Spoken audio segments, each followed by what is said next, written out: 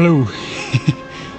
Good evening everybody, welcome to the stream. Sorry to keep you all waiting, but those of you who already know me a little bit probably figured out the reason. Indeed, the Formula 1 drive usually it lasts like an hour and a half if everything goes well. I planned 2.5 hours because it is would be a rainy race, and it turned out to be not enough, but what a race it was. So we have got one Dutch driver in the Formula 1, Max Verstappen. He just won the race from 17th position on the grid and finished 20 seconds ahead of everybody else, so that was astonishing. That was... I'm still like perplexed. But if Max Verstappen can win the race in Brazil from P17 on the grid with 20 to 40 seconds on everybody else, I can beat GLEBA today. Let's hope we can get through GLEBA today. Good evening all. Hey SDB, hey Eric.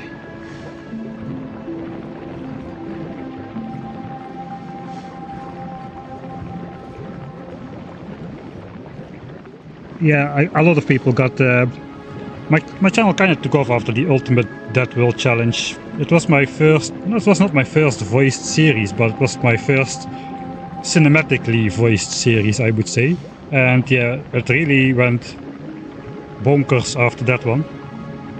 Still, I consider the Ultimate Dead World Challenge my magnum opus so far.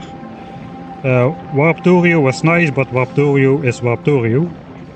And the Ultimate Dead World just had everything. It had the absurd scale from extremely hopeless to utter domination just in one long playthrough. If you just started watching that, it's 12 hours long, so that is quite a bit of time. Make sure you watch the long version with the 1000 days thumbnail though, because that basically is a supercut seamlessly edited together. And it should have a lot less advertisement in the middle as well, so yeah. But today, GLEBA. After 2 days of struggling, which felt like 30 hours but in reality was just 10, apparently, we finally grasped the basic concepts of this planet, and we figured out how to basically keep as long as we keep an eternal stream of resources going and keep stashing it into chests as well, or destroying it or whatever, as long as everything keeps going, stuff will be fine with the current setup we planned out. The bacteria will eternally loop, all that kind of stuff. This is an earlier setup which I made in the map editor after being tired of all the resources just spoiling away in my face. So yeah, we are spawning in the pink stuff and the red stuff, the red tomatoes over here. Today we're actually going to build, we built the farms at the end of last stream. Today we're actually going to switch it all on and build an actual base beyond the pre-mining patch phase, as I would like to call this. This is just to get, all of this is just to get copper and iron ore. Can you imagine? Holy moly, what a planet this is, man.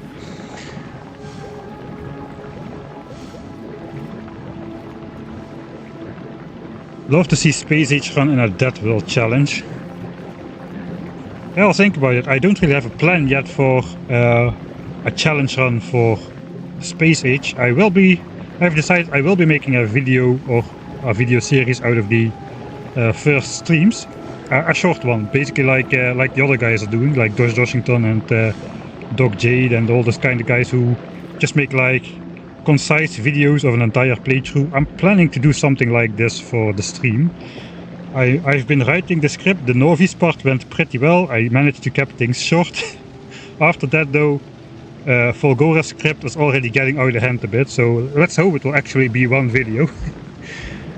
Will 20 hours be enough to finish GLEBA? I don't think so yet.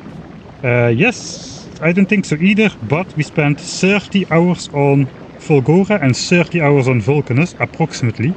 So if we can beat GLEBA in 30 hours as well, I'm going to count that as a major win. Holy moly. Alright, I have a plan. I looked at the save, my actual save. Let's load it. GLEBA is fun. Look, I'm turning around. GLEBA is fun. The save is even called that way in a completely non-ironic way. GLEBA is fun. Alright, this is what we've got before it's hooked up and when we are not spawning in resources. So I only want to switch this on after we can be sure that everything just keeps on working. Which includes consuming all the resources. So we may be sending down some of these recyclers. The recyclers from Volgora. Maybe we'll be sending those down from space. Just to simply destroy the resources which don't fit into chests anymore. So the entire process keeps going. Because if anything backs up anywhere in this area, it is just going to be the end. I will have to restart everything from scratch. Yes, you are wrong. I am Dutch. That is kind of close, kind of in the middle between there. GLEBA is quick because 80% sinking, 20% is building. No, it's like 10% sinking, 1% building, and 90% screaming in agony when stuff spoils literally in your cursor. Okay, I'm already getting fired up on GLEBA gameplay again. Alright, so I actually looked at my save earlier. I made a list of things to do before even attempting to switch this on. It is quite a long list. It's got like 1, 2, 3, 4, 5, 6, 7, 8, 9, 10, 11. Like 11 things to do before I even want to switch on power. So I'm just going to go through those. Make those fixes in the base and then we're gonna try to do a test run. I'm not sure, maybe I'm kind of short on resources again. I have barely any iron. No, it's not true. I got like 2 chests of iron, but it's not a lot. Not enough to actually build a base. So we'll see. Let's first make the 12 fixes. Let's load again so I don't waste time. Yeah, heat towers are part of the plan, but only after I switch on the entire thing. Right, so let me just alt tab out. We need to sideload the tomatoes and jelly nuts. So they're gonna come in full belts, but I need to sideload them out to both sides. Here I'm already sideloading, so that's good. That will automatically take one side of the belt left and the other side of the belt right. We gotta do the same for the tomatoes. So that basically means just pulling these back. And now stuff on the right side of the belt physically cannot go in this one, and that means we only get like half a belt out here. So that is good because this is the only time I'll reload, I promise. Because as you see in the editor mode proof of concept base, one side of the belt that's not being used and this is all spoiled away. So one side of the belt just spoils away if I just let it run free, because the inserters like just drawing of one side of the belt. And actually here we see another problem. I really feel like this quality mechanic was a little bit implemented, or this spoiling mechanic was implemented without really taking into account how everything else interacts with spoilage. Because here I'm grabbing from this belt tile, but as you can see there is 2 spoilage on front and the left, and the inserter just refuses to grab the first 2 tomatoes on the belt. It just skips over them, so these will just spoil away. That is annoying. Let's actually see if that is solvable. Let's say if it's like this.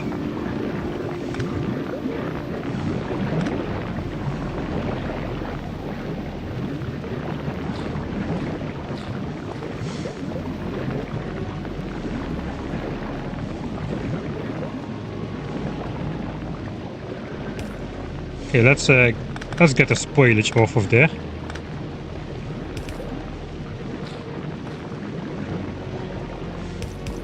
Just real quick for the test.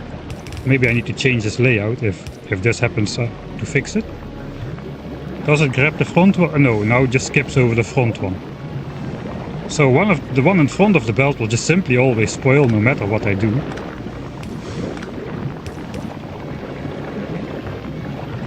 Now it just ignores these 2 ones in the front.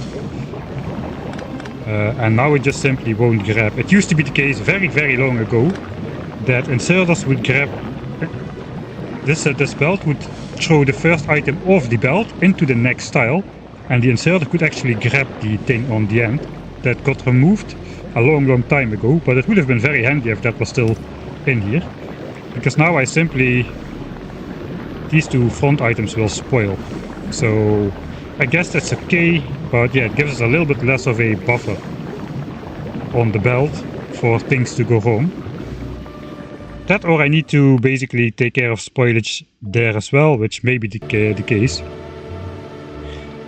Setting the inserter for picking up the most spoiled one does not appear to work when they are picking off belts, only when they're picking out of inventories like chests and assemblers and stuff. So belts are kinda the black sheep in the spoilage builds. I guess that's why I'm building with belts. I like building with belts. Belts are nice, belts are visual, you see what's going on. It's also a lot more challenging to build something good and interesting with belts than it is to just set up like requester chest bots everywhere. With bots this would be fairly easy, I feel. Alright, let's go through the fixes again. Let me put a little bit less legs in my armor, so that we can actually walk around a bit better. So we sideload, that saves, that fixes the at least a half belt of spoilage issue. So that's point 1. Point 2, reconnect power from the farms, because I just need to switch on everything at the same time. If all goes well, I don't need to start up stacks anymore. Everything should just switch on automatically. Step 3, I think, is bringing the seeds. Oh yeah, I learned how to build a 1-2-3 splitter. Bulk inserters. No, I have not tried bulk inserters.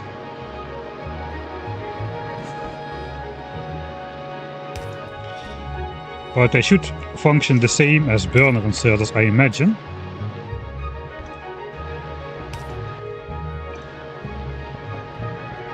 Let's see which one I grab. Yeah, also the back ones I grabbed. The one in the front is left hanging. So yeah, not great. Also, why is this guy only grabbing 2 then? Okay, maybe they do function a little bit different, but looks like the near inserters also just skip stuff.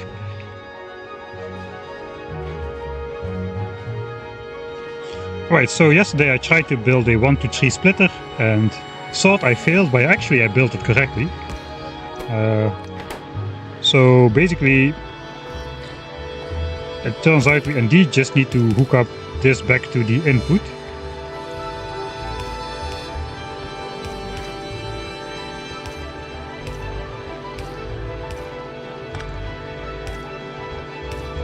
Like so. That means basically half of the output belt gets put back on this belt, and then it goes to this input belt, and that makes sure everything is being drawn equally. We can visually verify if this works later, but I think this should be correct. Also, I need to distribute my existing seeds over the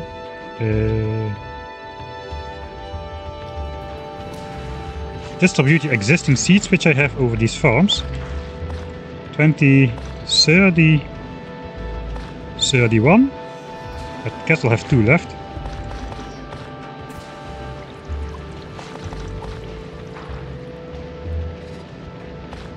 $32. I'll have 1 left. Alright, so yesterday we made sure that each of these farms has the same number of trees. We put some of that landfill to use. So with each farm having like 24 trees, I believe, that should mean they also produce at the same rate. I guess we could actually set the spoiled first priority on these, because these have like 2 output inventory stacks. So that means we take spoiled stuff first. That's probably a good thing to do here.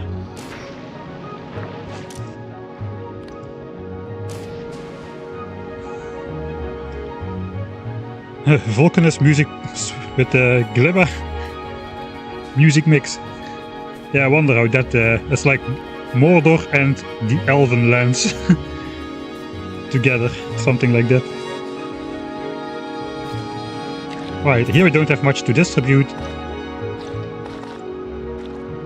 I guess I don't really need to keep seeds.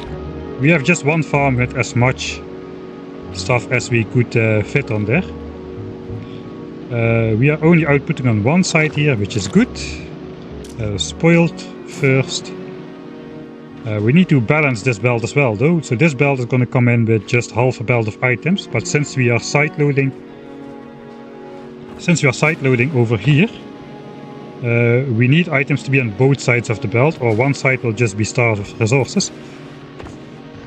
So let's do this. That puts items on both sides of the belt without filling up the entire belt, which should reduce the amount of things that are already getting pre-spoiled on the belts. Alright, save one. Fixing. Lane balance jelly nuts, which I just did. Filter out spoilage on fuel supply belt towards power and furnace. Yeah, I remember now. Here we need to actually filter out spoilage. Again, I have no resources. Let's make some more. Let's make a split. We need a splitter. We have an underground. Let's make a bunch more belts. Handcrafting everything.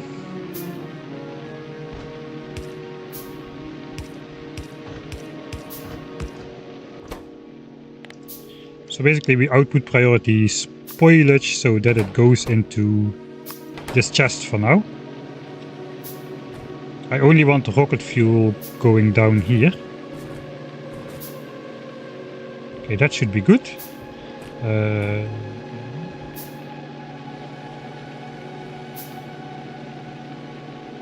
Yeah, and then what I want to do is I just want to deconstruct this entire base, because like if we look closely, there's still like spoilage on some of these underground belts, which means basically some of these assemblers or machines, some of these biochambers will not start up automatically, so that means there's a problem, stuff will back up, stuff will start spoiling, etc, etc. I'm just going to completely deconstruct the entire belt, pick up everything, every last belt, so that absolutely, I can be sure absolutely nothing is waiting on any belt anywhere, like here for instance. So yeah, I'm not going to try to pick every last piece up, because I'll guarantee to miss some stuff. So we're just gonna pick up absolutely everything and just reset stuff. So I guess I need to empty my inventory. We're gonna pick up a lot of stuff.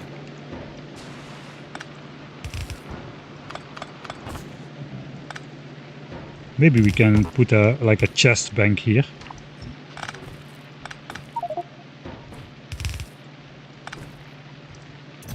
Spoilage. I guess let's make a couple more. I'm gonna put my inventory in here for now. I guess let's figure it out later. Let's first deconstruct.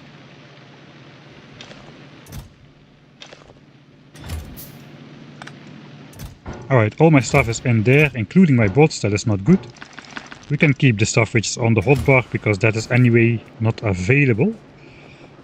So basically I'm going to try to do this in steps, and then just Control Z everything back into place, one step at a time. Instead of doing the entire thing, that means the bots will hopefully not chew through my entire armor here. So let's just do it in sections.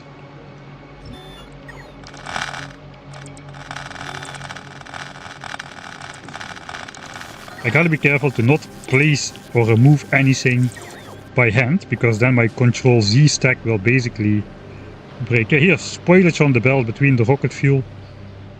So that is not what I want.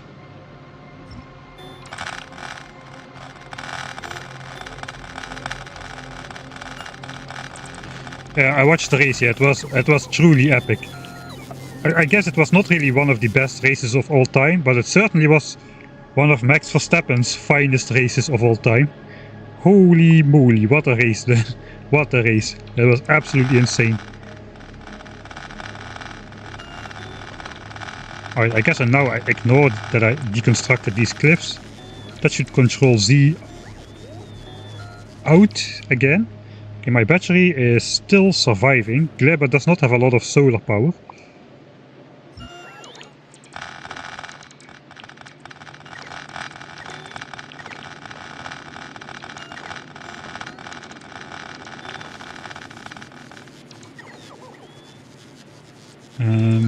I don't think I'm going to integrate a power switch in the design here.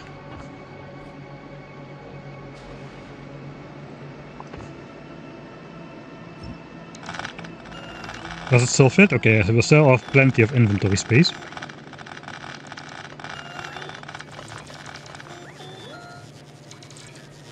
Okay.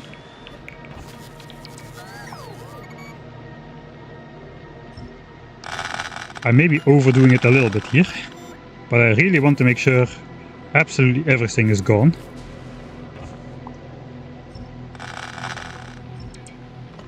Alright. Now let's trust in the Control Z gods that everything will be put back into place as it was. We've got like 6 commands to undo. Here we go. Right, that was the easy part.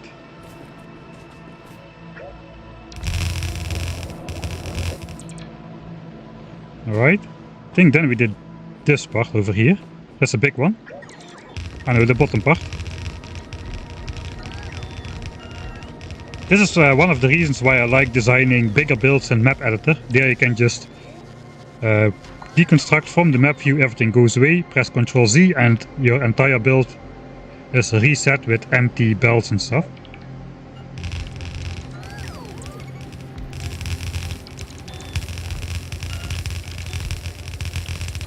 Okay, my battery is still surviving decently, so I'm glad I'm doing this in steps.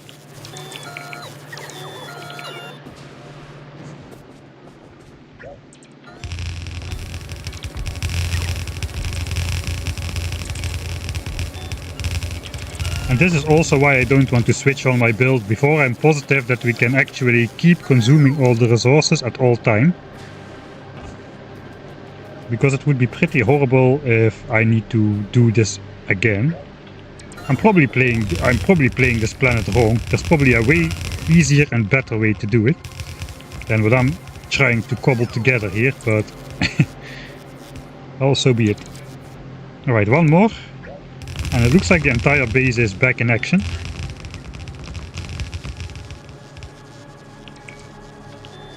Alright, so I was thinking about deleting 2 of these furnaces, since in our test base, even though we have had 8 of these bacteria chambers, which technically could produce 20 iron and 20 copper a minute, which requires 8 furnaces per sec.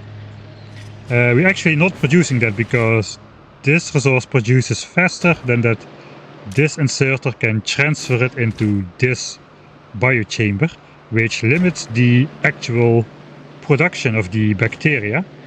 It limits it enough to be slightly under 1 yellow belt of output, which means we could delete 2 furnaces off the top here.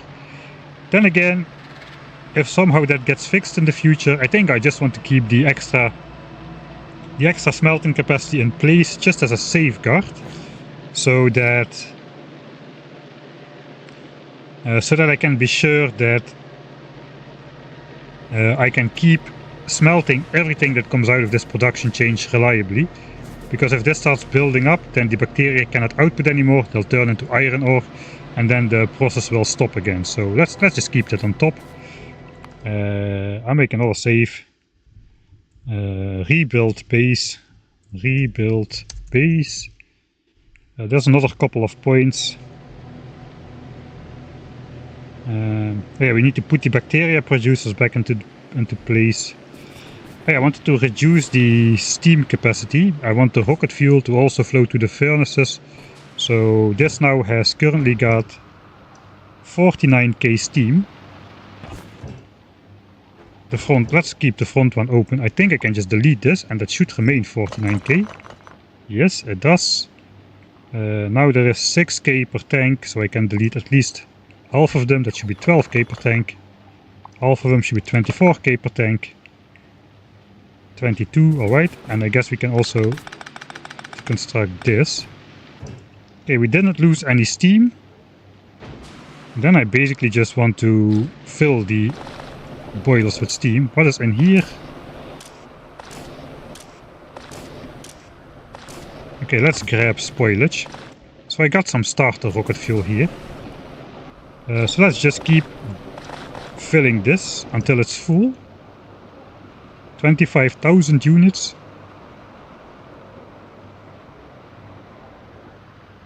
Okay, we got there.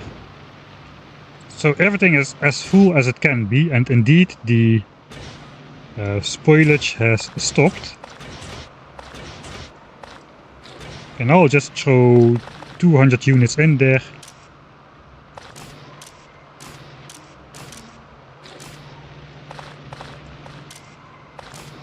We'll just start these burner inserters off with 50.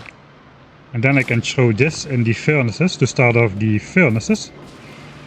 How much do I have?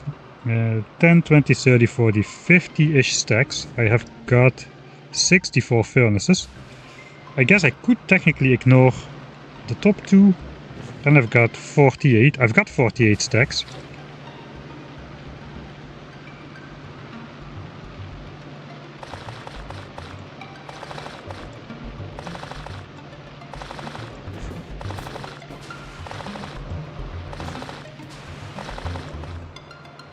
Alright, I do need to keep some because I need to produce nutrients from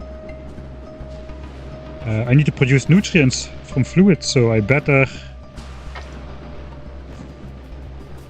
I'll just throw one rocket fuel in the last ones.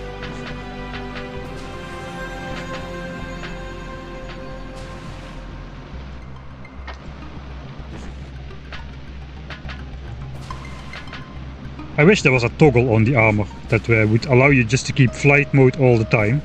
It especially looks very epic if you're like making long trips and you're just flying all over the place all the time instead of just alternating between flying and walking. That would be really cool for exploration and stuff. It's just a visual thing anyway. It does not fundamentally change anything.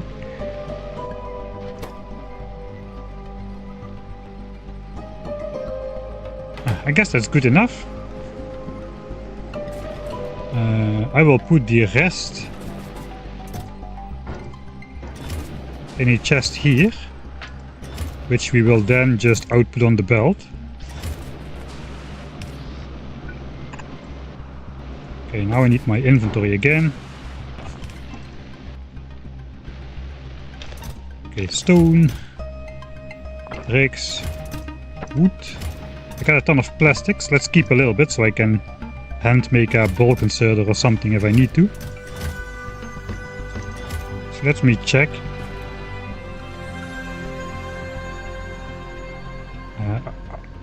I could make roboports with advanced circuits.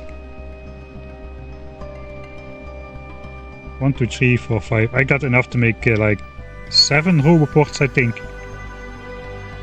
So one of the things we still need to do is bring seeds back to the farm. We may just do that with like roboports. We'll see how that goes, but I technically can make them. In the beginning I'll just bring seeds back to the farm myself, I think. Right. So that is stuff refueled.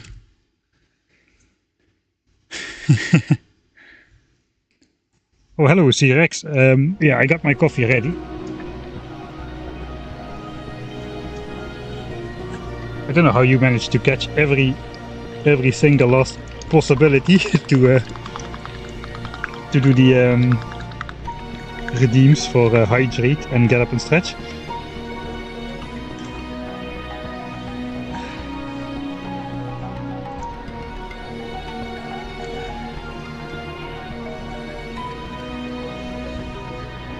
Alright, the bacteria producers need to go back in place. This was the science setup demonstration. We don't need that at the moment.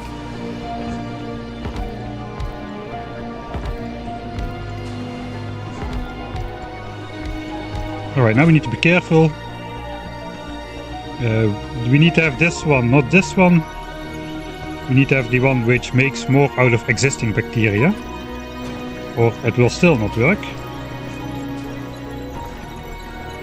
Then the copper ones.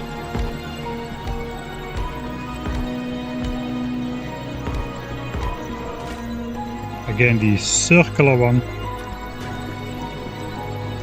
Alright, that is back into place as well.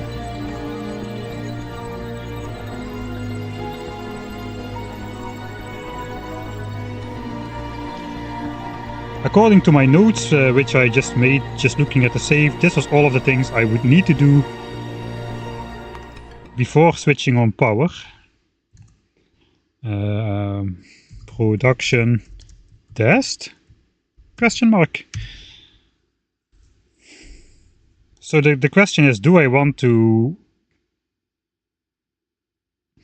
Theoretically, I should now have reached the moment where even farm production should be adequate, and production should just keep going eternally from this point on.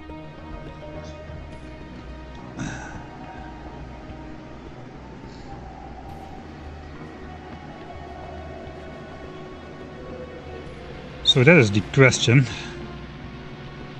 I also noticed I only need 4 of these. I think I will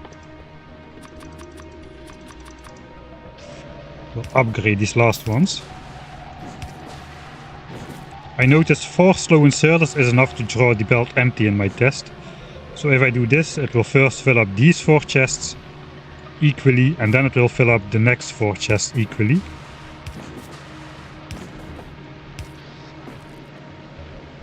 And I technically can keep doing that.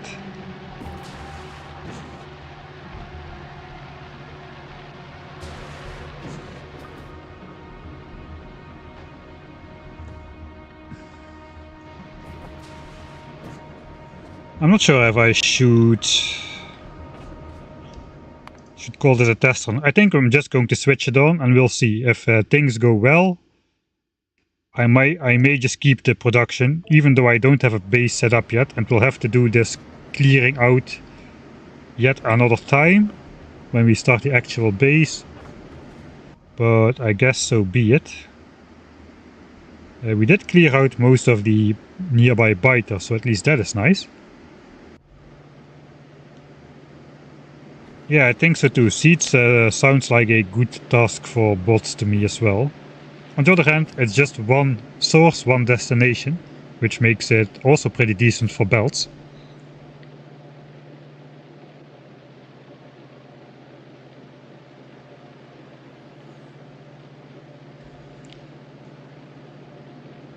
Yeah, let's just switch it on. We'll see what happens. This should also switch on the farms. Okay, I have stone mines which do not need to be producing at the moment, I feel. So let's cut those off from the power usage. We'll go take a look at the apple farms.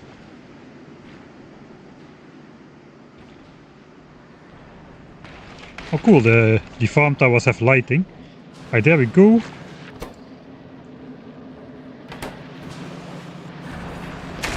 Alright, so it's basically breaking a tree and placing a seed at the same time. Every time one of these inventory empties out. And the inserter does seem to alternate between taking the left stack and the right stack due to the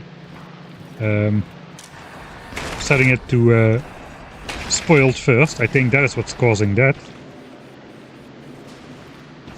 And now let's take a look. I guess we need to wait until the belt is backed up to see if this actually works the way I hope it would. So for now the entire production just fits on the belt, which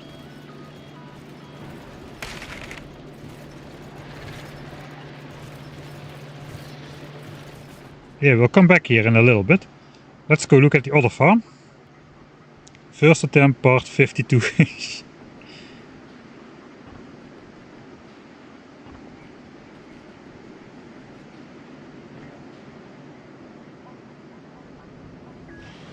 Alright, so here's going the same. Also it's alternating between stacks. It does left stack and now it should switch to the right stack after this one is empty. Yeah, it is doing that. So it's outputting it in order of spoiled. FIFO principle, first in, first out. Alright, so this stuff is going to the base as well now. It's just hitting my sort of lane balancer. Not really a lane balancer, but for this purpose it's good enough. Because we are separately drawing off. We have equal demand on the left and right side of the base. I probably should start. This is time where I should start handcrafting some nutrients to kickstart the nutrient loop. But we're going to be using the right side of the belt on the left side of the base and the left side of the belt on the right side of the base. And both draws are completely equal at the moment. So that means we're going to be splitting this up always equal.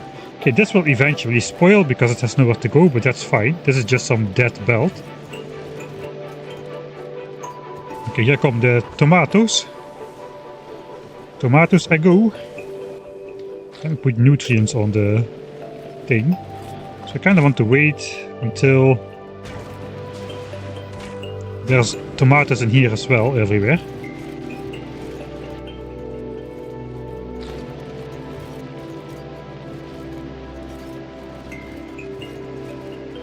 Okay, so now tomatoes are going past the loop to make the nutrients. I do still need to take copper and iron bacteria, but those spoil in 60 seconds, so I'll take those at the very last moment. Okay, pink stuff is starting to back up here. I want to rush, put it in, but I should not be too impatient. Let's first see if everything goes right. And if it doesn't, if everything goes left. And if that doesn't, then if everything backs up. Okay, looks like left and right has equal stashing. I think it is time to start.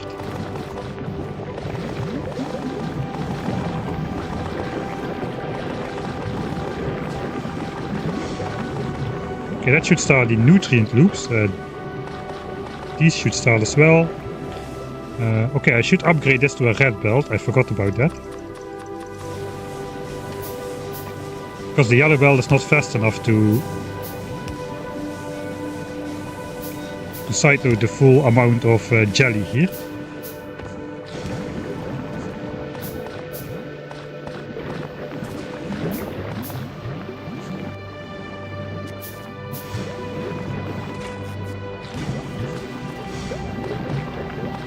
Okay, some nutrients in everywhere. Let's go grab one of those copper rocks and one of those iron rocks to get the bacteria. There still should be some not too far away. There's the copper one.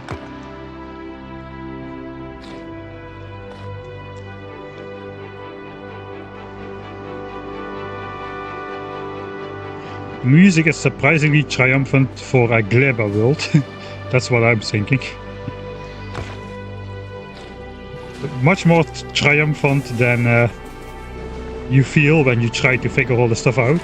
Alright, so now I input the bacteria and that should kickstart everything.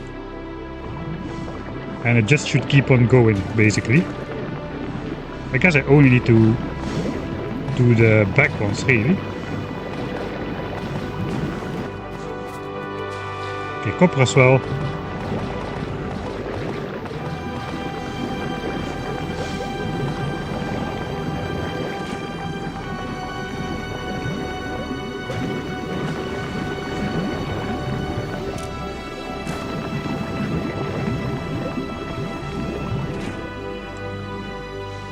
Okay, now this spoils into copper ore. That should be output by this one. Yeah, alright, okay, that works as well. Okay, so that doesn't deadlock.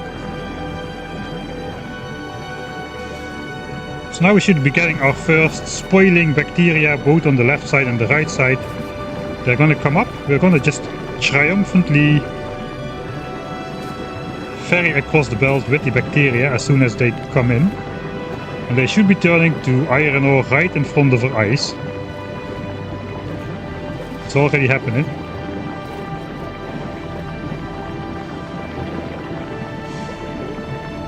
So nice. So nice. This belt is my favorite part of the entire build. And by the time you're up here, everything has become iron and copper ore. We had to calculate the actual belt speed. So not for 15 items a second. No, we had to actually calculate how many belt pieces do we need for the items to travel 1 minute distance without reaching the furnaces. It was close to 120 belt tiles. It was a very fun, novel way of calculating something in Factorio. And everything reliably turns into ore at the end of the belt.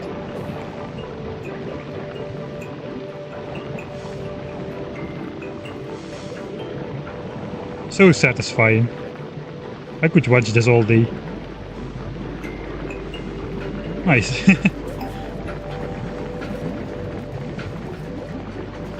Why not just have a buffer chest with ore filter inserter going out? Does that look as cool as this? Also, a surprising amount of things can go wrong here, so you really need to account for every possibility, and you need to orchestrate that everything starts running approximately at the same time, or you will be in trouble. So according to our calculations, the apples on the belt should never spoil. We should be using enough apples so that they will be consumed long before they spoil. Let's go look if the 1 to 3 splitter actually works here. So now everything is backed up. We should see all of these 3 input belts moving similarly. It appears to be doing that. Both left side and right side are moving, so nothing will get backed up. Everything is just going to everything is being drawn equally from all sides. I guess we're already out of seeds though. Yeah, we're already out of seeds, so we started with a very low amount of seeds for a project this big. I know it doesn't sound this big, it's like not even a belt of copper and not even a belt of iron, yellow belts, but it is pretty big. We need to probably distribute these seeds a couple times over the course of the game. 41, 42. Okay, that divides into 3 times 14. So production should be equal from all of the farms. Each farm has 24 trees.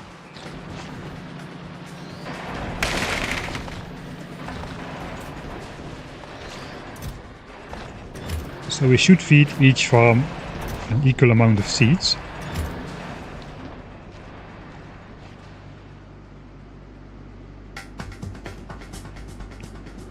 Apples, they're everything. They're everything but what they are really called. I don't know. Like, no, wait, I know. I think it's Eumatos. Eumatos. Something like that.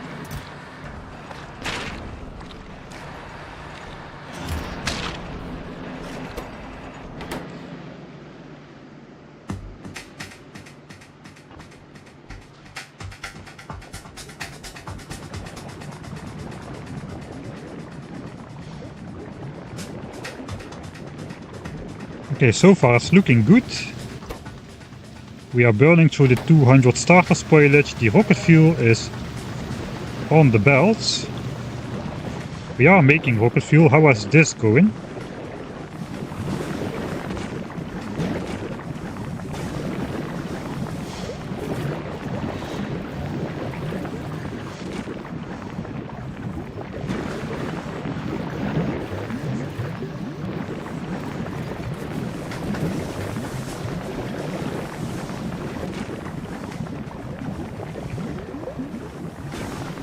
Okay, we are moving both sides of the belt, so that is at least good. This produces 12 pieces of jelly a second. These consume 6. Okay, so that should be exactly equal, really. Production and consumption here.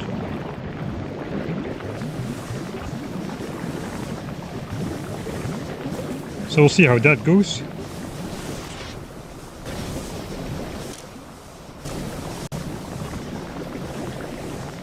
That should be our rocket fuel for the rocket silo already as well. Okay, so we are indeed, are we filling this roughly equal? 500, 500, 500-ish, 500-ish. Okay, so this is working.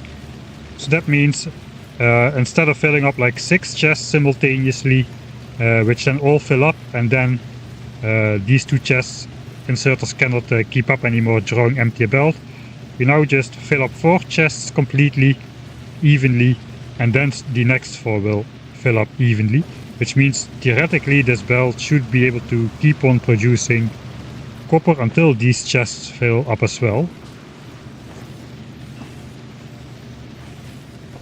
Nobody saw those 2 iron plates in there.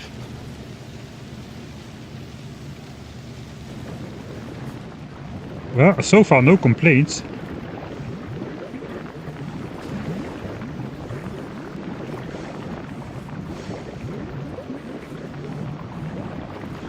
We probably are, yeah, okay, look at those spore clouds, I guess pollution clouds.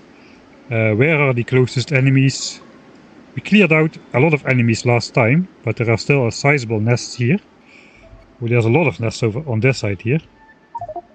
Evolution is 22%. We checked it out. At 30% evolution, enemies will slowly start to evolve into their medium variants. So we still have a ways to go. Pollution is almost nothing. It is mostly time and spawner kills which have been pushing the evolution. Alright, I guess we can get rid of the markers here. Profit, we are profiting. Use recyclers to destroy overflow. Yeah, I think we're gonna do that. I haven't decided yet if this is a test run or not. There's a lot of things to do still. I need to bring the seeds. I need to do that a couple times at the beginning to keep everything flowing. There's 3 locations for seeds at the moment. This one is not a location for seed anymore. Only seeds from this guy can go there, and those now go in here, and these inserters are filtered. So technically this could just be spoilage now. Get spoilage here. We need to get rid of the spoilage at some point. Okay, let's bring the seeds over, I think. 52. That does not divide by 3. Maybe I can wait until I have like 60 seeds.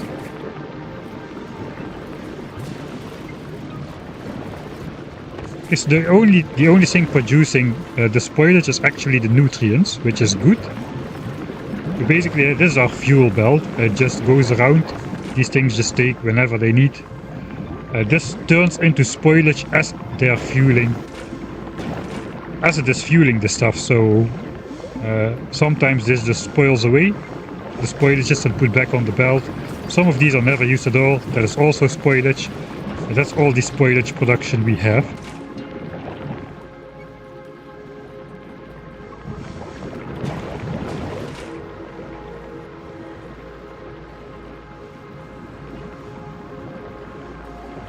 Yeah, this is now spoiling away, and new nutrients come in. The other spoilage will go on the belt. I guess I should... a lot of stuff like seeds is getting stuck in here. So we should do output priority. Let's do legendary bend the fishes on the side where nothing should be output ever.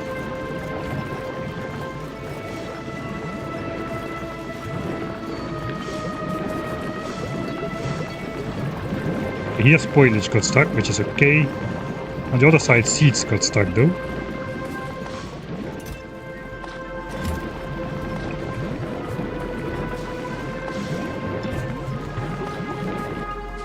Alright, I got 60 seeds.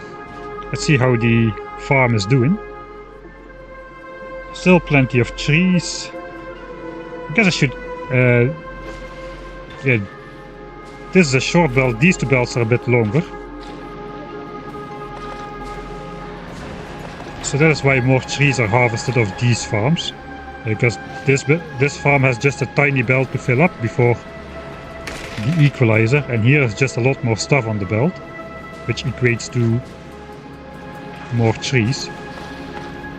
So I guess I'll give those two farms a bit more seeds on the next trip.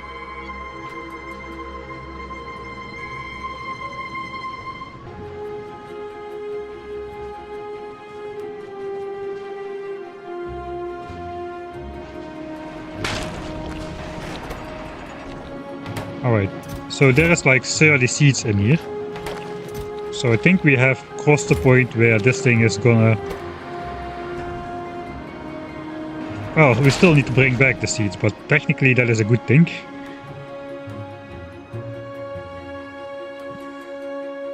Millions must spoil, yeah. This is really... This planet, man.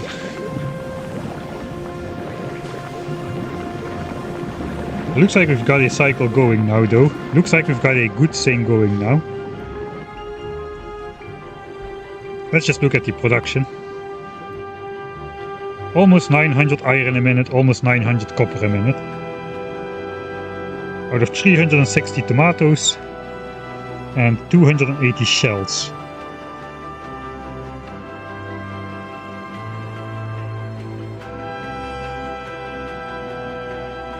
That is way more jelly nut consumption than I thought it would be. I only have one jelly nut farm.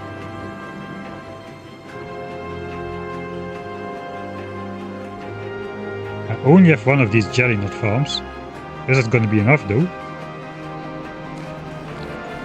So maybe I need to make some more of that soil so I can max out this farm, because it looks like we may not be having enough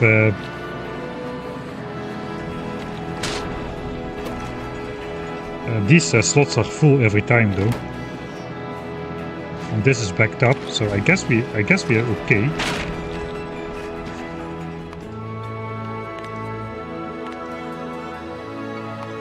I mean, we have stable production as well.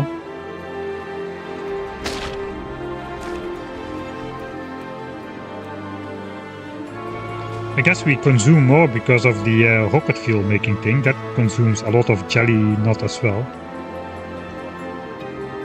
Yeah, this consumes 120 jelly nuts a minute.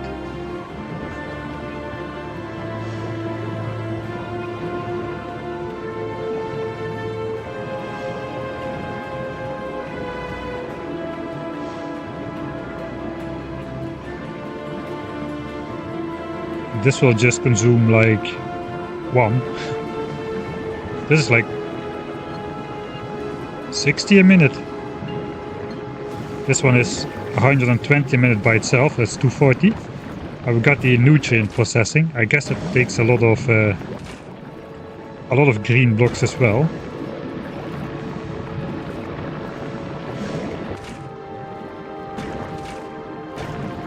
I guess we'll see how that goes.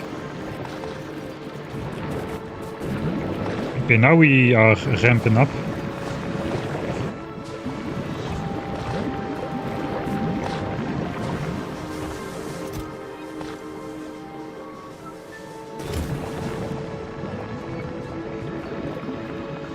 Everything looks good. That is nice.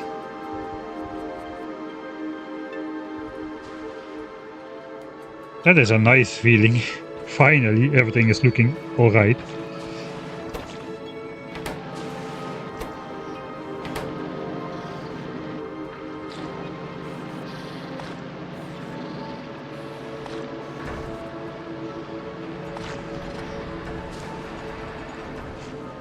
Alright, yes, we can see these were just waiting for trees to grow. So let's just distribute a little bit more to these.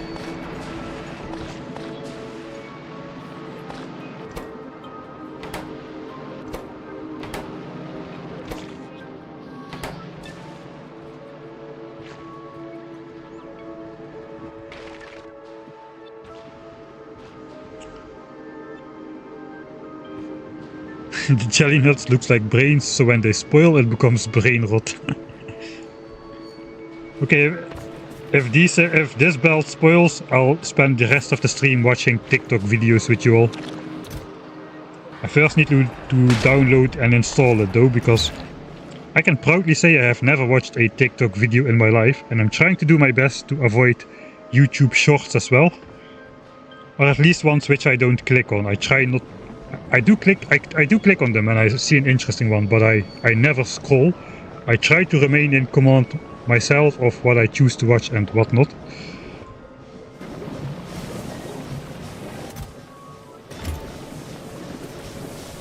How is power doing? We are very good on power.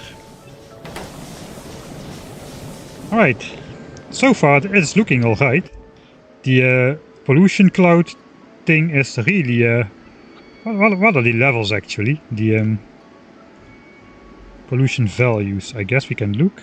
I don't know how pollution works on this planet.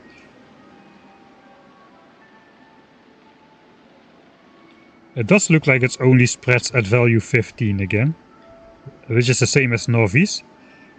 I know it produces like 15 of the local equivalent of pollution whenever you harvest a tree. So that is what is going on here with the pollution clouds. Yeah, we're not really in danger of polluting a nest unless these guys expand, which I think they do. So eventually we will need some defenses as well. What else is on my list of things to do? Let me check my list of things to do. Post-test, we need to automate the seeds redelivery to the farms, so that becomes a closed loop. We need to automate restarting in case something goes wrong with this very fragile bacteria loop. We need to be able to restart it, which basically means putting this recipe at the beginning of it, which just has a chance to make bacteria out of pure jelly.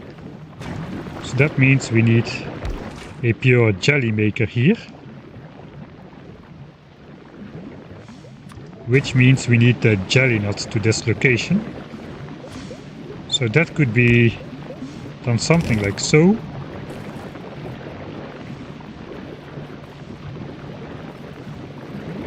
You can basically set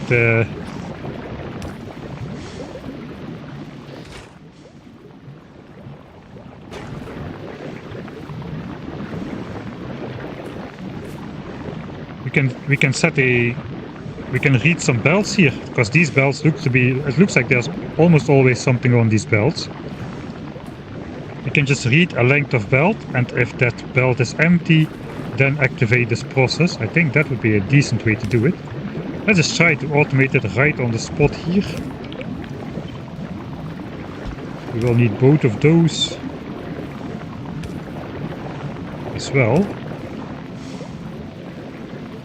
in case any of that spoilage stuff goes wrong.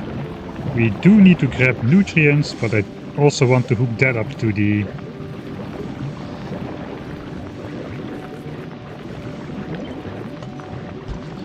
I want to hook up the nutrients to the circuit network as well.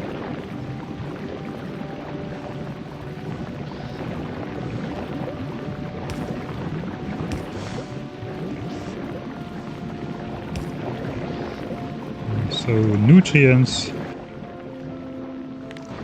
hook it up, say enable, disable, and then we can basically move this one around. Looks like the cable connection does not get remembered. Alright.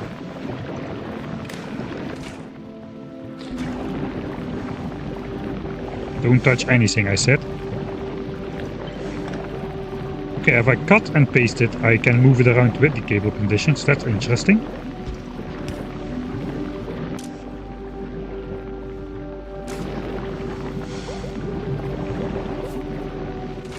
We need to insert 6 jelly. And it's like a, what, 2-second recipe?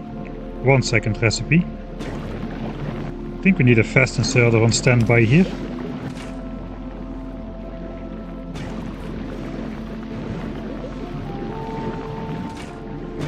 We need a spoilage outserter on this guy as well.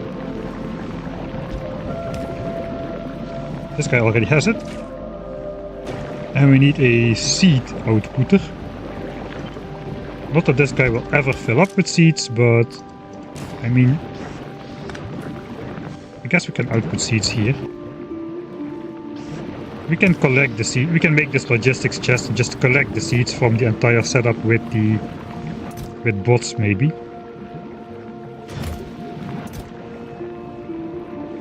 So this one should do only those white seeds. Actually, but this should be maybe on this side, because oh no, that's okay. It can be up here. The jelly goes in here. That becomes bacteria and spoilage. Spoilage just goes on the belt. So now we can kind of automatically reconnect, restart up this process by making bacteria here in case this goes wrong. So that should be okay.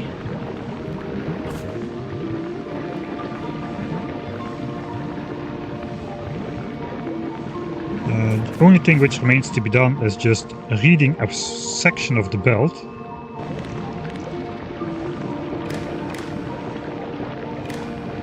Just like, let's read a full corner.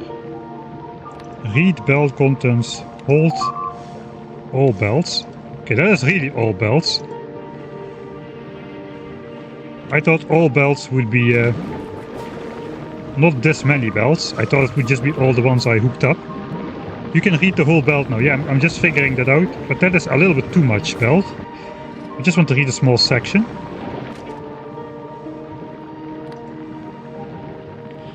I guess I can just still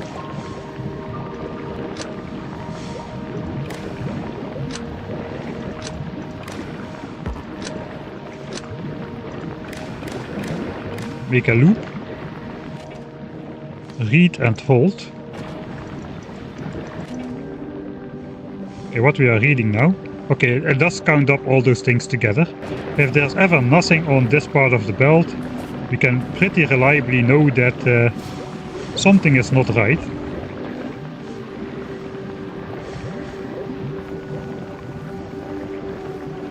I don't like that this is on the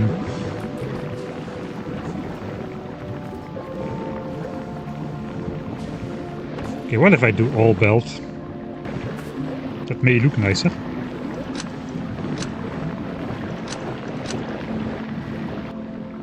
So basically just hook up one section.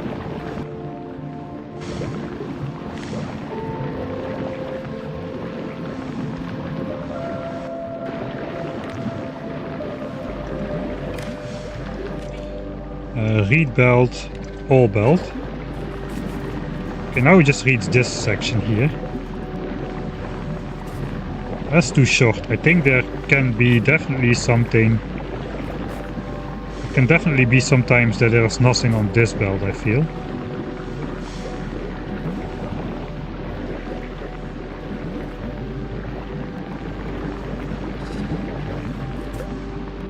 Okay, let's just try that out. We'll make an experiment.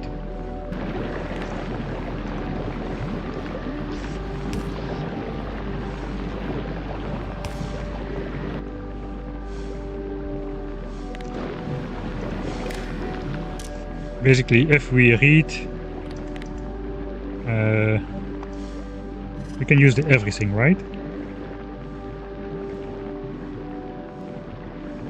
It's true. This is true when there are no inputs. False when there are no inputs.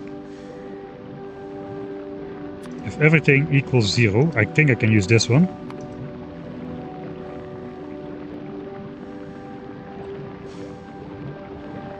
It's true when there are no inputs. So if there is nothing on the belt, it will output true. And then it will switch it on. So if there's ever nothing on this belt, this inserter will activate. So let's just put this in here. And if this belt later is in this chest, we know that this belt was empty at some point. And we need to read the other belt. But at least this looks nice. This looks nice. This covering this entire corner looks a bit meh. Reading the entire belt here is a bit meh as well. And if this turns out to be reliable,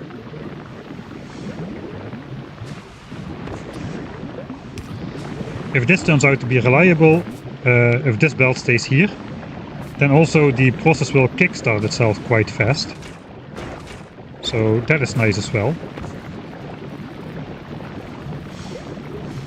Alright, so I'm not actually building it just yet, but that is the general idea.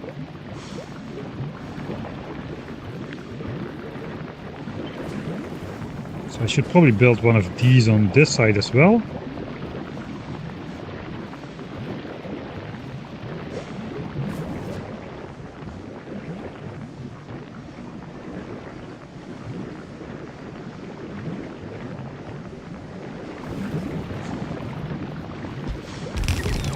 Except here we need to grab the apple tree thing and make copper bacteria out of nothing with the Yumamoko mesh thing.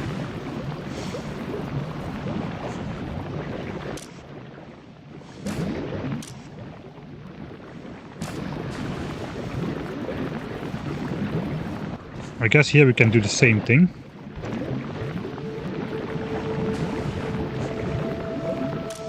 So we are reading the bacteria on the belt all the time.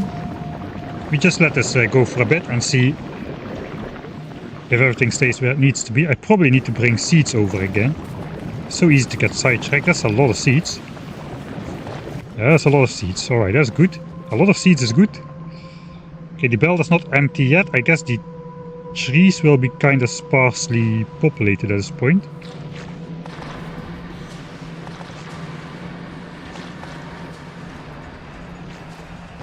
Okay, I'm first going to fly over to the other side, drop off these.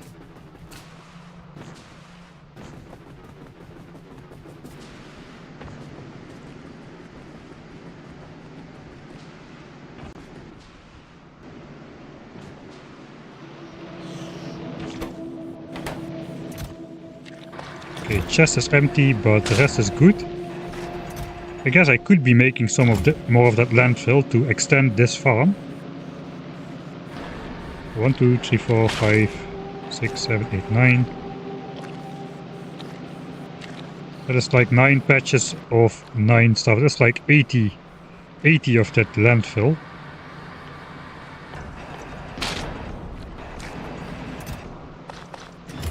So we need a bunch of nutrients for that in our inventory.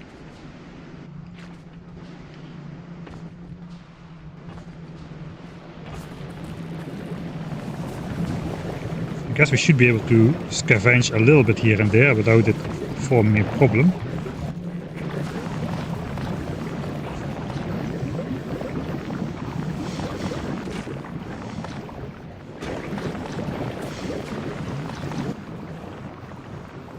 Yamamuku soil.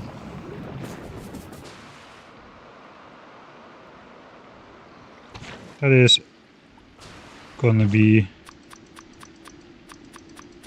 Okay, that's the nutrients. There is a seeds gone. That's gonna be 100 landfill though. That should be good enough. Alright.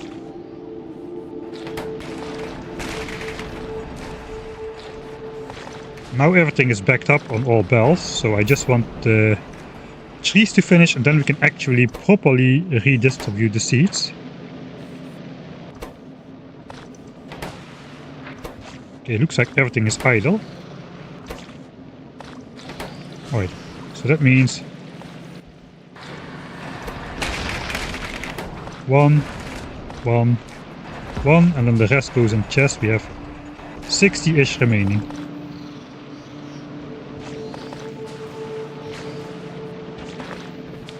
Okay, so that is now sort of equalized. Everything is fresh. Let's see how fresh it still is after it gets consumed at the base.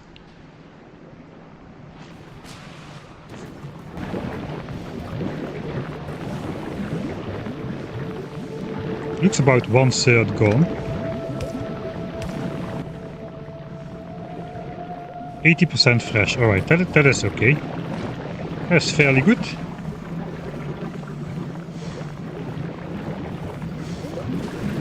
Looks like the belt is still on this side. The belt is still on the correct side here as well.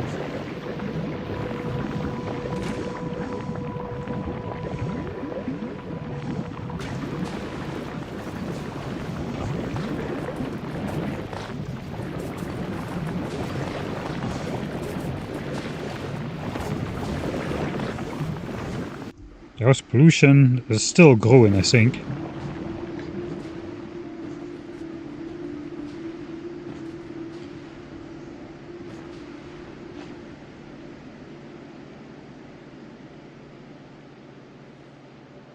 Yeah, I have it only, the spoiled stuff only set here to take the most spoiled ones first. It only works when taking out of inventories like these things and like chests. It does not work when it's selecting off a belt. It just ignores the instructions. Alright, so I have this lovely artificial soil here, which should allow me to fill in these patches. And then the crane should start putting trees here as well. We can max out this farm.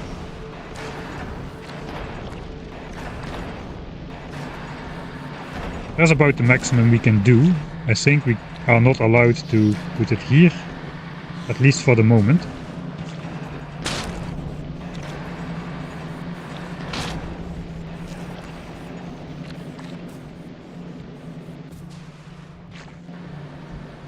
So the trees won't spoil. This will just produce at the stuff it is required. Produce at the rate it is required.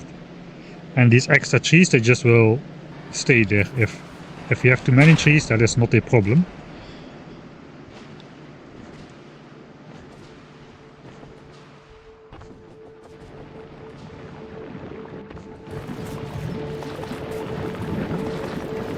Alright, it's actually going better than I hoped. I thought we would run into problems again and I would have to reload anyway.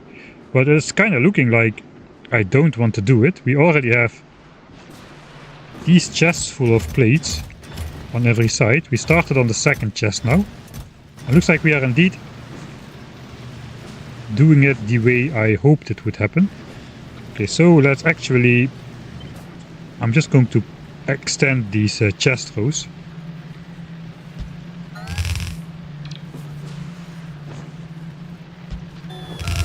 Just so production keeps going. Maybe I should make some steel and upgrade to steel chests here as well.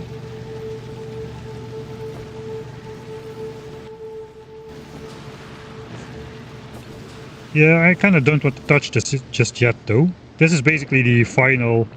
It was supposed to be the final test to see if everything worked as I hoped it would. But yeah, it kind of looks like we are having no problems at all anymore. 21, 21, 21.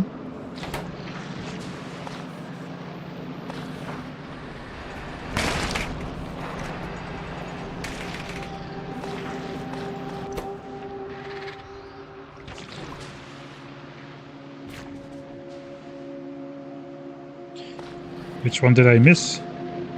This one, I guess.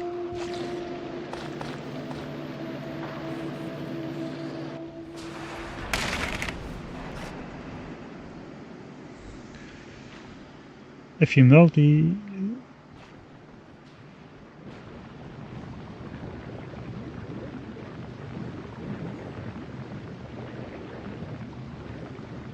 Yeah, I thought it would only, like entire belt, it would only do the belt which I hooked up, but of course that was already possible previously as well, heating the whole belt. Okay, so the belt did move to the right side, so we did have a moment that something was not on this belt here. Do I care if sometimes we produce one of these things? I guess not. How about on this side? Here it's still good. So it happens like once every so often.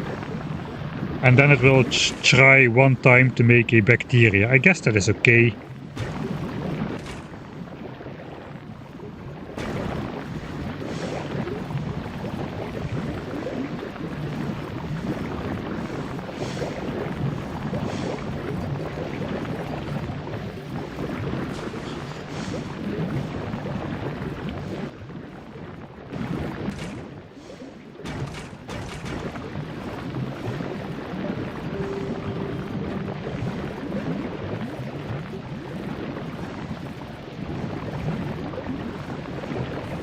I just have to make these bells come by this area.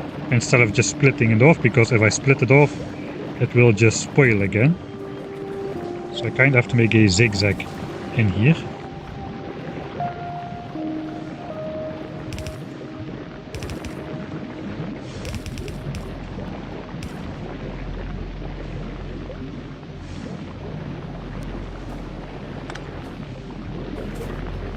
And now we can see if we actually are drawing the belt empty equally on both sides, approximately.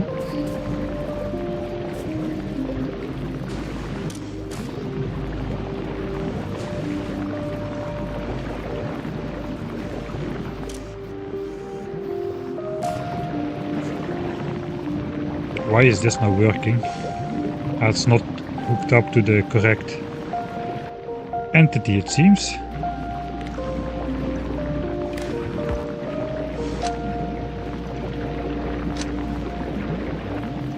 It should be hooked up to this belt just.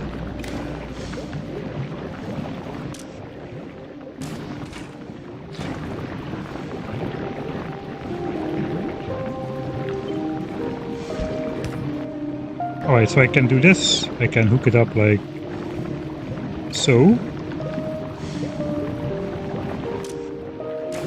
And then I can cut it and paste it like so with the wire condition set already.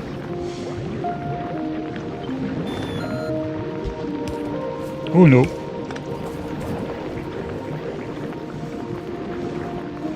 Okay, I think that will reach in time to not cause any problems, I hope.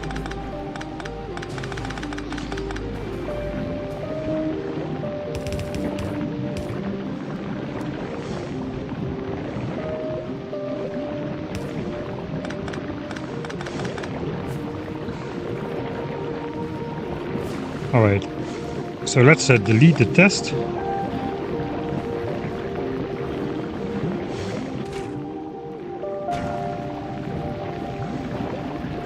Okay, I cannot copy paste because I have circuit conditions, so I need to do this manually, I think.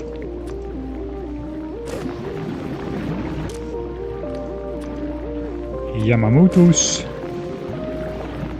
Spoilage goes away. Seeds go in there. It should be the other seed for this side. That basically will probably never activate, but still. Here we got spoilage, and this should be copper ore. How does this one get nutrients though? I guess of this belt.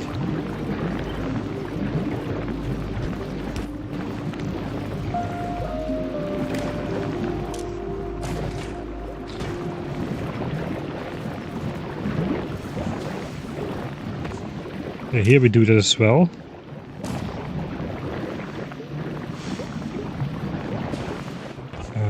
We are hooking it up to the wrong thing though.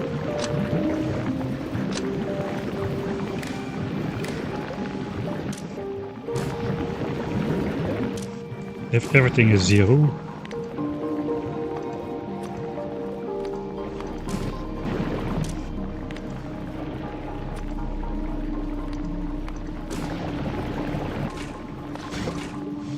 I guess it'll spoil anyway, but let's just throw it back on the belt. Delete the test.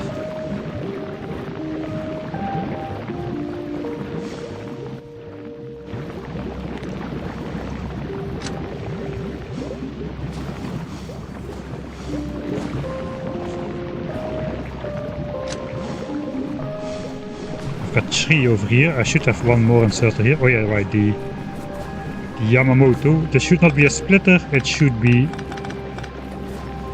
coming in just in a bend, like over here.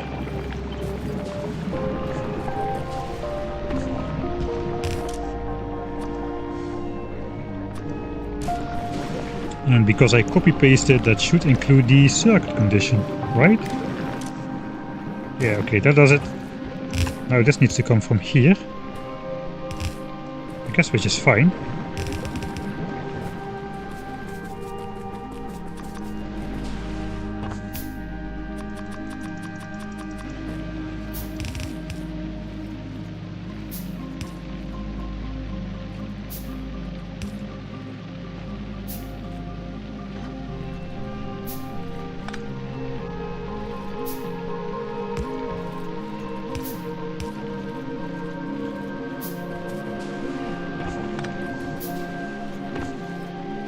Right, now let's pay attention that we reconnect this in time this time.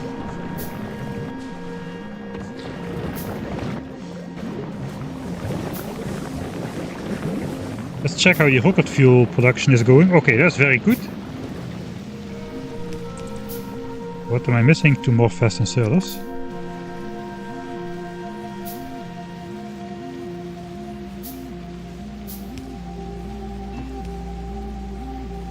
Alright, so that is very good. Rocket fuel is starting to back up on the belt.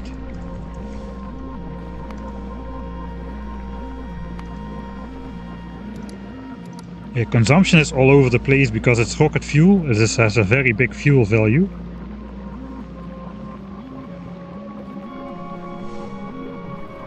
It looks like we're barely consuming any rocket fuel though, so that's great. I've never had my steel furnaces run on rocket fuel before, so that is something new. Rocket fuel does not expire. Yeah, that's why I like to do it off of rocket fuel.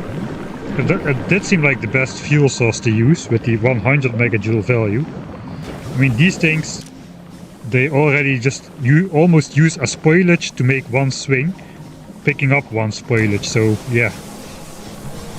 I guess that means I could increase the steam buffer a bit.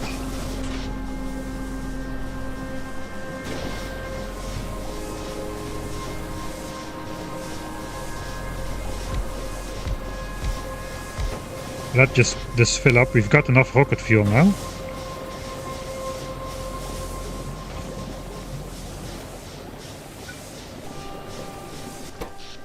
Okay, we are barely using our power. I may consider getting a couple of radars now. I guess I could do the Norvis strategy where I just simply put solar panels with radars in a grid. And we have vision all the time, even when the rest of the base dies.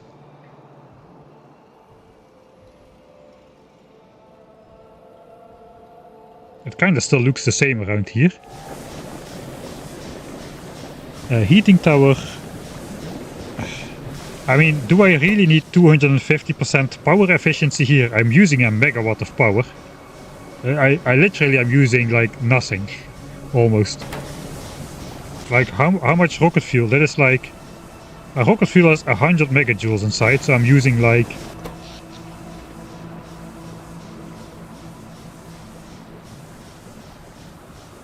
one rocket fuel every 100 seconds, roughly. I think I should first work on maybe getting the seed distribution set up, because if I mess that up once, the hand delivering, I'm gonna be in trouble because stuff will start spoiling again. Okay, 11, 11, 11. Finally equalization. 3, 4, 4, 4.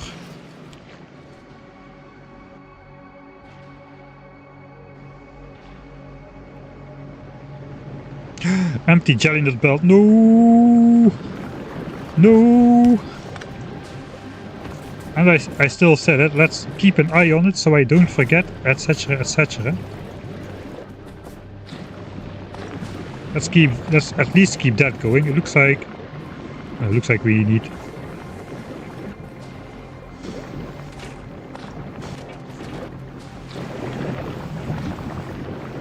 Keep that going as well.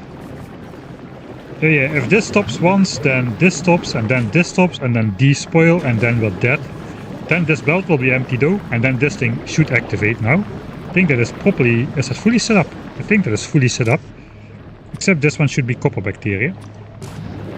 Copper seeds. Yeah, I think so. I think it's time to make a save before I make a crucial mistake. Everything is working suspiciously well, I would say. Something is about to go very, very wrong, I feel. Let's pay attention, immediately get sidetracked. Story of my life here.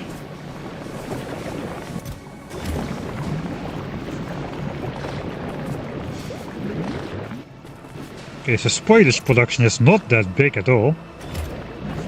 The seed chests are gonna fill up before the spoilage chests do.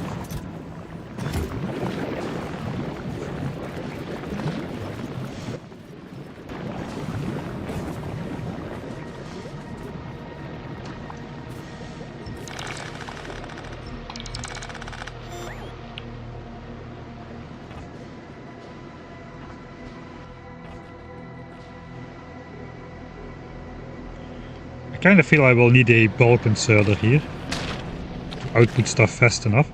I could output on a red belt, that would help slightly. Outputting on a red belt is slightly faster than outputting on a yellow belt.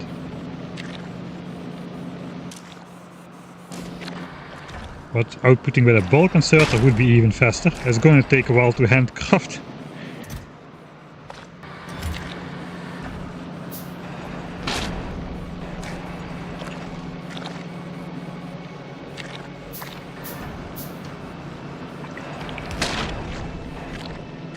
Oh, look at that. It looks like a stack even.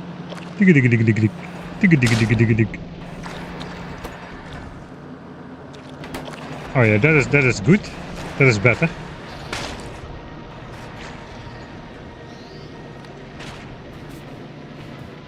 That outputs almost an uninterrupted belt of stuff. So the time of swing is compensated by the red belt, just transporting stuff to the back end of the yellow belt again. So that is working out quite nicely. How to fill half of a belt with a single inserter? Here it is. Just output on like 7 to 8 tiles of red belt, and the thing will be fast enough to make up for the lost time.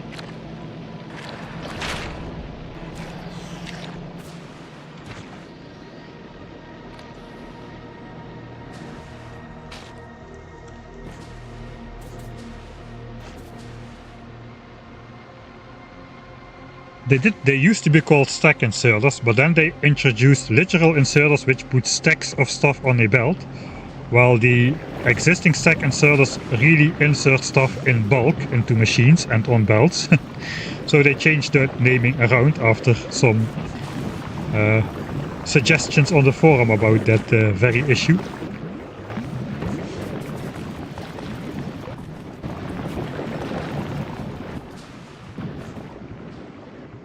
Alright, so we've got enough proof of concept production that we can... And now I really wanted to not deadlock ever again.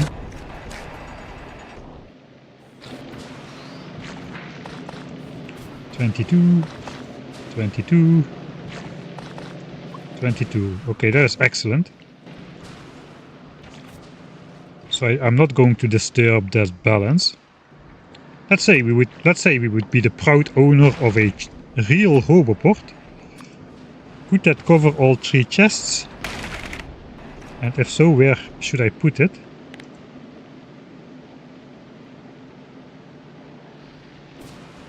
I have to bring the seeds back somehow. Where is the land? This is water, this is land, this is all land. I'm standing on land. Could build a Roboport on the land. Could build it on the land here, and it would not cover all chests. The top chest is not covered.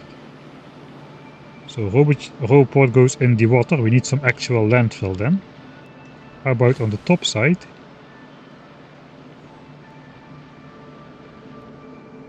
Looks like it will always be in the water somewhere, either here or here. If we do only one, I think we'll do only one. The Roboport can be in the water though, the chest can be anywhere nearby. Looks like here we only need like 1 tile. Is this like in between the farms exactly or something?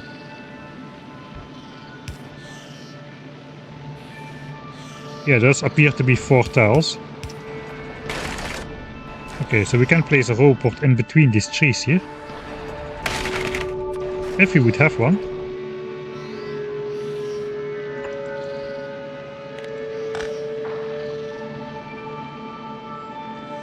Then we can bring it doesn't really matter what chest. Okay, I'll make some red chips first, because this is taking too long. The jellies make... I think that my distraction here. Sorry.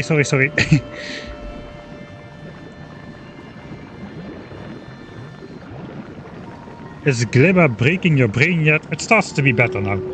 It was definitely breaking my brain yesterday and before yesterday. Especially the first day was very frustrating, with everything just spoiling in your hands. But now we've got something working set up, it is nice. Still though, it's a fight to keep it working, because even if I stop putting this in chests, everything will back up and everything will spoil right in your face again. So we need that not to happen. We basically need to have a Fulgoran situation where everything always keeps flowing. Or everything will get backed up. And unlike Fulgora, you cannot really unback up it without completely emptying the bells of like spoilage and whatnot. That is really horrible. Looks like here things are still going well. 14 million out of the 80 million has been mined. I think we're kinda filling up the last science chest. And then it will stop, production will stop. Then we're going to be filling up these chests over here.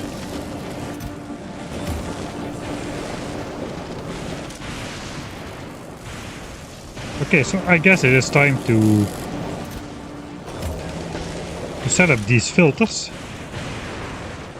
Actually. So if there's more than 4,000 of these in the chest, we start grabbing those. Same for this guy. We start grabbing those, put it in these chests, so we have some stuff to work with for a kilo. As I understand, we're gonna need a lot of this stuff for a kilo later on.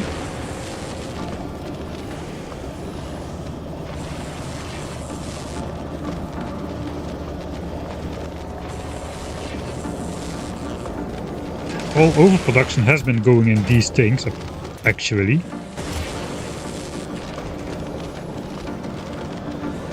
So I have a chest of this. Let's not. Let's delete the filters still. Let's first have the overflow of plates go into some of these chests here before I start stashing up these things over here. Yeah, nice to see. The Fulgora base is really a work of... It's kind of weird to declare your own build a work of art, but I really think this kind of fits the build, fits the deal.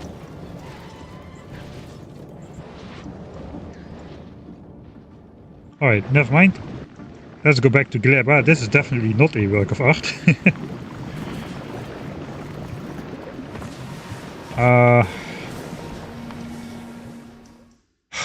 GLEBA is stressful, man. You just need to keep going all the time or stuff will stop. And going well. Let me grab the coffee.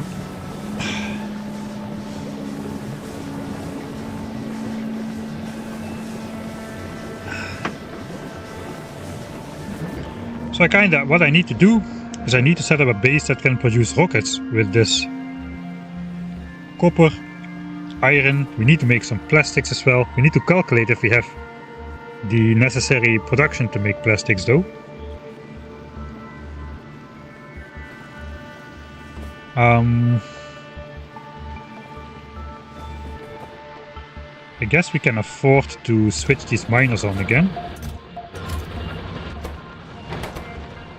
It's now running on spoilage.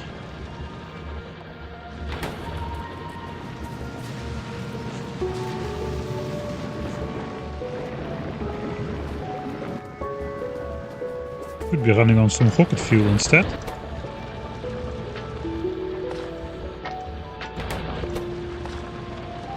That's gonna keep it going for a while.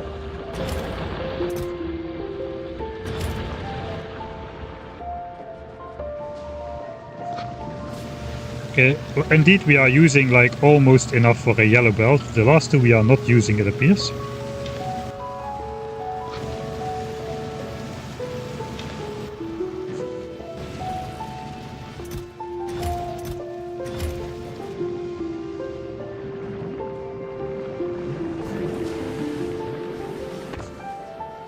All right. So the first, I will grab some iron and I will. The thing is, I want to set up a real base, but the thing is, I don't have time to set up a real base. It's going to take a lot of work. I want the roboport and the seed distribution set up first before I make a real base. So I'm just going to hand feed my way into that part of into completing that part. So let's grab. I should have some of these left. 11 apparently. Why do I have 11?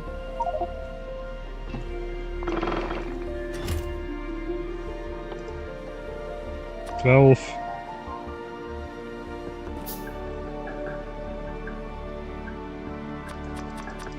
$20.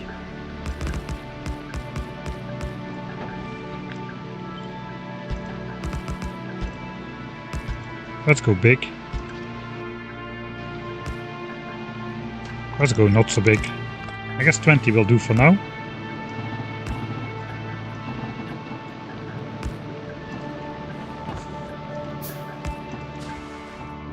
I guess theoretically one rocket fuel should be enough to...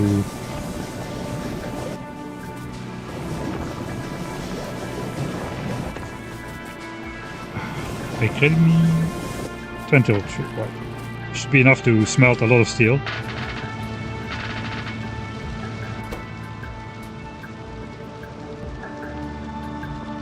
Alright. I have a lot of assemblers. Not a lot, but enough. So let's make the well-known... too well-known, unfortunately. Grid here. Right, so I want to make some red chips out of my plastics. I don't really want low-density structures at all yet. I guess I should be making some more green chips and copper wire real quick. Just so I can make some roboports.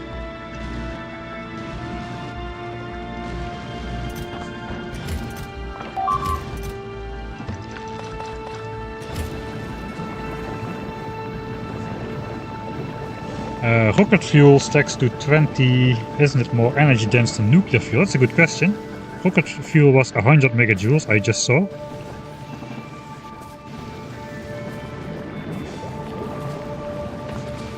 Oh, I have a ton of copper here. I didn't need to go take copper, apparently.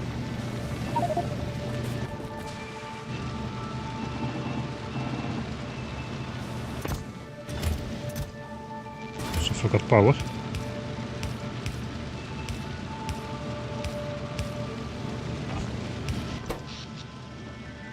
Okay, that is not pushing my power plant just yet.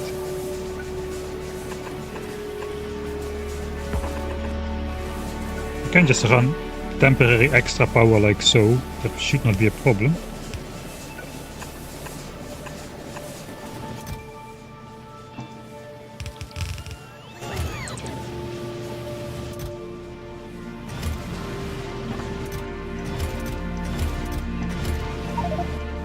Oh, I'm gonna bring back this copper.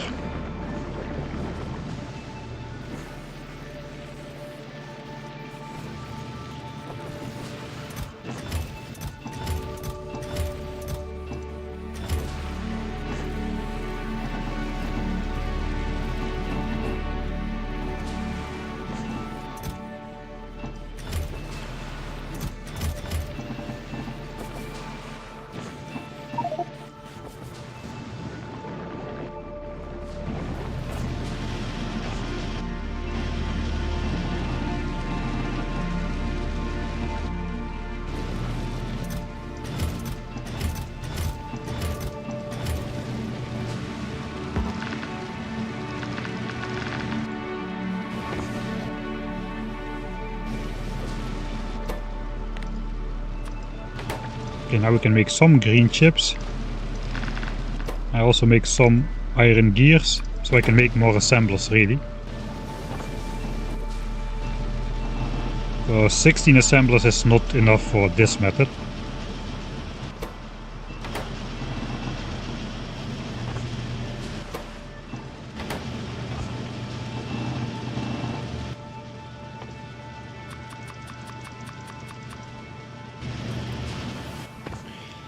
Also 8 more steam engines.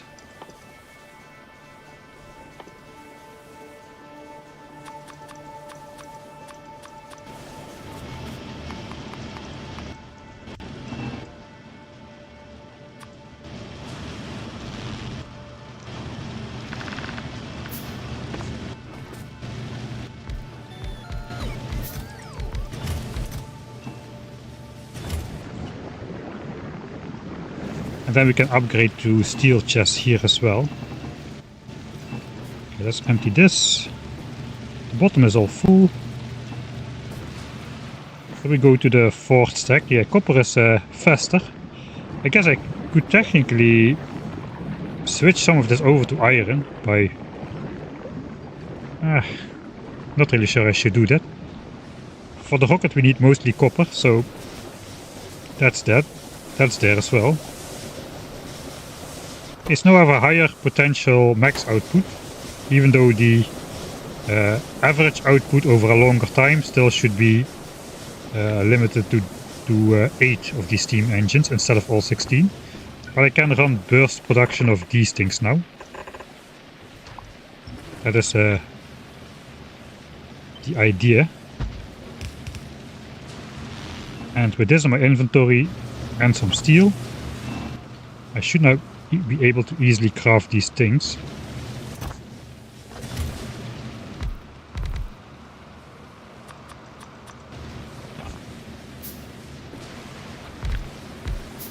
$32, 48. Let's do 2 more. That is 50. Okay, I'm out of gears now. Okay, now we can size up. Now we can ramp up some production here.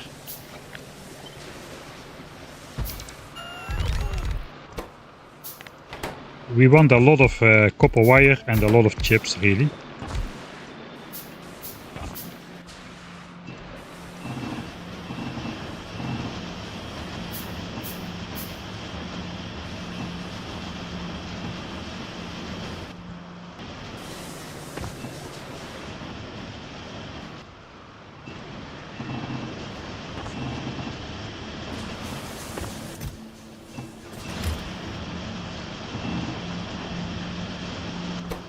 Right, now we are demanding more power than those 8 steam engines could produce, so now we are going to be using a net amount of steam. This amount is going down now, but that's okay.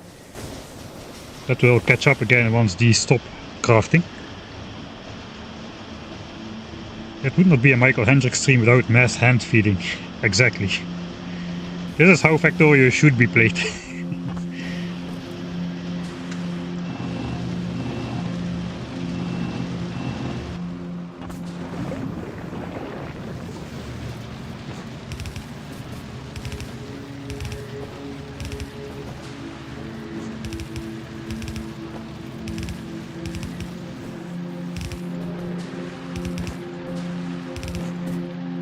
Alright, so now we have 50% more capacity to store plates everywhere.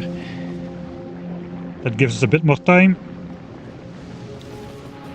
I guess at some point I should stop extending this, but it's not yet that time.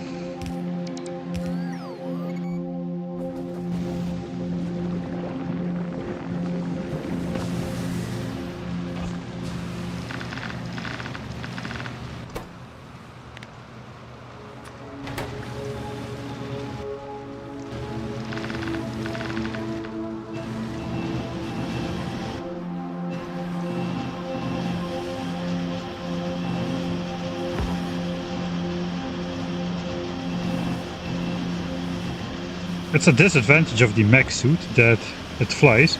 Now I cannot align myself properly to reach all the assemblers reliably, like I usually can.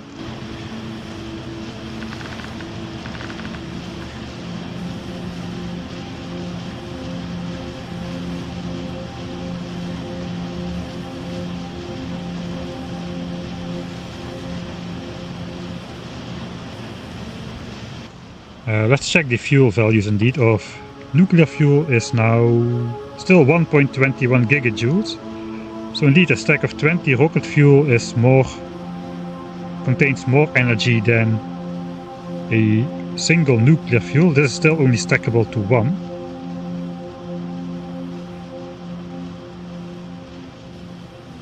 I kind of feel they should then just make the nuclear fuel require 2 rocket fuel.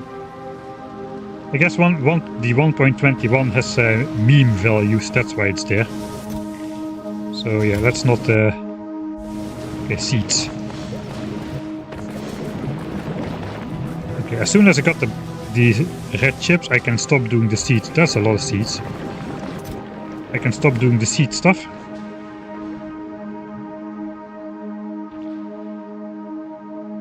Okay, belt still backed up, tree still standing.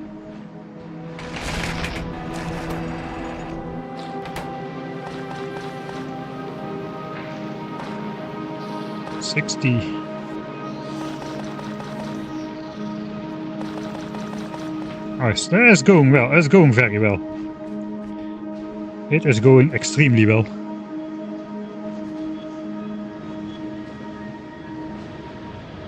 That's a lot of seeds. I'm scared to check the evolution. I'll check both evolution and pollution in just a second. Okay, this is almost run out as well. I guess here a roboport in range of the chest could actually just fit here. That would be in range of the chest. So we just need to belt the seeds back to here, but we don't need to go through all this farmland and swampy stuff with the bots. Of course I need to make bot frames as well. Okay, this is going to be some sort of an adventure then. Oh, I forgot about that I needed to make actual bot frames for the bots.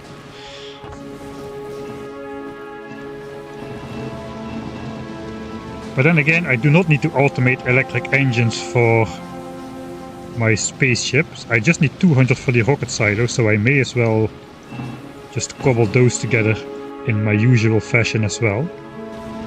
I think we're ready to make some red chips at least. Where's the plastics? It's over here.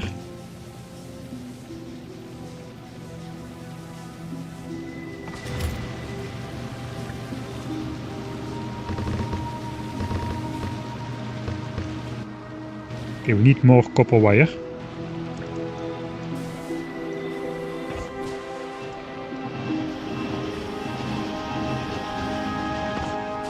We do have enough green chips to start this up without really caring that we put too much stuff in. That's okay, we will get it back very soon.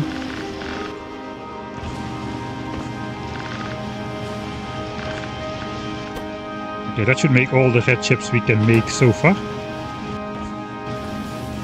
Keep making more steel.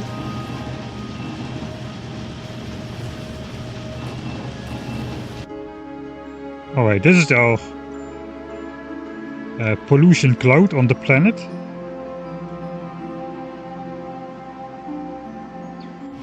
And the evolution factor, looks like pollution finally starts to be a factor. Last time we did it, pollution was 3%, now it's 6%. So I guess we're finally getting the idea of what we need to do here, since we are creating some actual pollution. Right, so I will need 2 roboports, which I should be able to make now. Almost.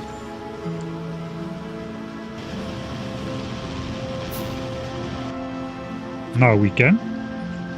We won't place those just yet because they just will absorb idle power and we have no bots yet.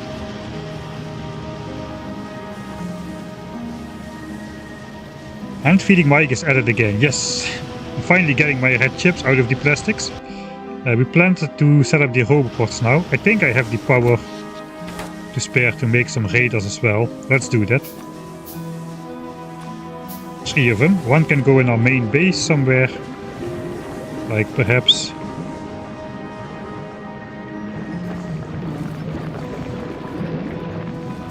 I guess I need 2 in my main base if I want it to make it symmetric.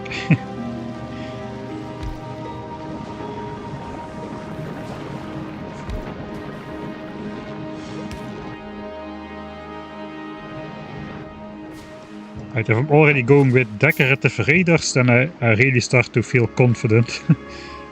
A little bit too confident if you ask me. This connects to my territory, so this will work.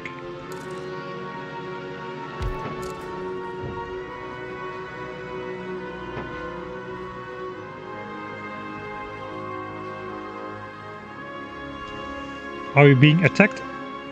We have not been attacked yet, no.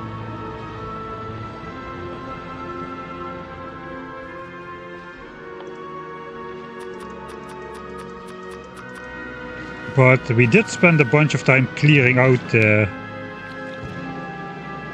biters, or biters, the local, whatever the local things are called.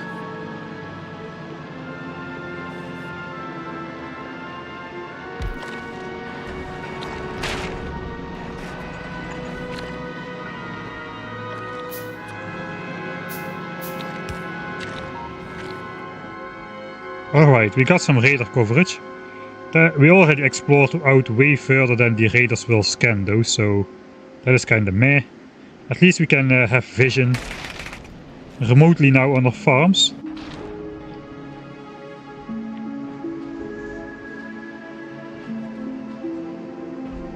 GLEBA is probably very difficult if you start out on this planet, like with the mod that Troepen used, but if you come here with like advanced technology and a combat shotgun, you're gonna be fine. Oh, there's all my red chips.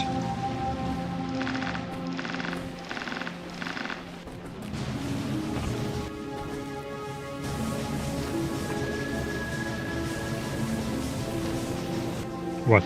Chests don't upgrade anymore, what's that?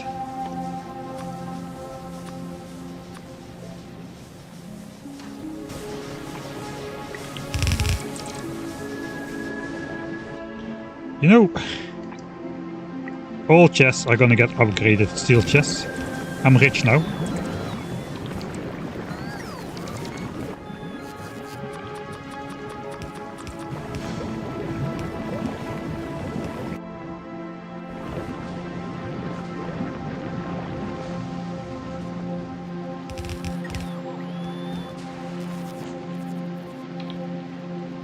Okay, so I am missing the belts and inserters. I guess I should grab my normal stuff.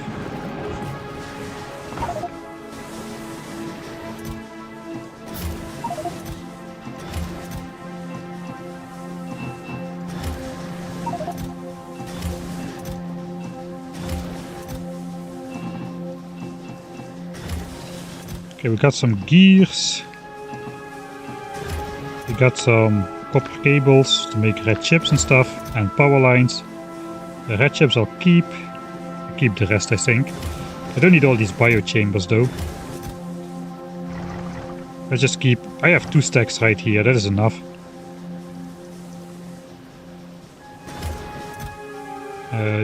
This was supposed to be my obsolete chest I think. Maybe not. I do have a chest with that stuff, right? Or am I still carrying around... Oh no, I'm still carrying around my burner miners and everything. So all this goes in here. Let's put all the singles in here as well. Of course I have one underground belt of every type.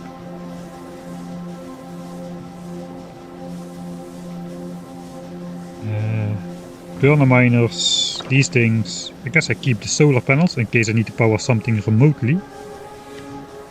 Delete. Alt. Alt. Alt. I guess we can use that for combat still. This I'm still using. This can use an update. So let's just make a new blueprint of the base, which we have so far. So I don't know what I can do with it, but I can have it.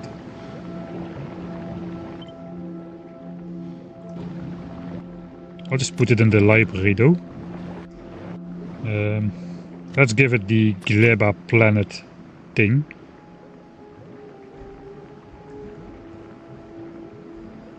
GLEBA. The GLEBA blueprint so far.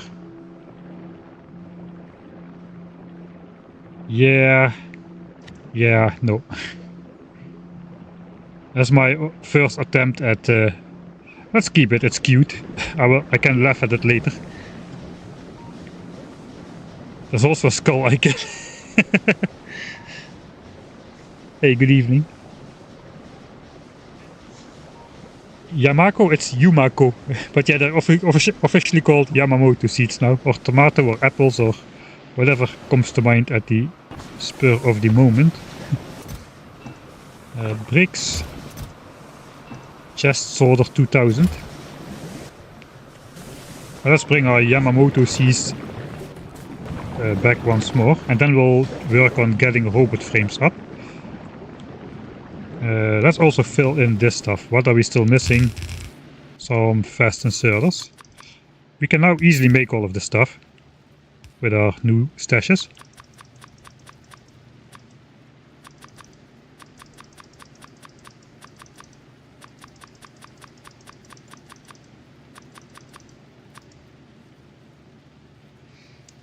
Alright, that's a lot of inserters.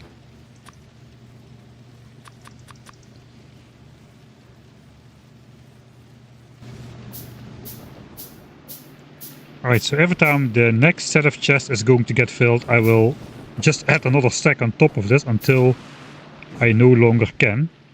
Glyph explosives, I could make those now. Ah, no, I cannot. Those require calcite now, so I can only make them on, at least on Vulcanus at the moment, because that's all I have access to right now.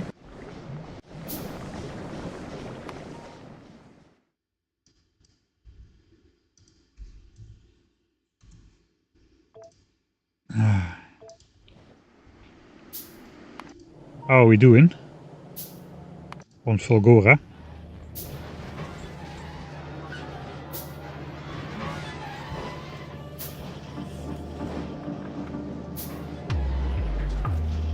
Okay, we still have... We're almost out of grenades. We are literally holding the last grenade to make military signs. We have about 10k military signs in stock. This is almost backed up entirely. The 30k signs.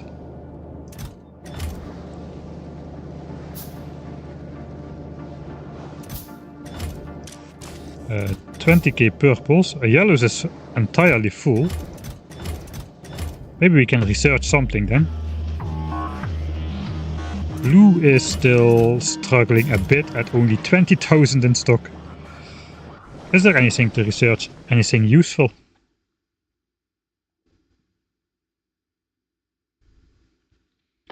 No. Heck no. Uranium ammo. It's kind of pointless since we are not on Norvis and we don't have Norvis base yet, so... this is not the infinite level yet, so we could get this one just to complete out the damage upgrades in general. Let's just select it for now. 100 uranium-235 we need now to make a single atomic bomb. That is seriously more expensive than it used to be. Like, it used to be 30, I think. Has this been buffed? No. Has this been buffed? No. No. They just cost like over 3 times as much now, it appears. Alright. Asteroid reprocessing. I have no intention of doing that just yet, so let's keep that off the table as well. Artillery could actually be useful. We need that tungsten stuff to build this though. That's a Vulcan thing. We need to, if we want that, we need to ship stuff around. I think we don't, it would be nice to automatically take out GLEBA enemies. Not really though, because we need to defend the base against revenge attacks probably, so Mark II energy shield, I guess. I'm not even using the Mark 1, so Tesla weaponry. That could be something cool to experiment with. Tree seeding. Okay, we need the science packs for that though. We can make wood from tree seeds. I know we can make wood into tree seeds, and I guess we can then plant trees. That is very, very powerful as a... It is good. It's very good to neutralize pollution on places where you want it to. but not in the extremely powerful way that mods like Factorio do it, where you just build pollution filters, which basically you can build your factory entirely in a way that it doesn't produce pollution anymore at all, which is what we did in the Factorio playthrough actually. There my base also looked like it currently looked on Norvis, except we had a functioning base which was just producing no pollution, because all pollution was immediately sucked out of the air by the adjacent pollution filters. So that was a nice living with biters on hostile biter settings playthrough as well. Throwback time. Okay, I can now remotely check how many seeds there are. 12. Okay, we need to... Let's bring these over and we'll work on getting robot frames. Then we make the 200 electric engines we need for the rocket silo already, as well as the bots we need to do this.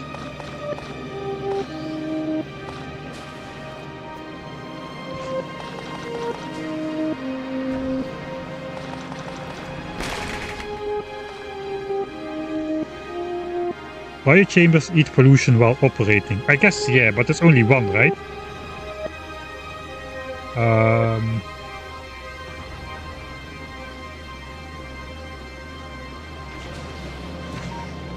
Why are rockets so tiny in Space Age?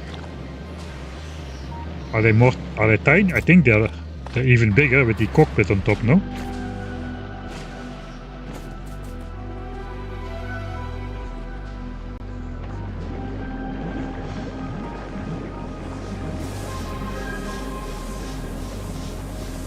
Once you've beaten the game, will you bother to go back to Norvis?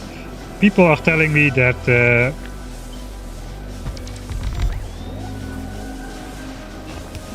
Norvis is going to be required to further beat the game, so I guess we will have to at some point.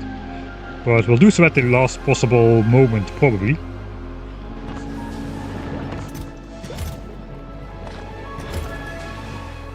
Right, do I have a good amount of steel? No, because I made everything into chests.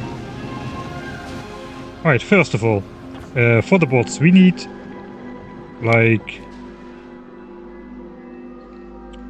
We either go active provider and storage chest, or we go just the good old passive provider with like buffer or requester chest.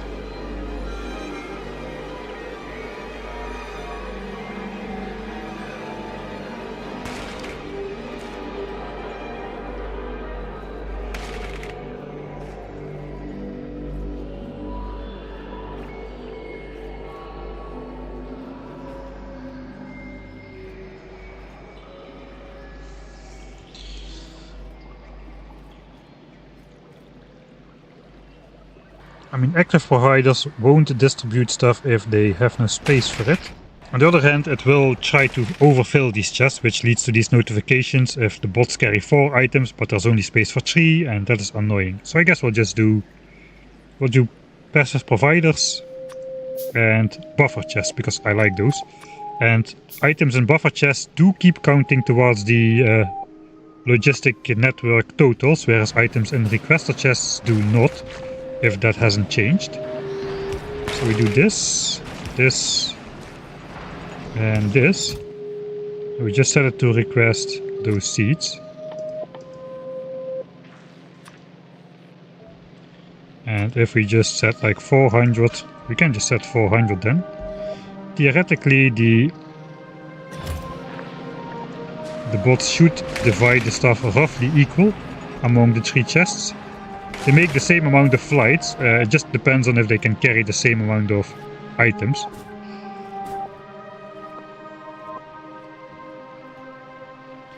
I could guarantee that they take a full stack of what they can carry. They can carry 4 things, right? Yeah, plus 3 cargo capacity.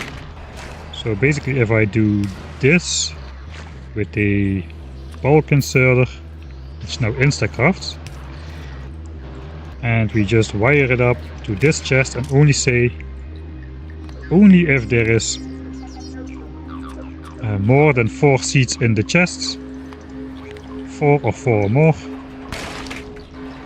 Then we put stuff from this chest into the bot chest.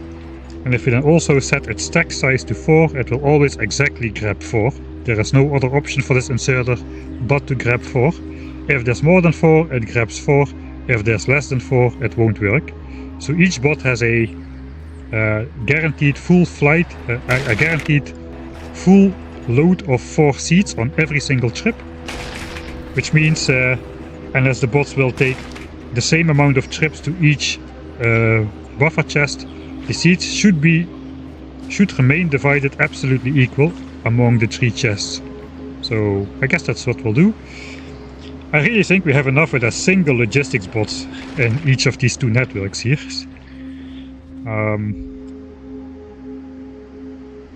Let's see if we are actually polluting some enemies. I should probably look at that from time to time, since I've already gotten the achievement.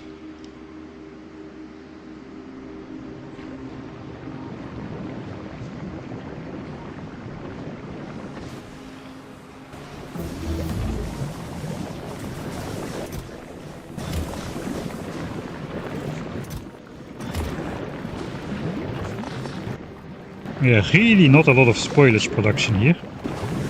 The heating tower is gonna be next on the program after the bot story is complete, but I haven't even got a single chest of spoilage yet. That's amazing.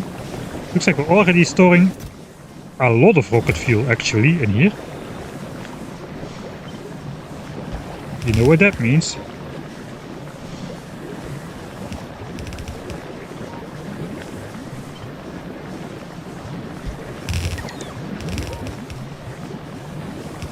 Okay, we can do our decorative underground belt there.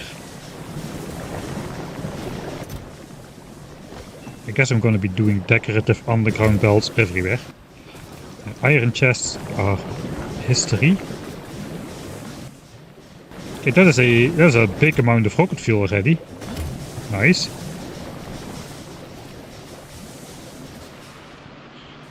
Right.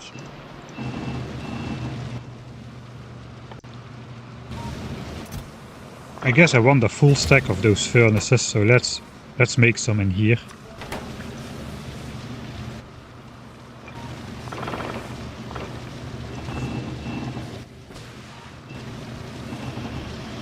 Okay, that will make my furnaces.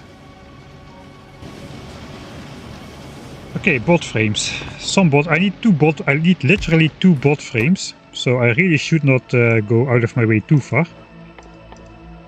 I think we can do it quite easily actually. We just need like 4 batteries. We just need 4 batteries. I guess I need chemical plants to make batteries, or can they be made in something else? Cryogenic plant. Okay, so we need a chemical plant.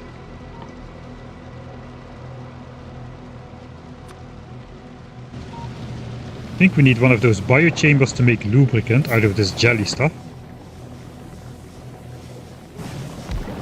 If I remember correctly. Maybe also out of...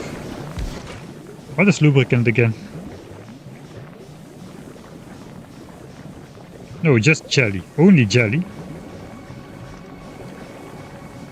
Only in a biochamber though. So we do need to do the spoilage, fuel, blah blah blah thing. So I guess I'll just put it next to here. We need only a tiny bit, so we can do this.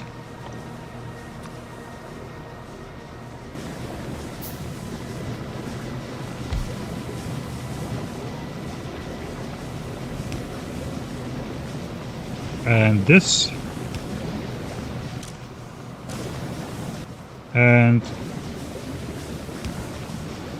one for spoilage.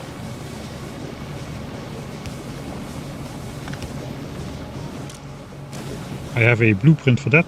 It was somewhere on my bar, but now it's not.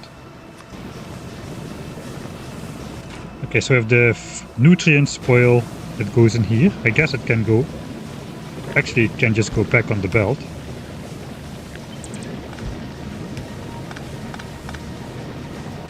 It won't be producing seeds, it will be producing lubricant slowly, which is what we want. That is just for some electric engines. Later, we need 200 electric engines for the rocket silo. And that's all, we will never need more electric engines here.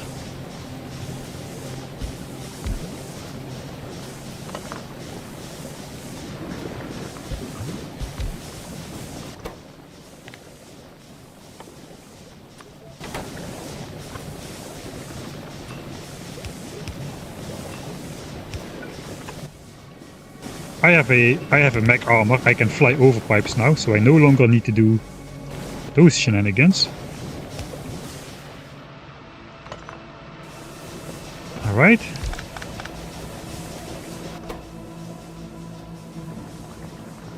So if I need 200 electric engines, I'm going to need 100 normal or 200 normal engines and 400 circuits. As well as 4 for the bots.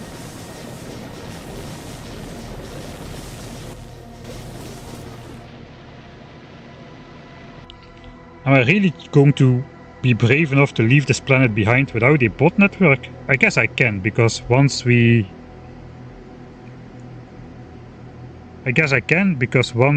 get out of here, we will have a functional rocket silo set up, and I can just fly back here if I need to fix something. That is going to be fine. Space travel is kind of cheap, so no worries about that.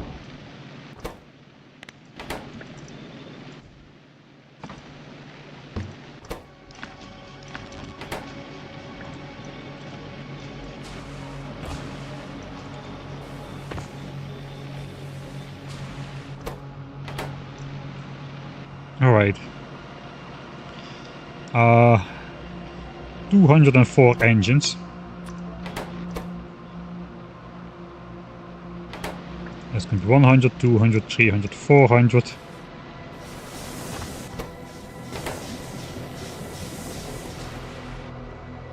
I guess we can do like half.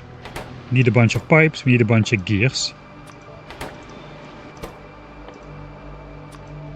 I was already kind of out of gears, right?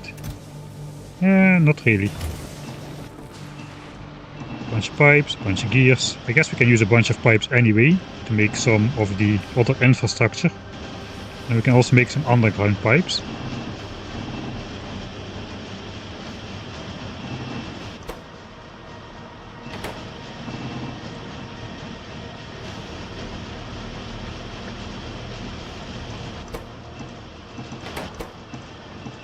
And that's going to be for the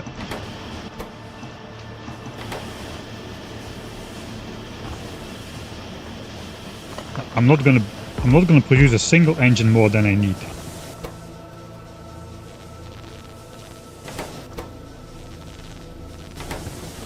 I'm just going to super min-max this and regret it later.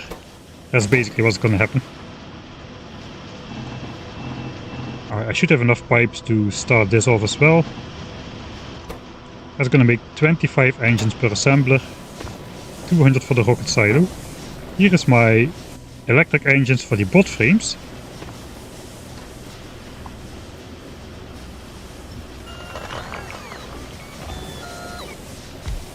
The 2 bot frames I need. How is the seats? Okay, we have plenty of seats still. How is the seats here? We have plenty of seats still. I do need one more provider and buffer chest we went for, right? Yeah, provider and buffer chest. I did make it 2 roboports. I guess I can take those for the next trip. We need to make 2 batteries basically. We need to make 4 batteries for the 2 bot frames. For that we need sulfuric acid. We do have sulfur, a little bit. Cobble, cobble, cobble. We need water for this, so I guess we'll plop it at the end of the boiler setup, because why not? And we need another one, which is going to make the batteries. 80 sulfuric acid. So the best I can do is 10 sulfur. And 2 iron.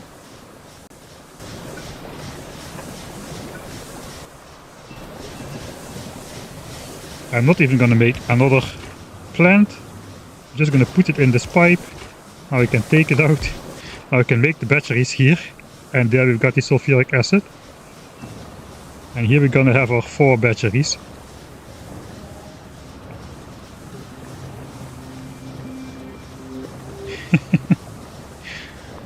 Okay, I'm just now doing it dumb, just for the heck of it. I'll just leave that here in case I will need that. I guess this will go back in here. We've got a pipe with 20 sulfuric acid if we need it in the future. And we just do this and this. That's going to be our 2 bot frames. I guess we can start the engines here.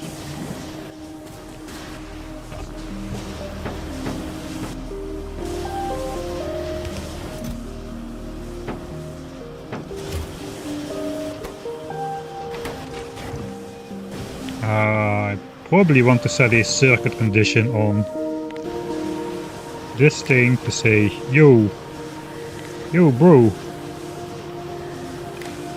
don't, if we have more than, 1,000 lubricant, then just hold off, okay? Chill out. We've got barely any though. Because I want to make rocket fuel, not useless lubricant if I don't need to. These are gonna consume it a lot faster than we are making it here though. I guess I can... This can go slow in the background. We won't need the rocket silo for a while, so we don't need to hurry up. Here's my 2 robot frames, now I can make my 2 logistics bots and we can finally automate... the... the seed return system.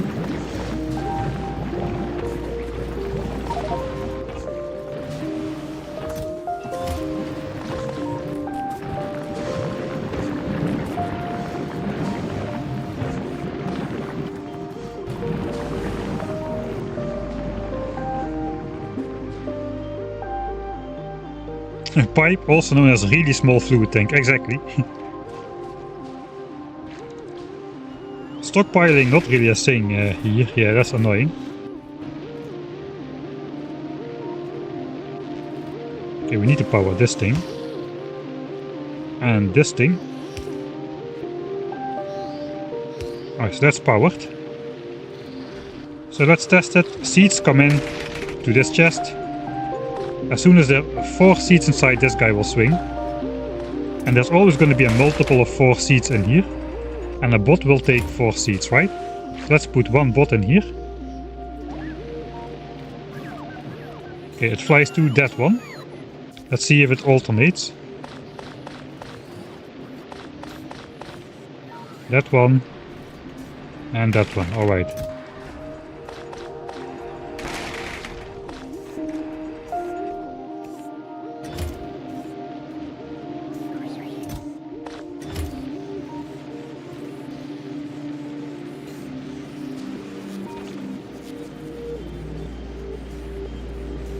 So now we just need to build a belt back to this single chest and the bot will take care of the redistribution. Isn't this the best bot network you ever saw? The most complicated bot network in existence in Factorio. You know when you see those bases which have like 60,000 bots flying around? This is my bot network. Alright. Can I even build over here?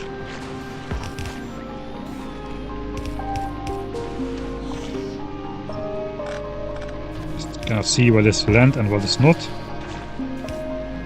5, 6, 7, 8, 9, 10. We would need turbo transport belts. Okay, I cannot make those. Okay, so we just basically plop this down in the water again.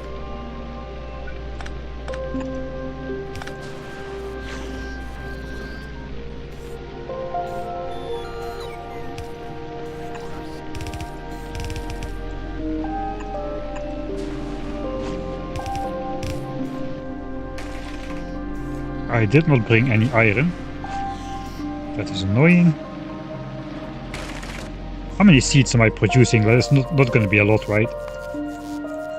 Like 11 a minute. Okay, that can be a slow inserter here.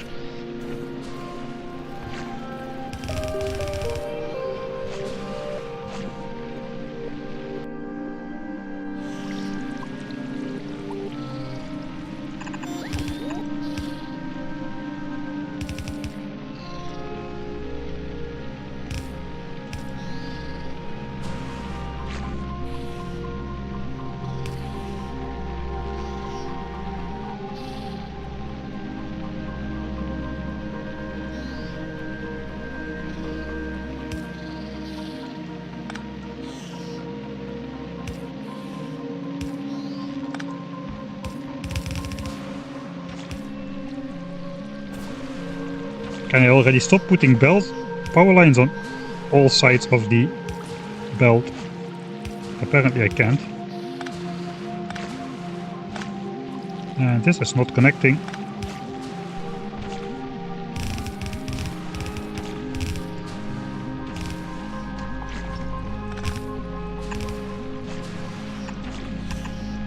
Oh, we have landfill now.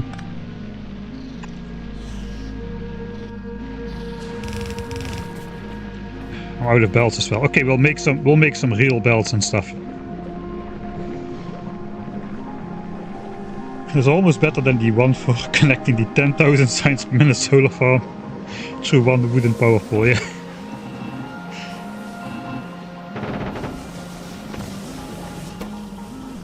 Okay, it's still running.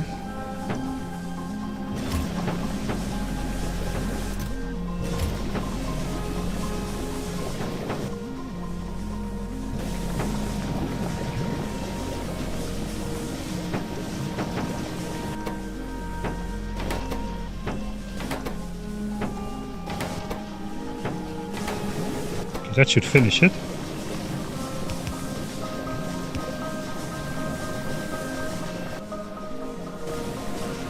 Okay, so let's make a bunch of belts. Finally, I no longer need to handcraft absolutely everything.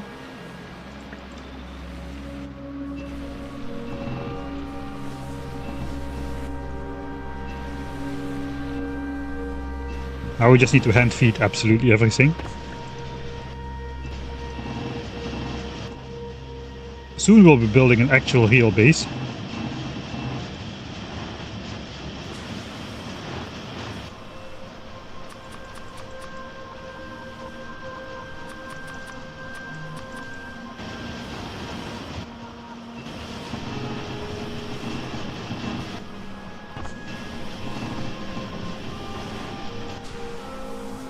There's a couple hundred belts.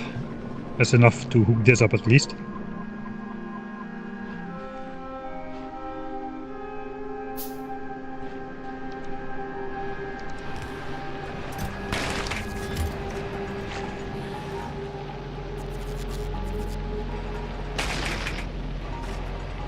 I guess seeds is going to eventually back up and those don't spoil. And if seeds back up, then everything backs up. It's going to take a very, very, very long time though. Maybe it would be good to set up a couple of these.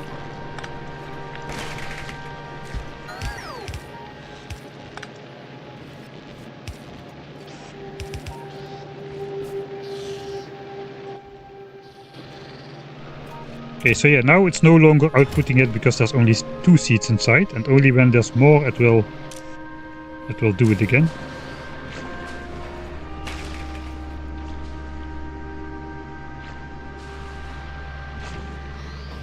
Let's just follow it all the way then, until we hit the water there.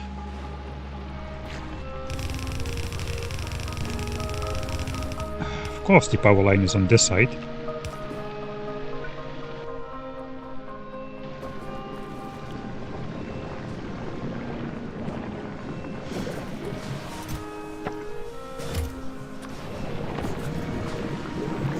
They back up faster than you think. Yeah, they also only stack to 10, so that's actually not a lot. So I may have to recycle seeds away into nothing as well. Is there a mechanism on GLEBA to delete stuff? Like on Vulcanus you can basically throw stuff in lava. On Fulgora you can recycle stuff. Is there a mechanism for that on GLEBA as well?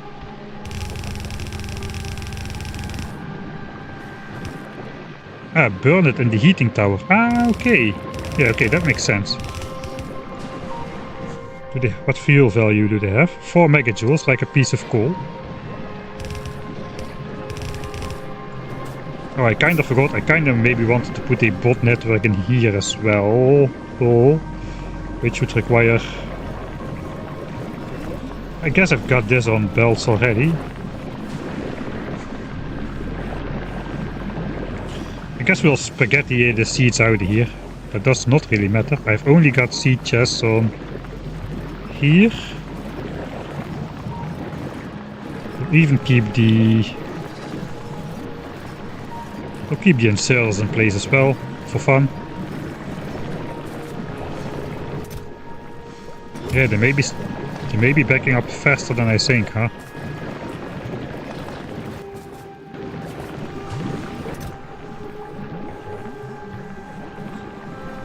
I guess I can trash these seeds and the spoilage as well.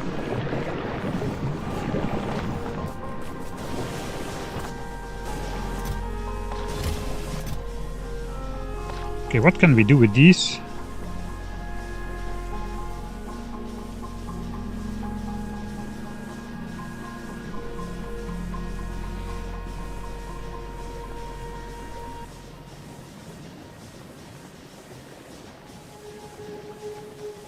Overgrowth jelly nut soil. 1?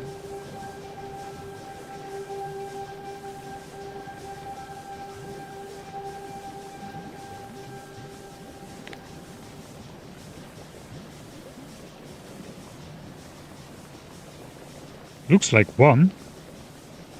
Alright, so maybe we need to keep a lot of seeds if we want to make this overgrowth stuff later in the game. So maybe let's not trash those then.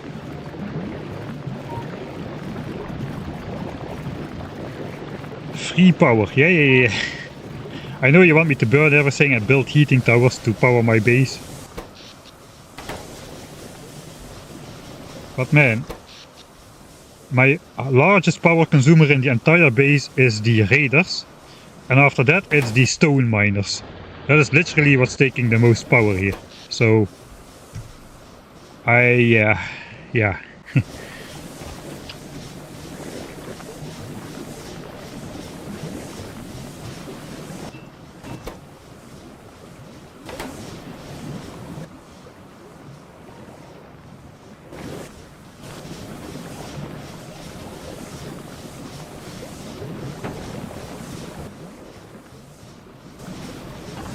Put back the sulfur. I was doing the bots thing. I guess I'll just put it on the belt again.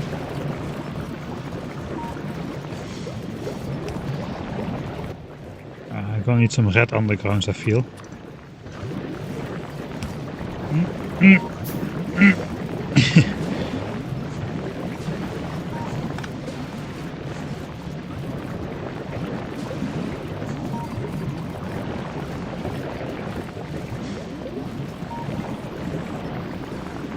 I guess we'll flip these around, it kind of makes sense.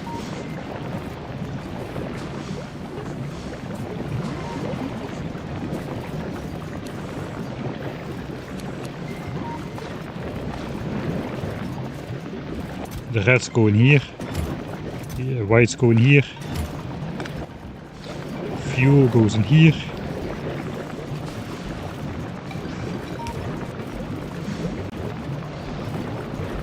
Yeah, I was producing like yellow inserter amounts of stuff. Oh wait, this one needed to be blue because of the speed. Alright. Here is already in the correct orientation.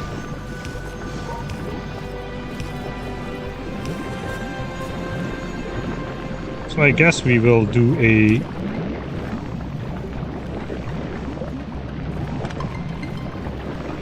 sort of a lovely underground belt weave here just for fun.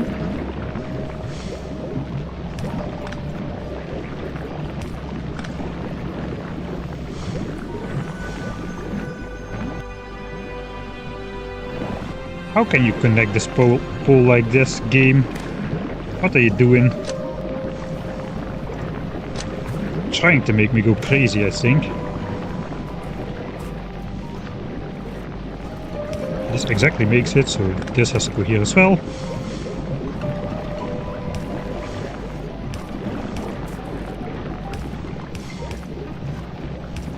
Nice.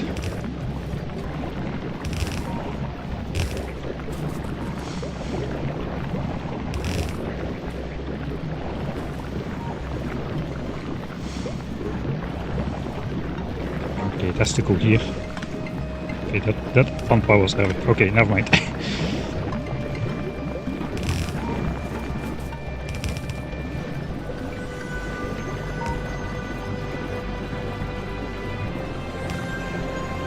I do not want to...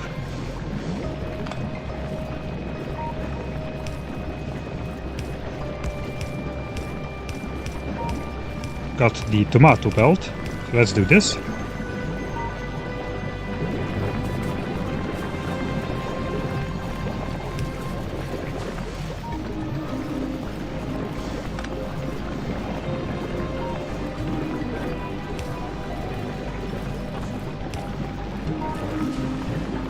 Okay, that brings these over here. And that should cross nicely in between each other, the white seeds and the red ones. Absolutely nice, absolutely not cursed at all. This is how Factorio should be played. Okay, that goes onto this belt. I can put all of the seeds back in their respective chests now.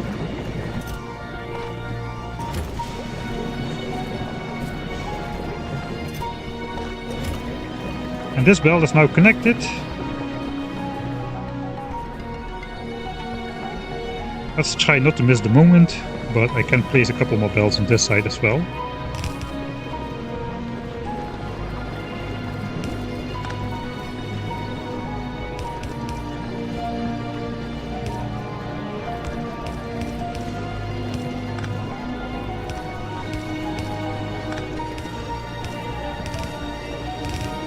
That will go like so.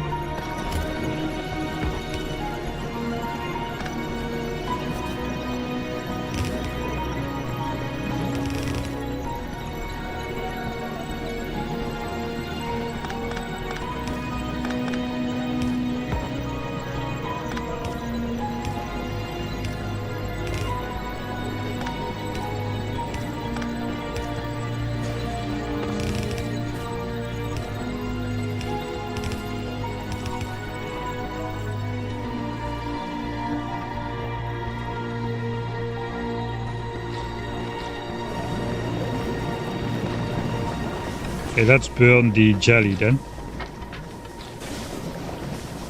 That's probably gonna spoil in the spoilage is fuel as well.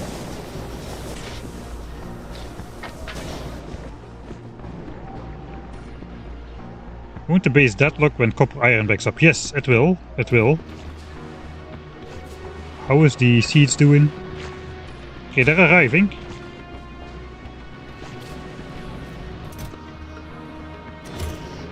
$49, $49, $49. I can't believe it, it's working so well.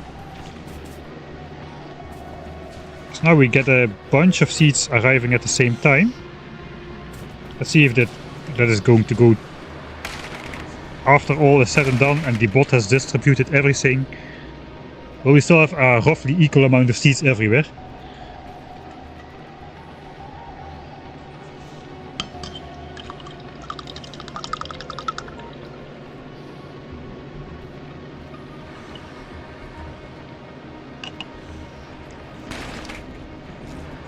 Looks like it's going to be a night shift for the bot.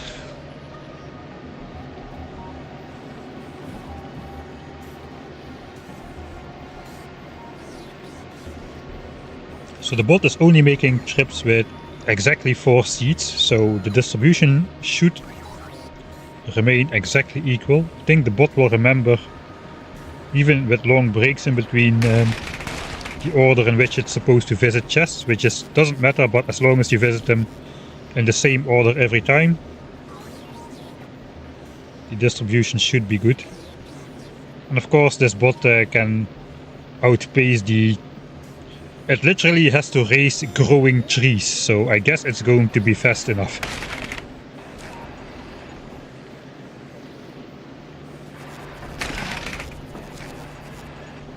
We are not risking that the red apples spoil before they reach the factory, at least if production keeps going. As we basically don't have the belt. The entire belt to the base is pretty long, but it cannot contain more apples than we are consuming per second.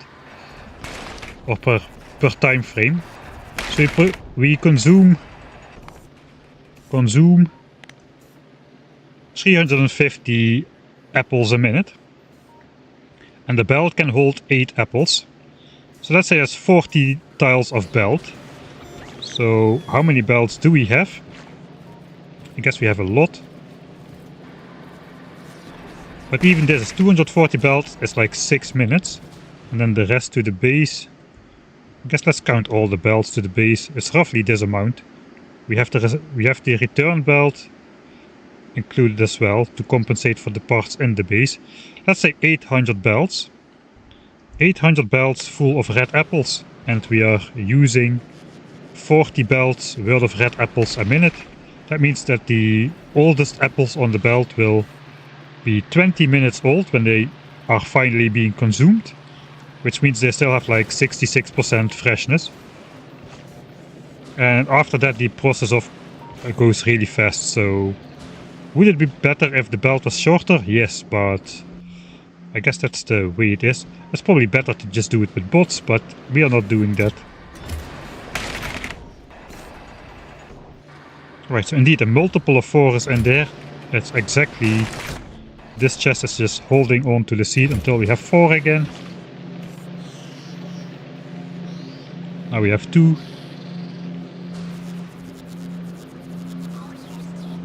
99. 103. This is now going to be 103. And this is now going to be 103. Perfect. Perfect. Right, it works.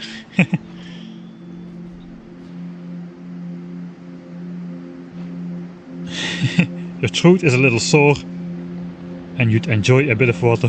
You are filled with determination. Back to Factorio again, huh? I'm drinking. I've already drank all my coffee. Let's grab the water.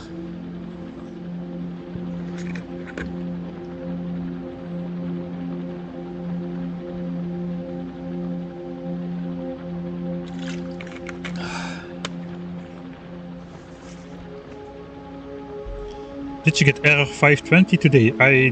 No. If it's a serious question, no. If it's not, I don't get the reference. Right, here we don't have to worry about like dividing stuff a lot. Here we just request those seeds. It's only one farm.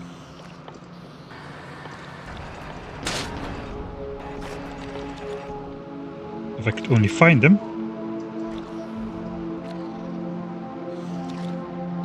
Really, what do quality seeds do? Okay, quality seeds do nothing. But they grow trees faster. Okay, so provider chest should be somewhere here as well. Oh, we need a return belt still. Okay, let's make a nice return belt. We'll grab the rest of the belts. He did it. I was drinking all the time.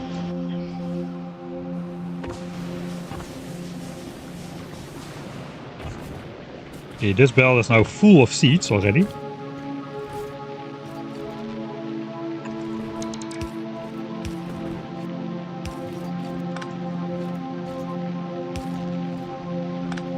Okay, now the power lines have to switch sides. Apparently that is something which needs to be done.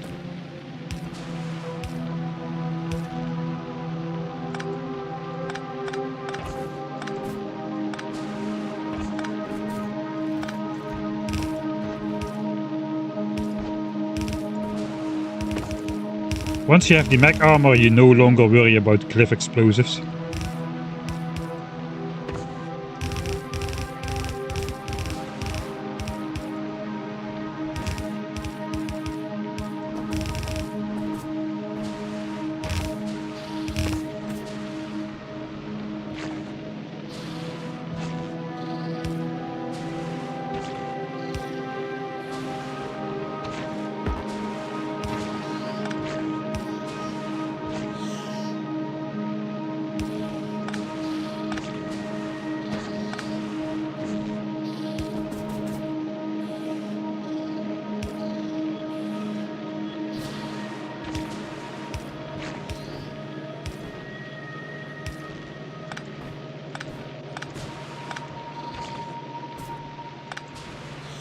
I'm already just worrying about making everything look nice. That's a good sign.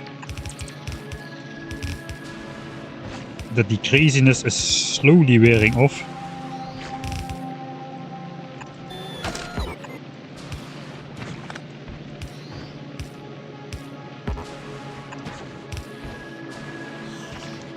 Alright.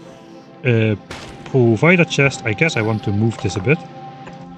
And I can just have the provider chest like in the front. You can do a similar like quadruple steel chest setup. I can literally copy that now. Really. See if I can get it to fit in here somehow. Okay, it fits immediately. Stop. Oh yeah, that was... needs to be one tile lower.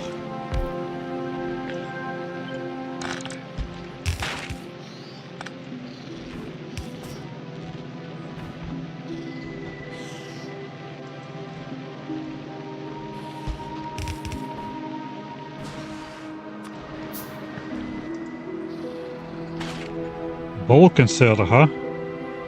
Okay, that's a little bit too much.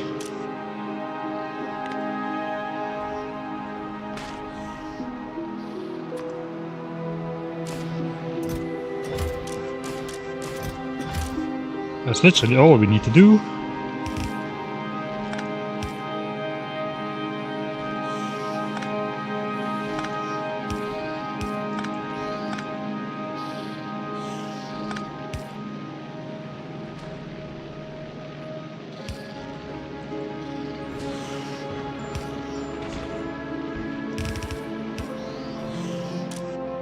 I guess we don't need this here really because we have only one, but maybe we'll make another farm, you know, in the future. If we find out we need more of these trees that I originally thought that might be required.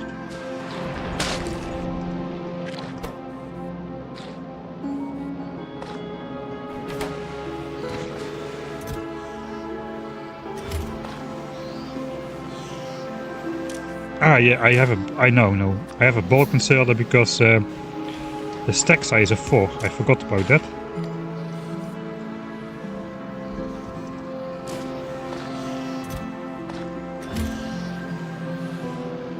Alright. We are out of seeds actually, we are out of trees here, so bot, it is the highest time to do your job. Seed return system is go.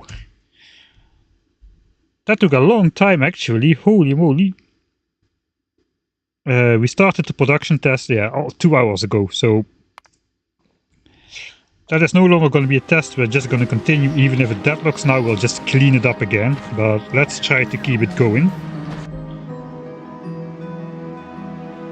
Pollution cloud still growing. I think we have to do some military conquest soon.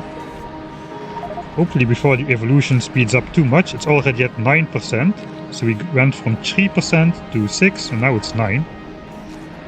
Time has remained at 56%. The percentage of spawner kills contribution has gone down, measured overall. Okay, we are planting trees again. Nice.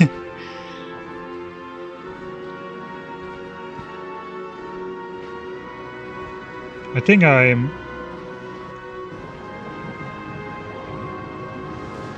Okay, we are filling up these chests over here now.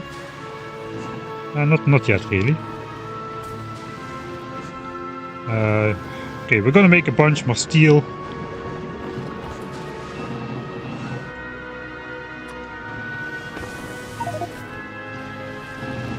I need to go on some sort of conquest. We've got steel in here as well.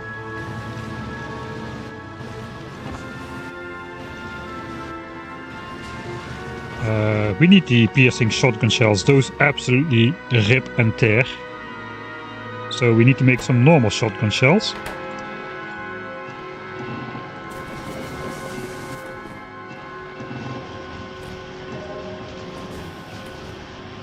And then the piercing ones, just take a pair of normal ones with 5 copper and 2 steel.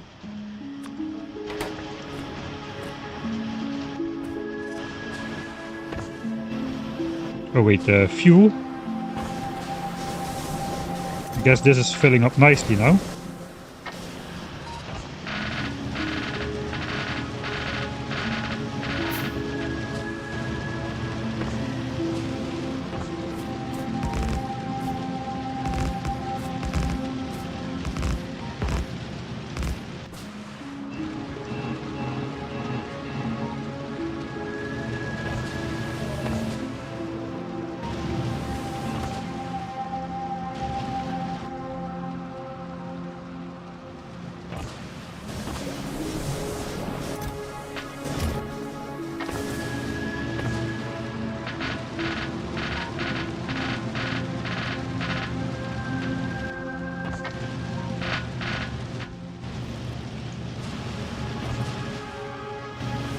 Right, we need more iron, as always.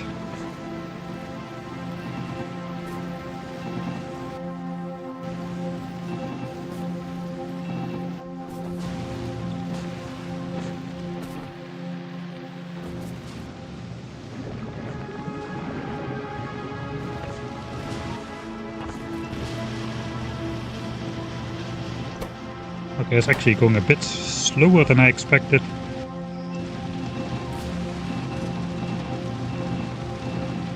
Let's absolutely throw these things full.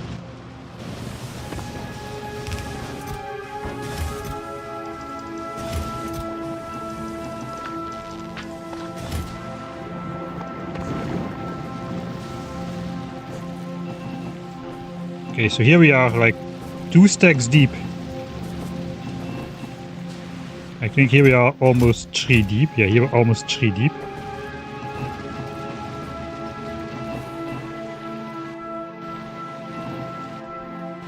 Okay, I guess we're gonna bring that back here as well. When I go away, I want it to be equally full.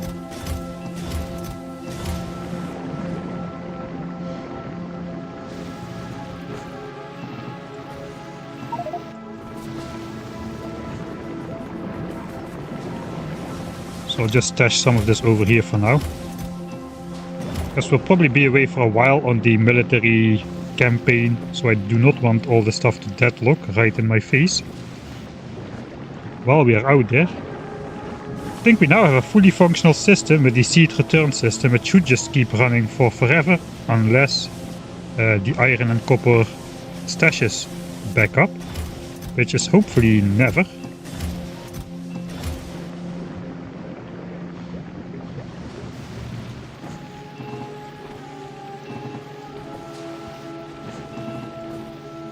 Alright, so now they are filled up equally.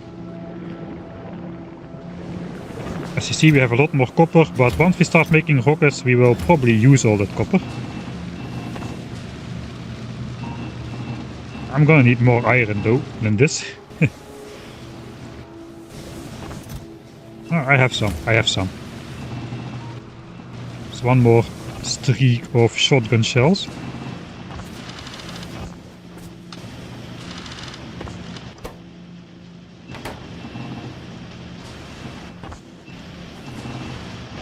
Alright, now we get those nice... it looks like there was some iron gears in here still. that is supposed to go back in my inventory. That's a change which has been made.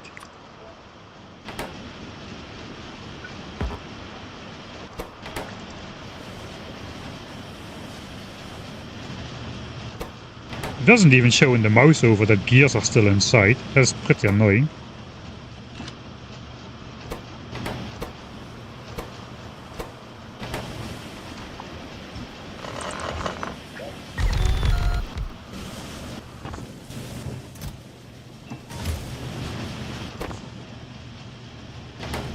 Alright, should I make more ammo as well, like more regular ammo?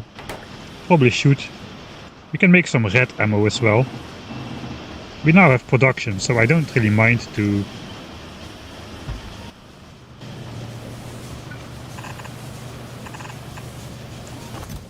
spend my resources really. Assemblers and power lines.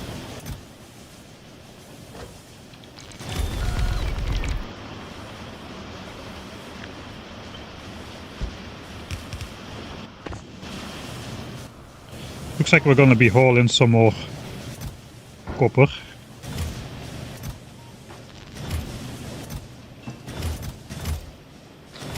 Where did this come from? Great question.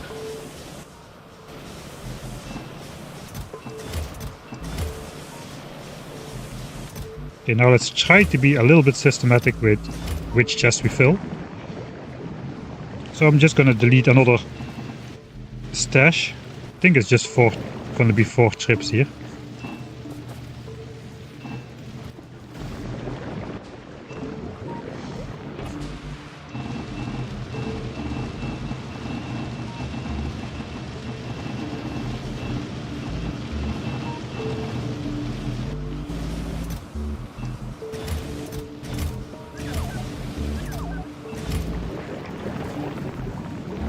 Quality, we may actually do quality on GLEBA. I haven't decided fully yet, but I'm thinking about it.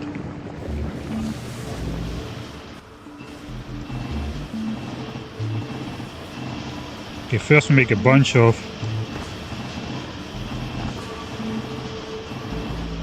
yellow ammo so we can make it into red ammo soon.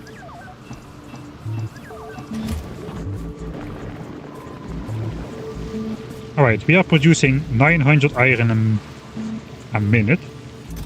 These chests can contain 4.8k. So one chest is, let's say 4.5, is 5 minutes of production. 5 minutes per chest. So it's 20 minutes, so it's 1 hour of production can fit in 12 of these chests. 1 hour of production. We have it on both sides actually, so that's 2 hours of production. Once these chests are empty, I can be away for 2 hours and the base will keep running.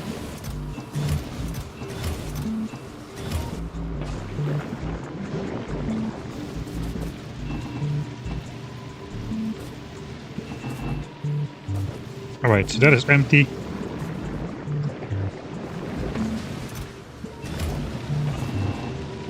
We'll need a lot of steel for the red ammo as well.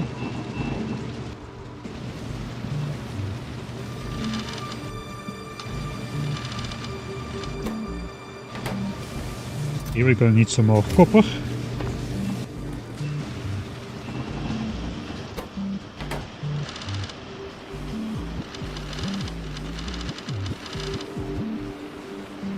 Okay, I guess I have to deconstruct these now. Make sure they're empty with this weird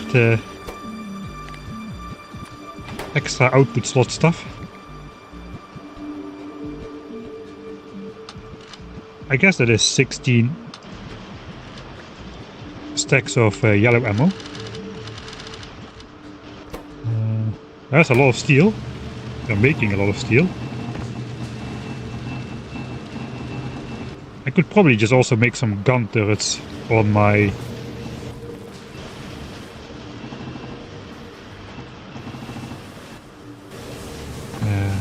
farms instead of doing full extermination, but full extermination is fun.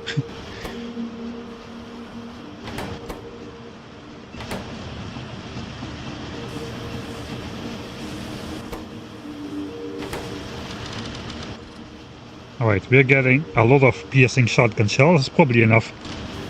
Let's throw away the rocket launchers. Looks like we won't be using them.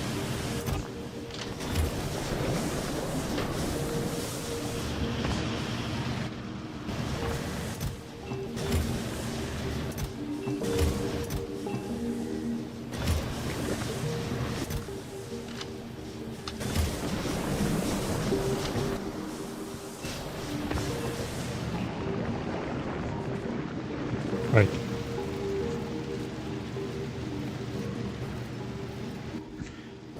I like to put some of the relevant stuff which I often use but can never find in my inventory, like pumps. I like to keep my bots down here as well, so I can see at the glimpse of an eye if all of them have returned to my armor, that kind of stuff.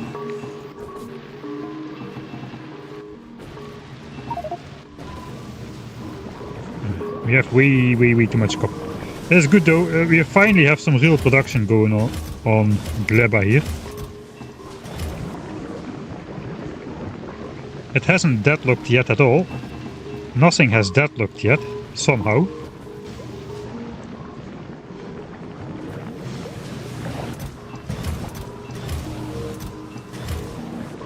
Okay, so if I take out this, we can be away for 2 hours, I said.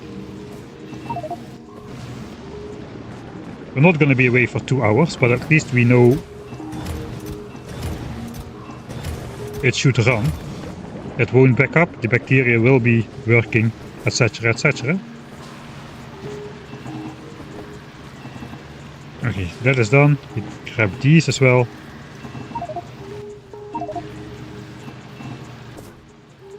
And that's 2 hours. 2 hours on the clock.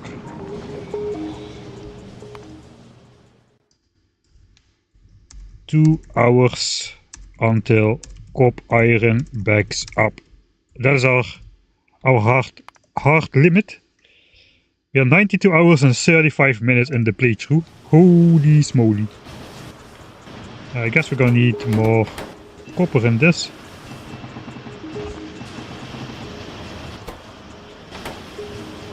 Probably way overproducing this ammo, to be honest.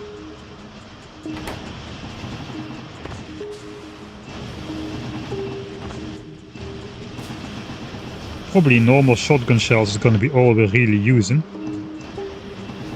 Or the piercing shotgun shells. I don't know actually how it will go once we reach the medium specimen.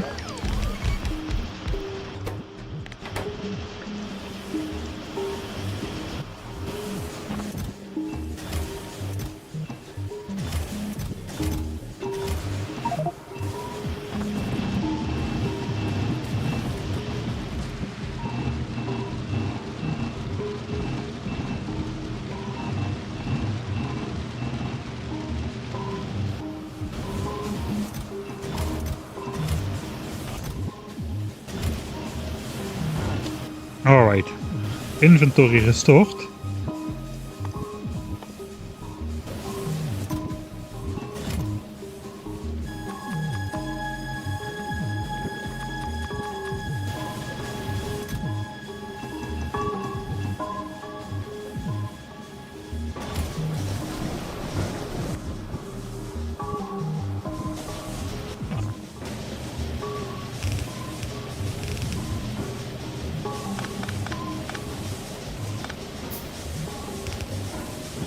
As our personal garbage chests. Looks like the 200 engines for the rocket side are almost done.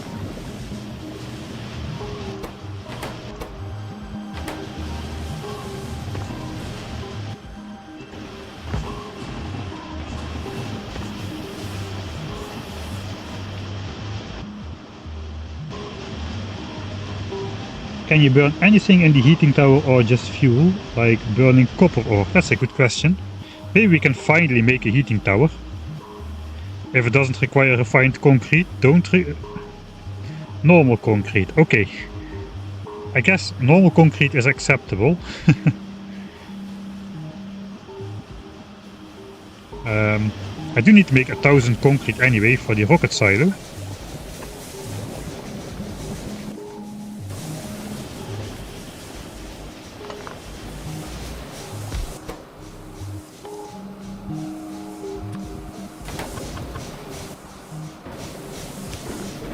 which means we need to give it like 500 bricks. I should have a ton of bricks, literally.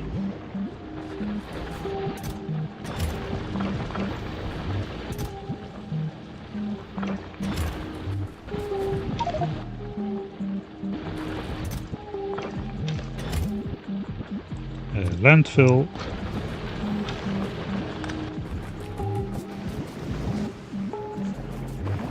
So let's make a little bit more concrete. I guess this should make a full chest of concrete. So let's do that. Then we need to add iron ore. 480.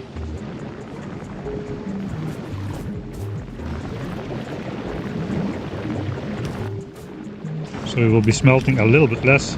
That's okay.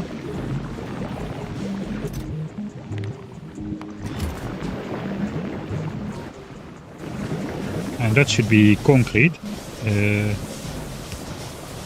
Just put it in, put it out, and that's all.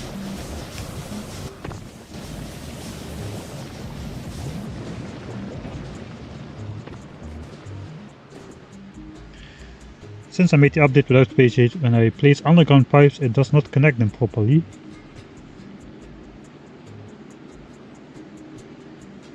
This is in Blueprint. I think yeah, if you there is a setting for like smart dragging somewhere. I am not running the latest update just yet. I'm running 2.012 I think. So I cannot really see if I can replicate it at the moment.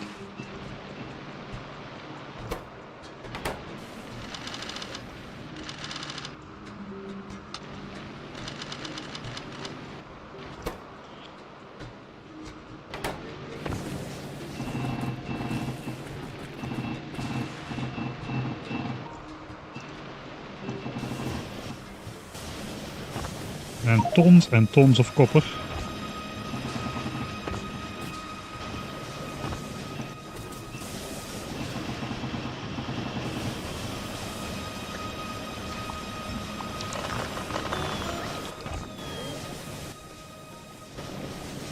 Now we got some steel as well.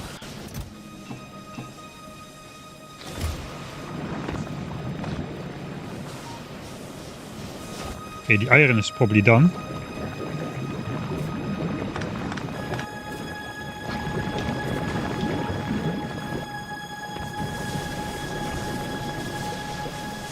Alright, that should be 5,000 copper, 5,000 concrete, and we can soon make our heating tower.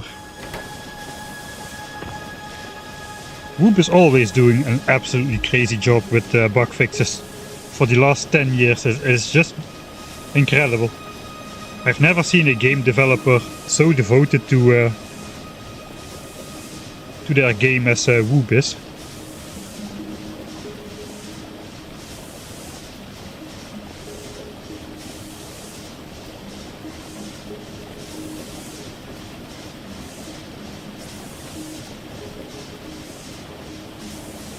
Alright, so I automated seed redelivery to farms. I automated restarting bacteria until when it shuts down.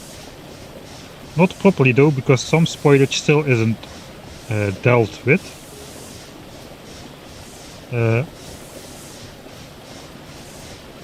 We are now automating the heating tower.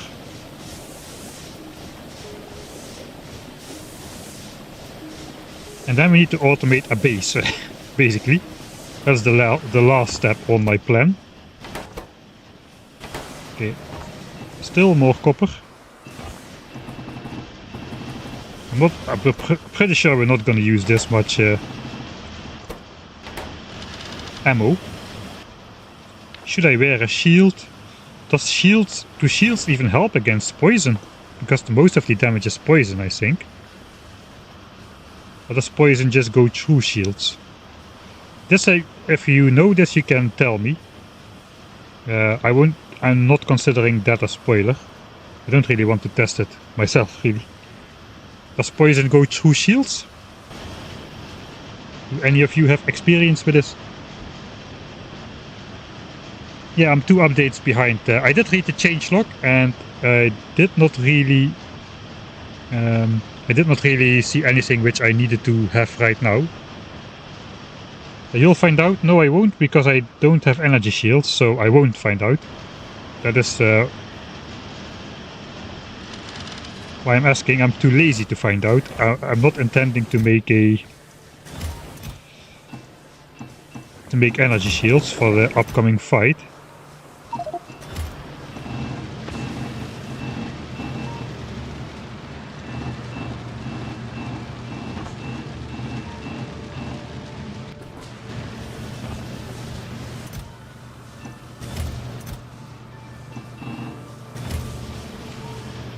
Next time. Yeah. Poison capsules are stopped by shields. Ah, yeah, wait, I cannot make a poison capsule because this planet doesn't have coal. Right. And I don't have shields. Right.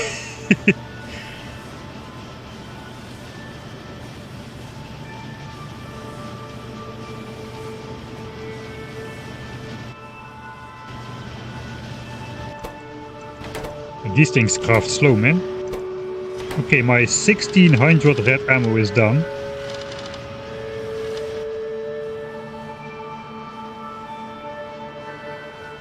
And soon will my over 600 piercing shotgun shells be done. I think we can already go. And just come back when we are running low.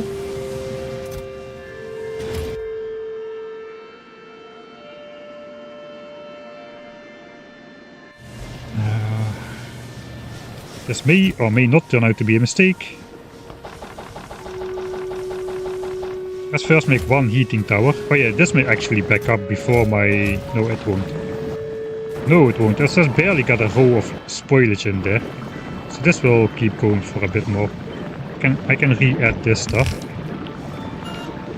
Just in case, but I don't think this will ever back up. This may back up though.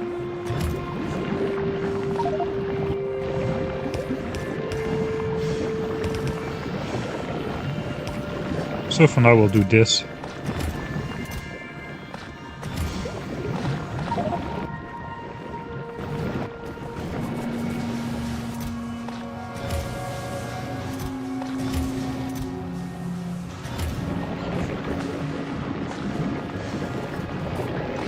I think this is all fine.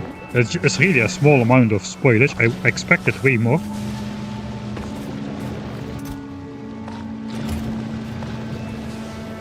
Let's check the status of the seeds. 139, 139, 135. 1 bot delivery behind, 238. This also helps to preserve some bot power, as it only comes out as it needs to make a full trip. Conserving power in every way possible. Yeah, right.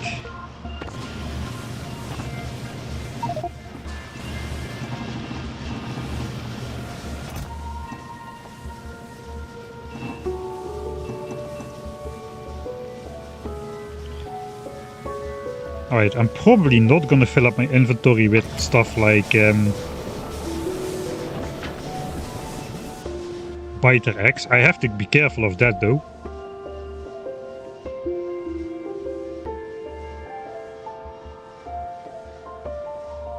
I guess I just will throw away the eggs. Maybe I can just put all the eggs I find and put them in a chest and watch them all explode at the same time and see how many come out. UPD updates per day. I vote to make a bug report where it also shows UPD on the on the counter here.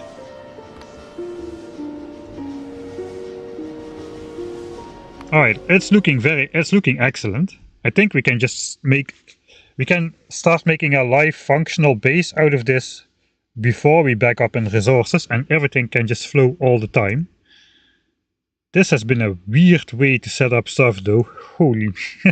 still cannot believe that it's actually now working without any hiccups already for over 2 hours.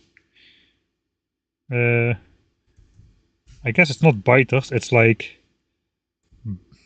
bliggers. Attack time.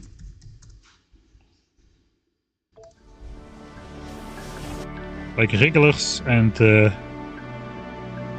strafers and stompers, I think they were called.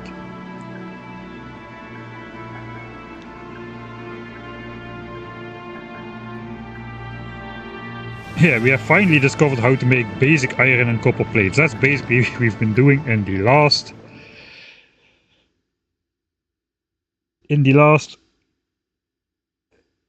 Where is my... here's my WA saves. That's a point where I benchmarked where I almost arrived at GLEBA. 79 hours and 50 minutes. It's really not that bad. It's really not that bad. We're like we're here for 14 hours. I know, is it bad? Maybe it's bad.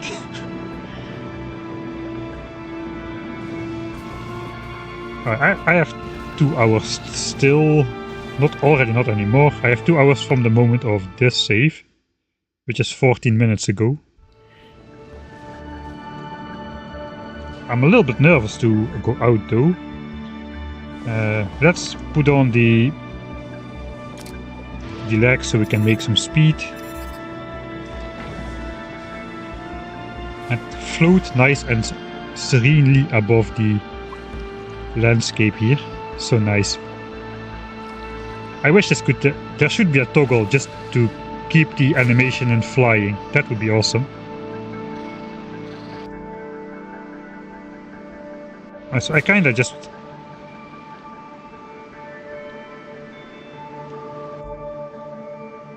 Let me enable the minimap. Now that we're going exploring. Oh, the minimap is enabled. What am I doing then? Let me select a raider.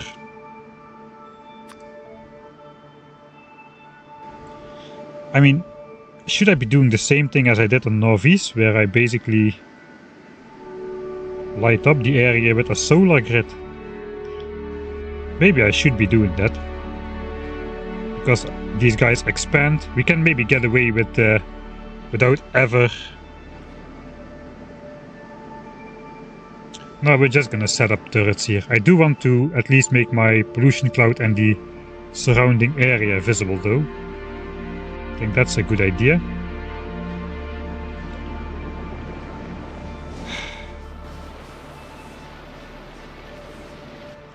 That means we need some solar panels. I think I can craft those just fast enough. Handcrafting all the way.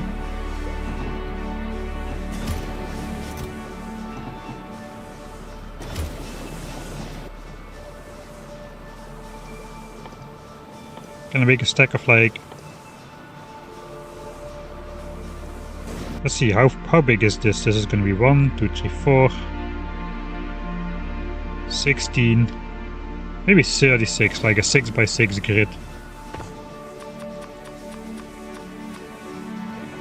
I have 4 solar panels. Yeah, I can easily handcraft that. I have power lines as well. Let's grab the old...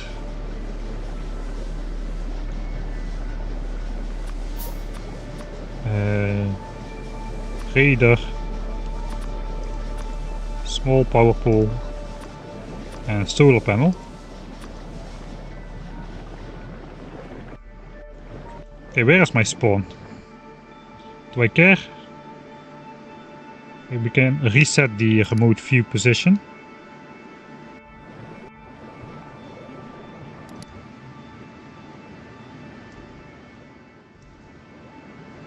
Zoom in on the middle of the screen. That should be 0, 0.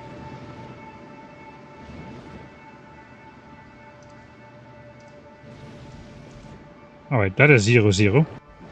I guess I can now find my base. It's big enough. Now I can overlay with the radar and we can see where spawn is supposed to be. I think it's this chunk here.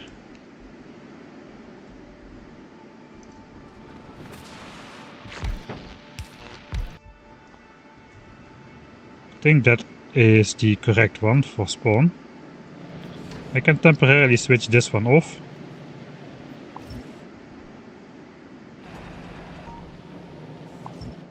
Just to make sure my overlay is good.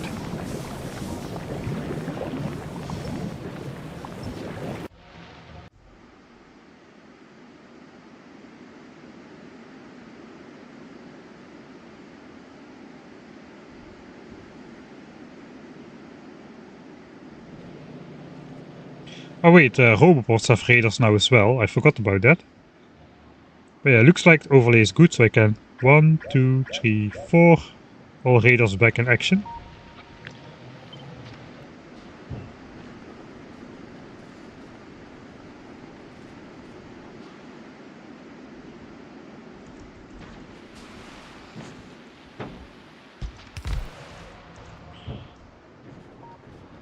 Three, 4, 5, 6, 7. Everywhere. The problem is finding some dry soil to put all the stuff.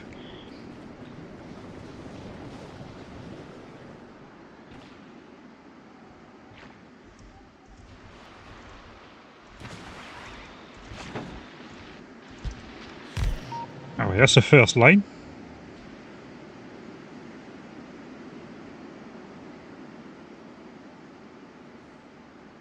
This is for me, this just looks like the easiest way to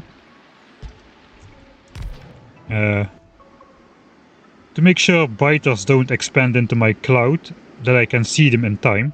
Just setting up this grid over here.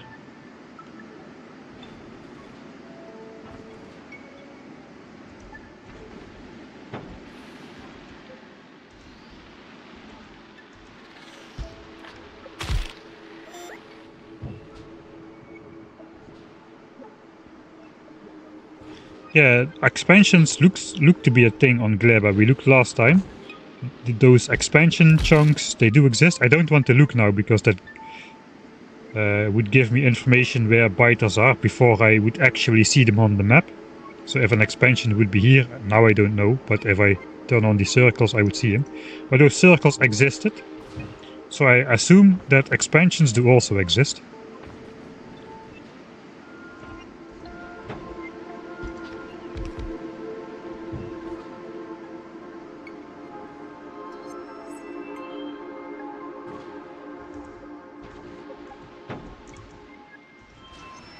It looks like this is a complete water chunk. I'm going to place it where it should be anyway. We have landfill, we are rich.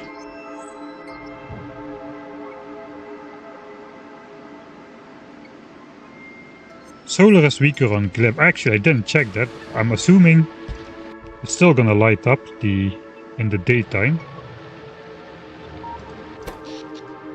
This should go up to 30 kilowatts. We'll see if it does. Maybe it won't work. I think it works though. I think I already saw that pop up when I placed the first one.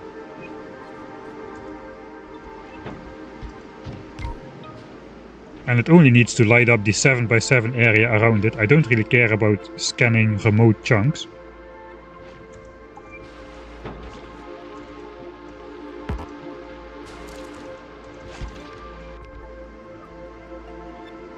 Okay, it appears to be working.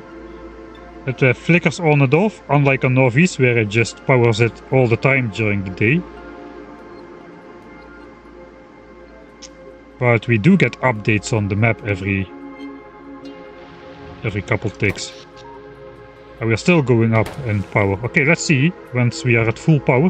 Full power being 30 kilowatts. If it doesn't work, I may have to upgrade to 2 radars, or to 2 solar panels to basically make the power equal as to how it is on Norvis.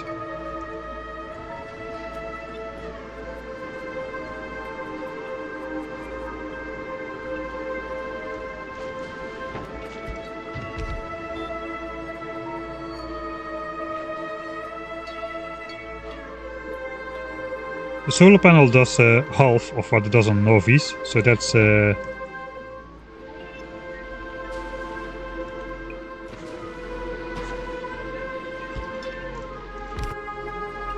kilowatts. Okay, now it's daytime, I think. Yeah, we've got 30 kilowatts, that's the maximum.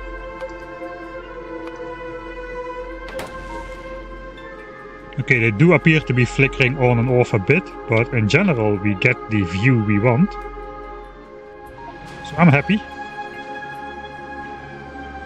Okay, now we enter the first biter territory.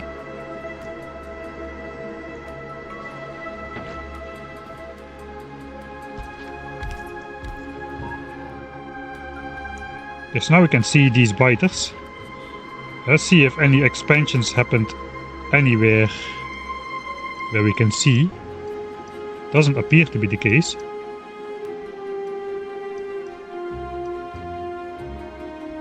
Can I make 28 more?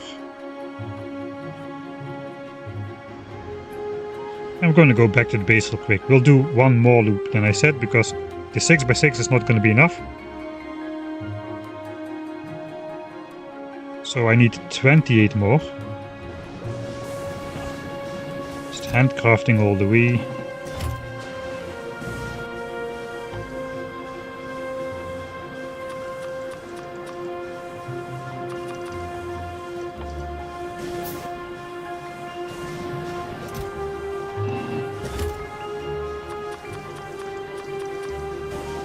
Who cares? I mean, we're gonna be on a long trip anyway. This is gonna finish.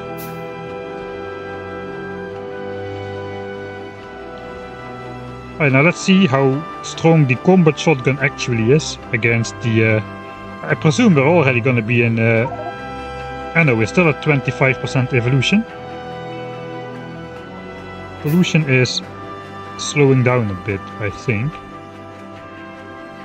Maybe not. Yeah, we do have those 2 tiles of spoilage on the belt now, because the inserter basically ignores the first 2 items on the belt in this orientation. Alright, I guess let's switch off the bots. That's a strafer. I think I can like... These things have like 890 hit points now. Because that guy tries to avoid me while throwing those guys at me.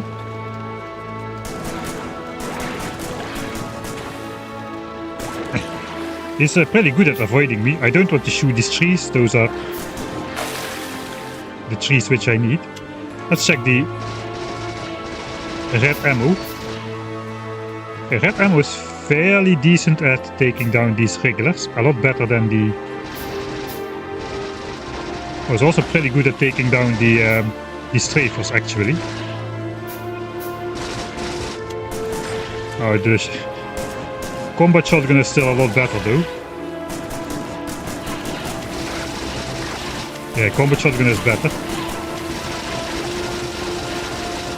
Oh, I should maybe grab some of that stuff to heal myself, because the poison is kinda...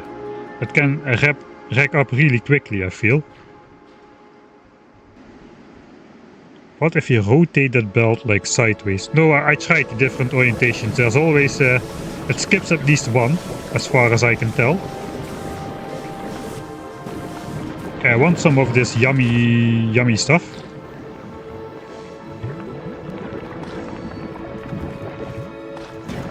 We can eat that.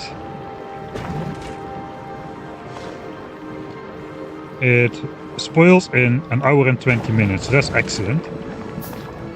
I'm not sure how much we're gonna need of this.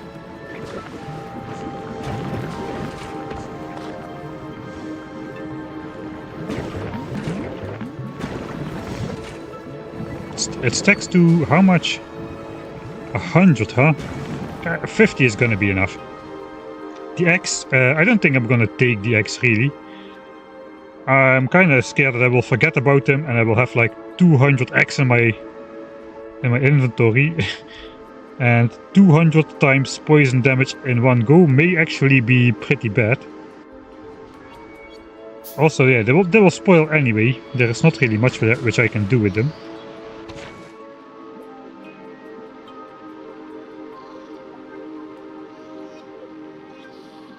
Yeah, they spoil in like 15 minutes. I'm too scared to bring these really.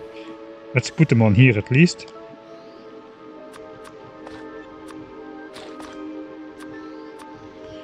So I can see how many I have.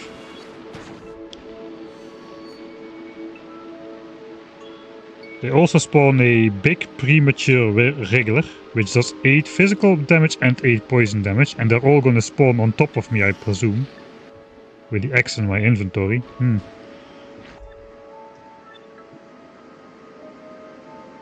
I guess we'll first do a bit of combat. There's a lot of those guys situated somewhere over here.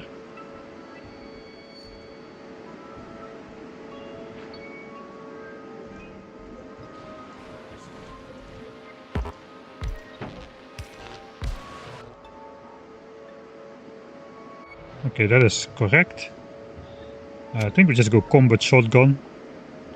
I want to have the food on my bar though. Okay, let's eat one just to see the effect. Okay, we're now even faster.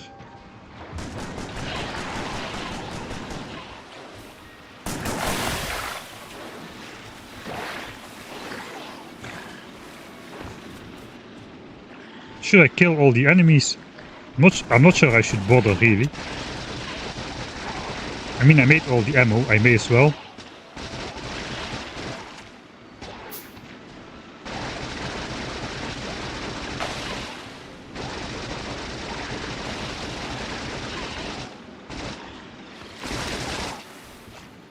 Alright, so I'm not really that invincible. Evolution factor when we started was at 25%. Once it's at 30%, we're gonna get some bigger and better enemies. There's a whole bunch of nests over here.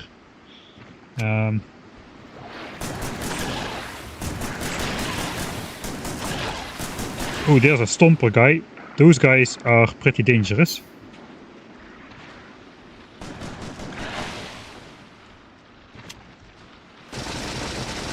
Oh, he is kinda resistant.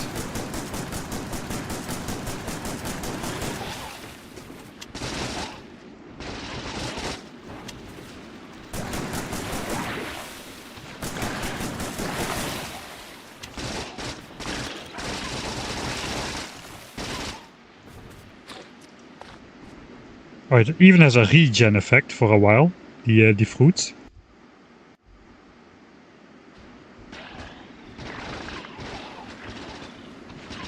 I think I should just not bother picking up the eggs, they'll spoil anyway.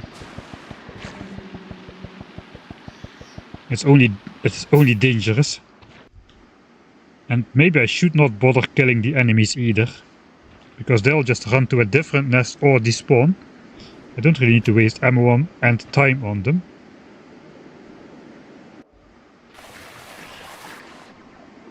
Just need to take out all the bases, I think. And just run away to the next one. It's a little bit cheesy though.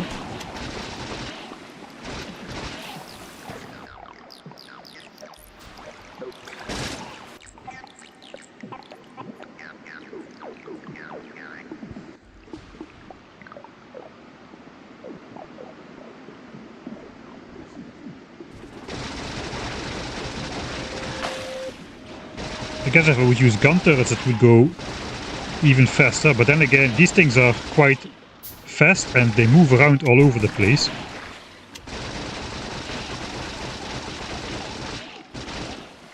Okay, I also want to know how much ammo I still have left, because I feel I'm using a lot of this ammo in particular.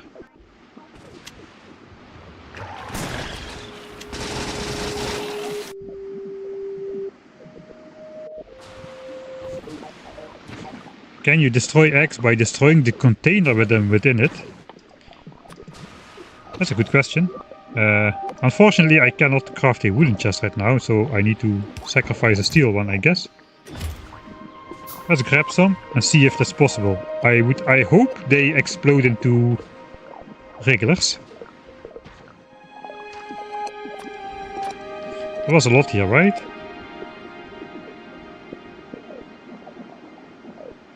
Oh yeah, over here.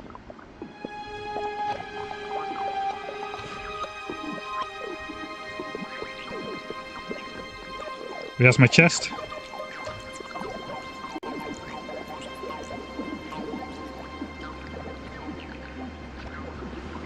Let's hide here. Alright. Let's try. 40 eggs in there. No. I feel they should explode into a bunch of regulars. Now you've tainted... I didn't save before. Now you've tainted my production and kills stats.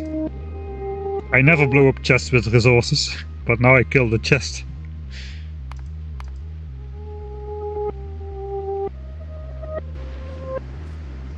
Oh well. Let's at least hide the evidence. Gone. Okay, there's a ton more biters up there. Yeah, I have my queue full of the solar panels, so I think I'm not gonna bother taking down the enemies. It just costs too much ammo. I'm just gonna lure them away from the nests and just take out the nests.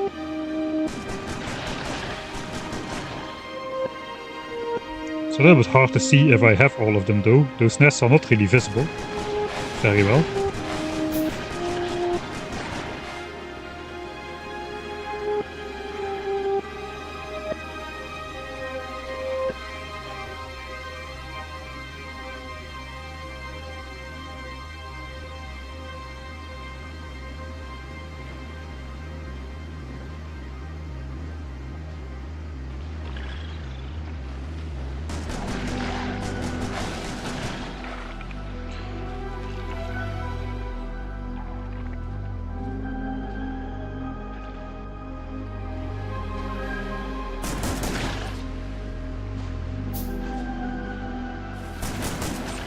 Oh, is that a medium one?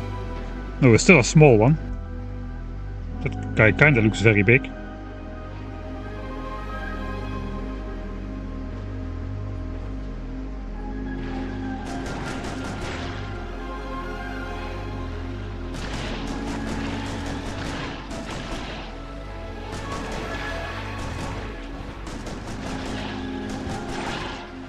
I'm probably bumping the evolution factor like a maniac right now. Man, those nests are hard to see. There's one more.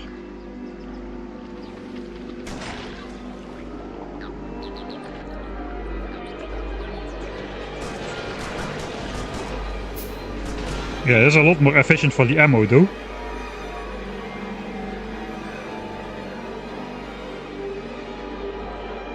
I guess I can go back later to see if the enemies actually despawned or not.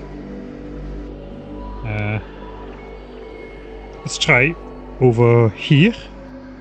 Maybe they're still there though, I'm pretty close by. See, no, yeah they are.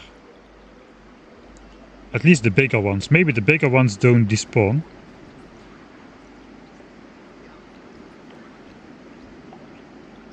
Most of the smaller ones seem to have gone though.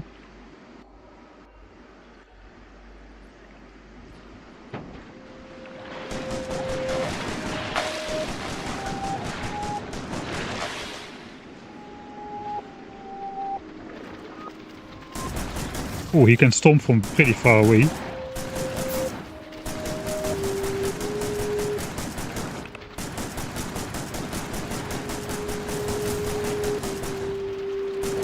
That is taking too much ammo, too much time. I presume the pollution... I should mouse over one of those nests on the next occasion I get. I kinda assume the nests need to absorb the local pollution for them to send attacks, even if biters are just roaming around.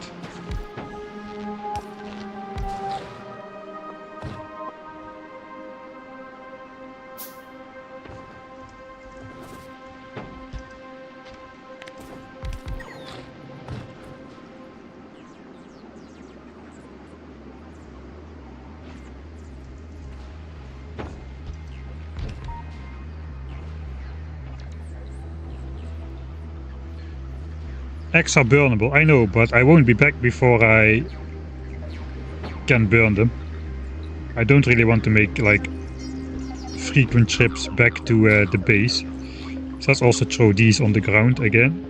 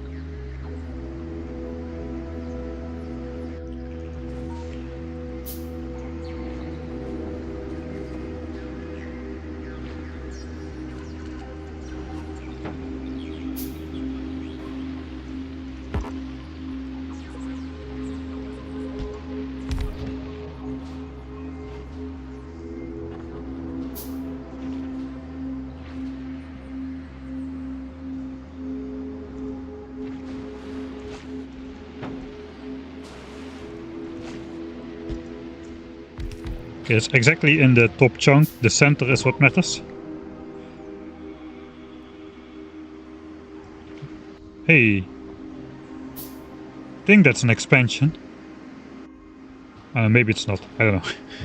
I didn't see that on the map before I walked in here.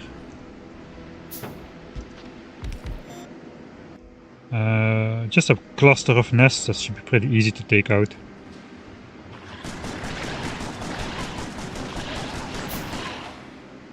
Alright. Everything is moving. So that means the nests are gone.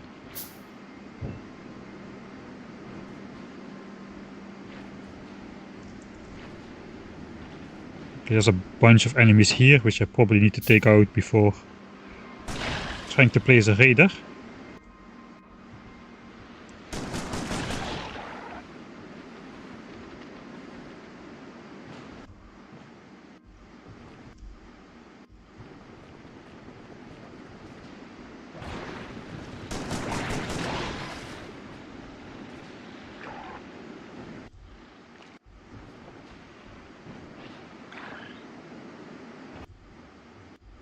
Already passed it. It really is so difficult to see those nests. I guess that's part of the... I was contemplating if I should just use the expansion chunks to find them, because I have vision now anyway. It's a big ocean actually. But I guess the biters being camouflaged is kind of part of the experience.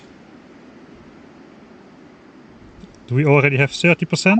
Yeah, we have 30%, so there should be the possibility to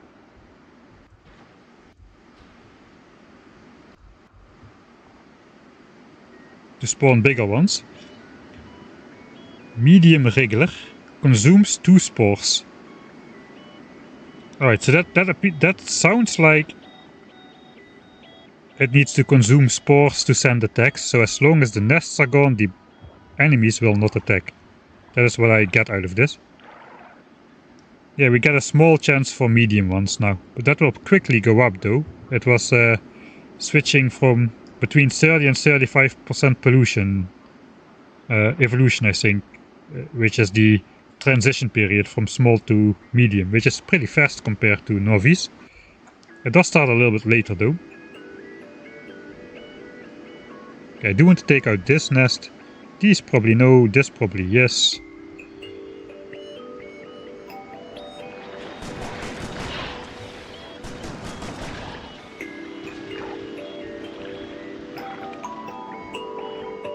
Are there any small ones? Doesn't appear so. 1, 2, 3, 4. 1, 2, 3, 4.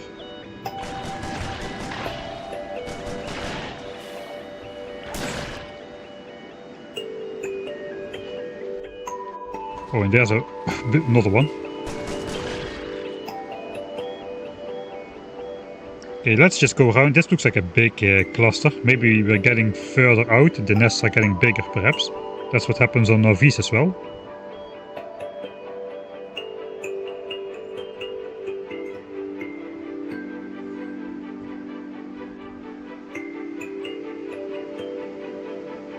That's probably far enough out. We'll kill all of these. I think we already killed those actually.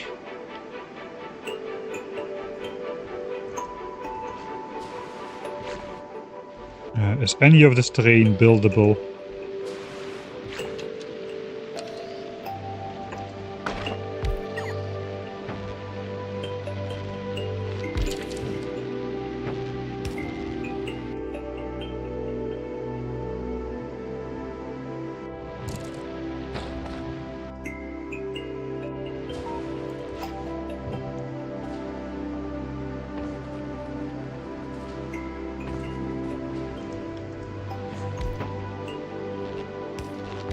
Actually, the enemies here have gone away now.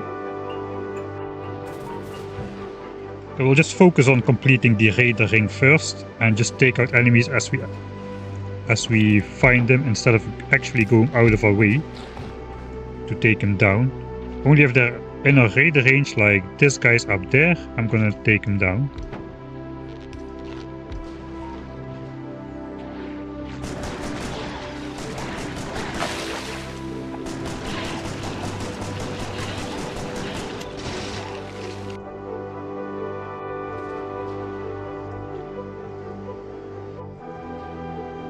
There's only one nest in here.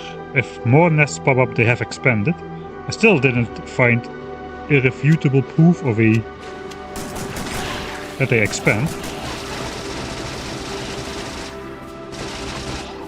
I cannot target the flying ones, only when they land.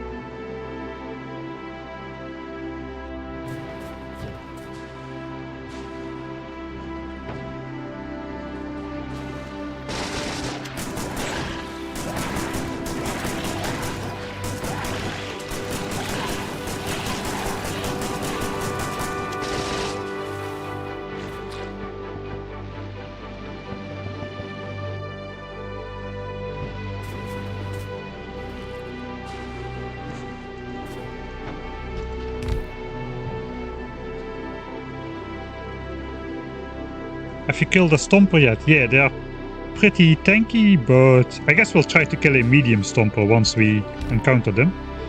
If I remember correctly though, the different enemies have the same resistances. We checked it out yesterday, I kind of forgot.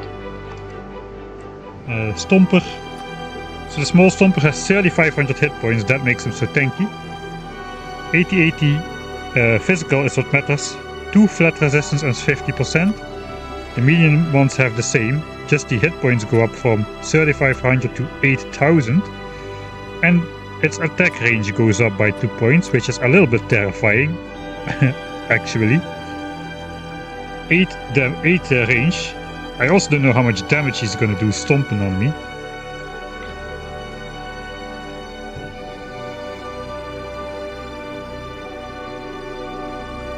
Probably should take a look at the base.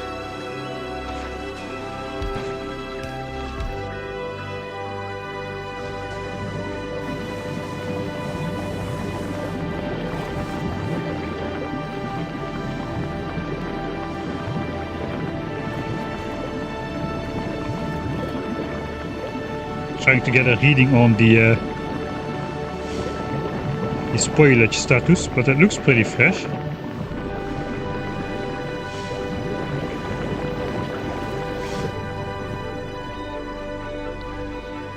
I think I finally got something working which actually works. I just need to make sure it never stops working.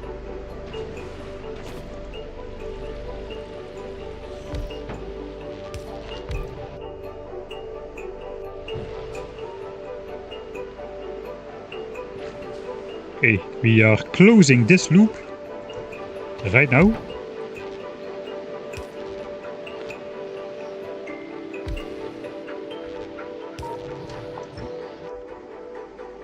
There is a we'll try to take out this stomper.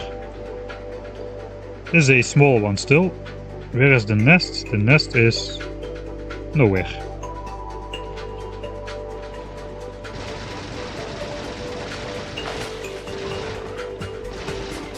Okay, let's just fight the stomper. Let's see how much damage he does. I will save here. I don't want to really see how much damage he does. Stomp, stomp, stomp, stomp, stomp. Okay, that's pretty fast.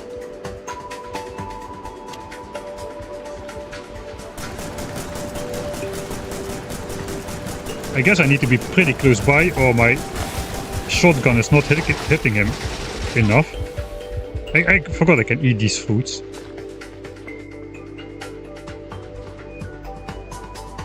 The regen is nice on that fruit as well. Pretty nice. Nice effect.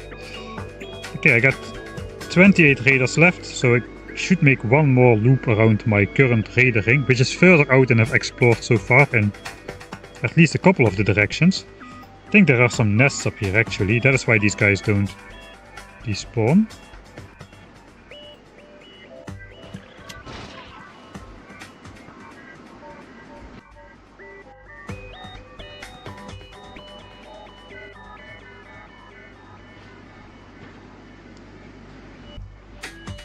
Also a medium one.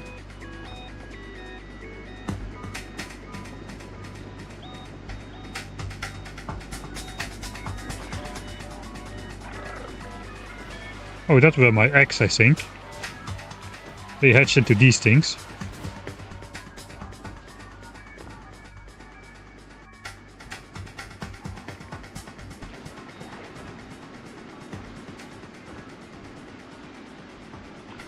I just try to lure those guys out of that area a bit.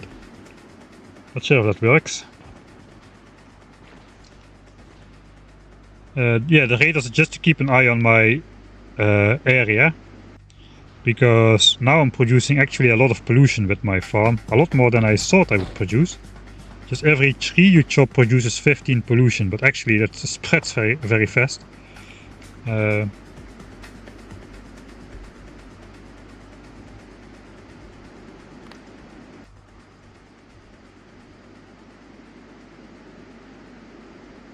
Okay, the land does actually absorb a fair amount of pollution.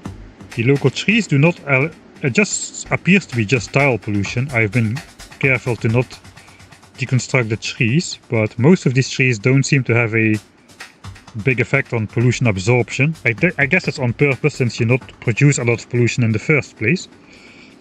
But it's not like a Northeast where chunks with a lot of trees, they absorb like 15 pollution a minute or something in that order of magnitude. So we don't get that here, it's basically just naked terrain.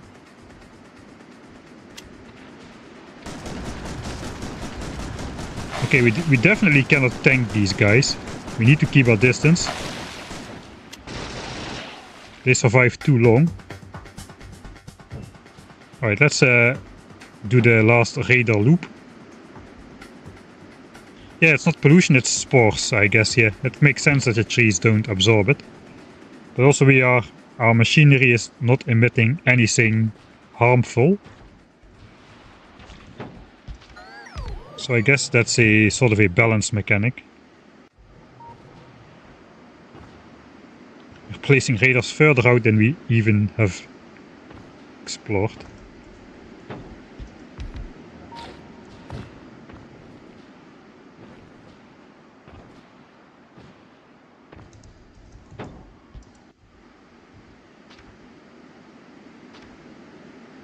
Okay, plop. And suddenly we know this area. Now we will know this area as well. Plop. Yeah, it takes a lot more time than a Northeast, but it still functions not as visually pleasing, but the functionality of knowing what we need to know is still basically the same. Okay, I just walked straight past the nest. This is such a tiny one.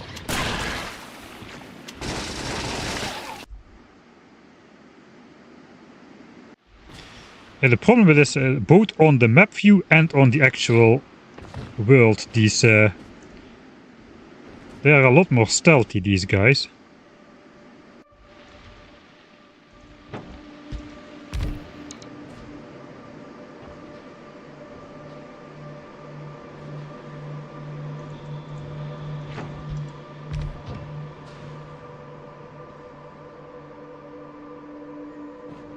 I missed the last hour. What changed? I don't think a lot changed. I just basically been placing these things down a bit. How did that guy die?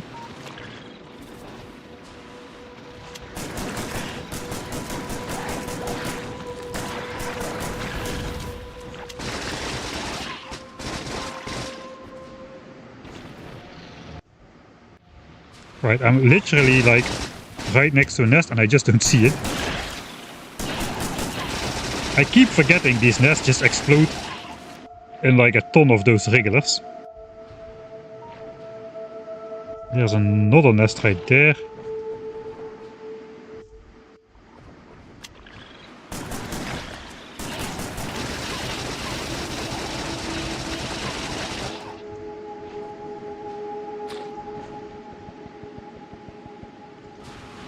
And that guy just spawned on the cliff. I don't think he could move.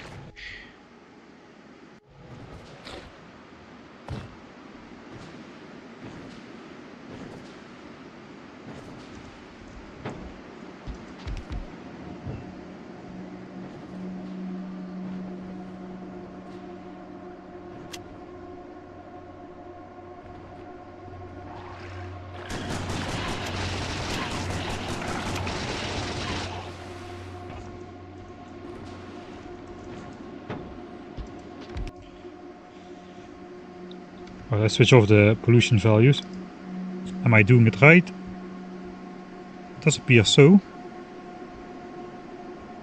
I'm intersecting the spawn thing, so this is the right corner.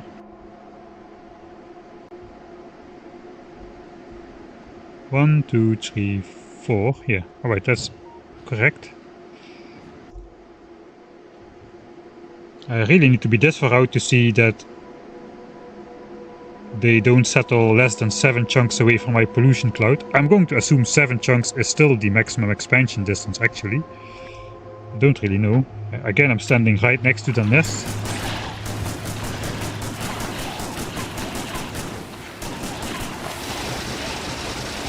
Without realizing it.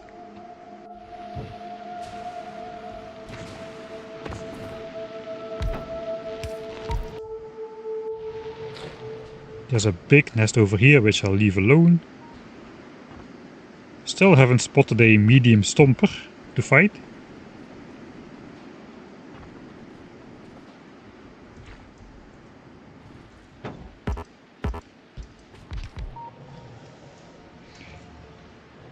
Gleb.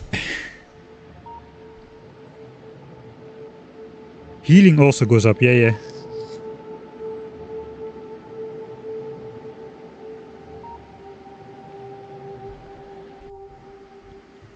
Yeah, so we have this strobing effect basically in the day. And on Norvis you only have this in the dusk and dawn. In the day you have full uninterrupted vision, but here we have this strobing every time. So once I know this, I know enough. Let's actually check if I can see expansion chunks, how far they go away. This is just a learning process. Okay, so they cannot settle in all types of chunks, it seems, but it's still like 1, 2, 3, 4, 5, 6, 7. That appears to be the same, just 7 chunks away from the nearest nest. Alright, good to know. Again, there's a nest.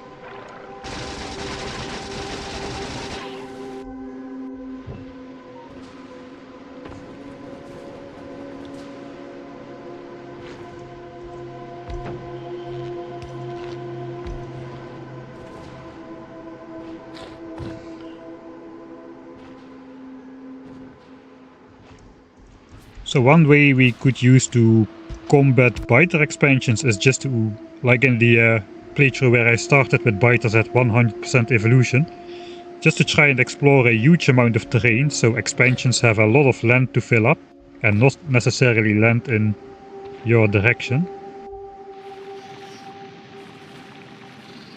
Those things are just dying. I think these are like eggs that hatched. Big, premature, regular. They have negative healing, it appears. They just die. Plop. Plop. Alright, that's what happens with eggs in my...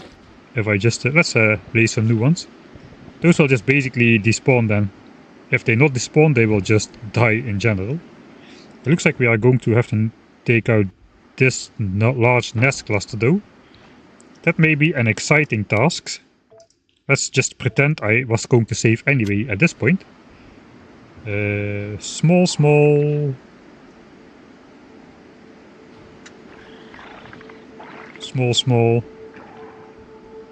Only small ones. I guess these already spawned. Good luck. This may go very wrong. Let's eat one of these, just so I have healing effect and speed.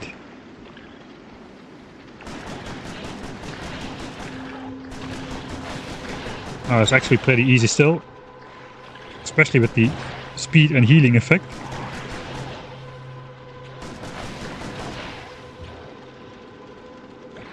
Even the acid really doesn't slow me down that much.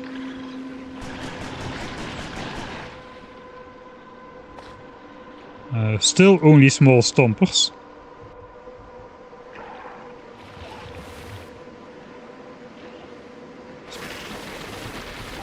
Still some of those very small nests around.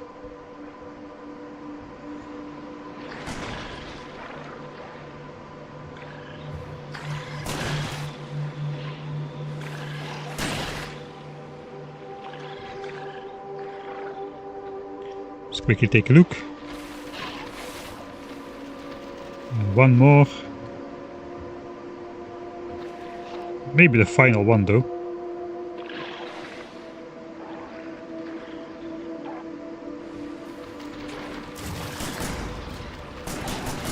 Ah! A little bit close going between those stompers. Okay, these are still all small ones, so I won't fight those. Small.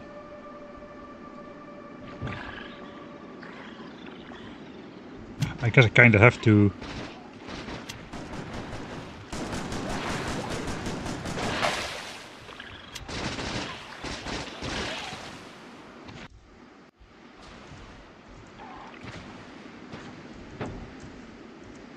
Will they leave alone my stuff? That's the question here.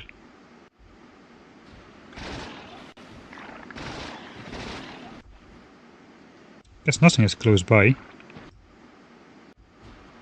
So I guess these guys either despawned or just joined. They're joining this nest now. Yeah, there's way more guys here now than before. Okay, so that also has not changed. Enemies will join nearby nests.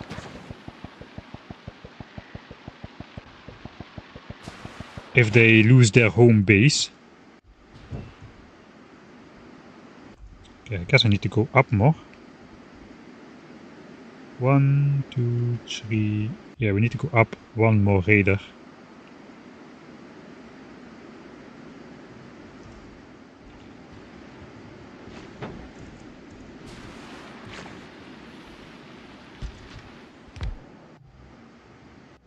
Okay, these are so far away, I really don't have the desire to take out these guys. Let's just sneak our way out of here. These are also far enough away to not worry about. I guess the more nests I take out, the higher I drive up the evolution factor again. Which is in general not a great idea, because higher evolutions means a more frequent biter expansion rate, if that didn't change from novice. These are close by enough to take out though. For those of you who are waiting for my armor to run out of battery, I'm seeing it.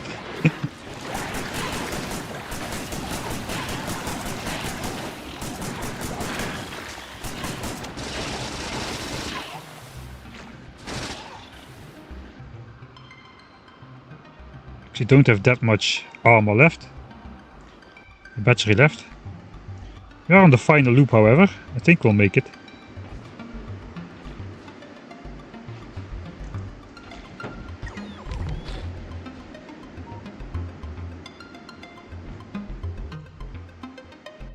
These are close enough to worry about. It's only a single nest again.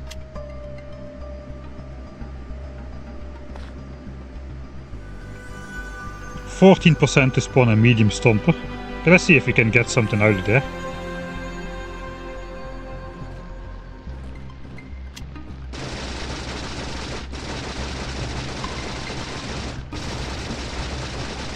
Okay, that I guess the damage is the same, but just the combat shotgun is way more effective in dealing damage. More DPS from the combat shotgun. Okay. Oh, it did get us a medium stomper. Alright, let's save. We're gonna battle a medium stomper. These guys have 8,000 hit points. But same resistances. They attack from further away though. I'm definitely going to eat one of these fruits. Let's go in. Okay. Okay, it's like he 3 hits me before I die. Okay, let's take out the nest so we don't get another medium stomper. Let's see if we can kill one.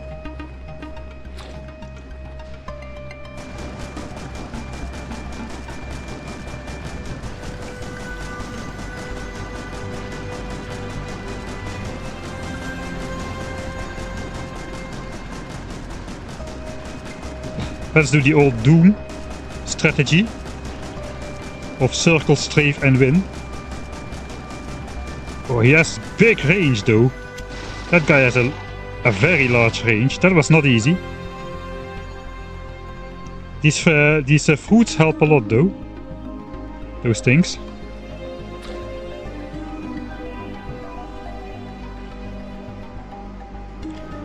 Mech armor does not use anything to fly. It's basically just an enhanced. It's integrated in the suit. It works on electrical energy, which it generates out of thin air.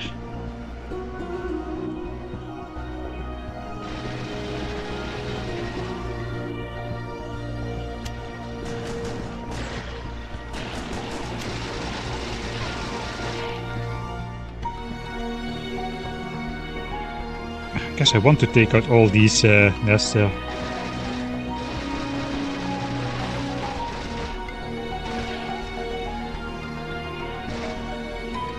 You cannot shoot those flying enemies as long as they're flying. Only when they land, you can target them.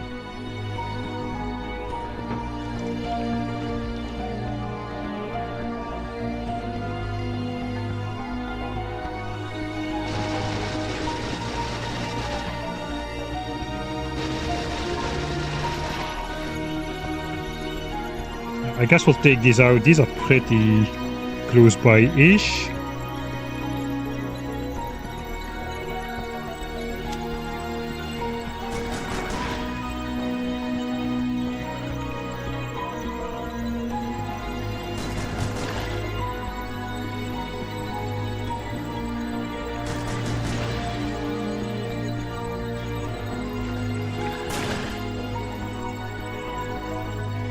Appears to be all of them.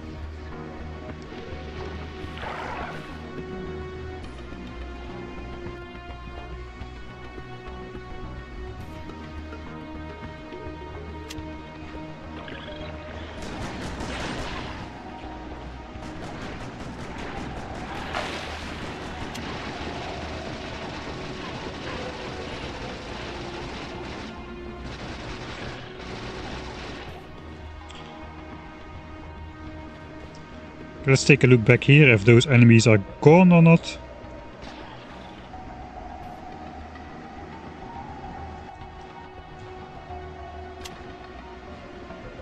Looks like this small stomper is around still. I guess that's fine. Like I said, they appear to not attack if they don't have nests to absorb the pollution. I think this is where you're supposed to shoot rockets. It requires coal though to make rockets. I have not figured that out yet.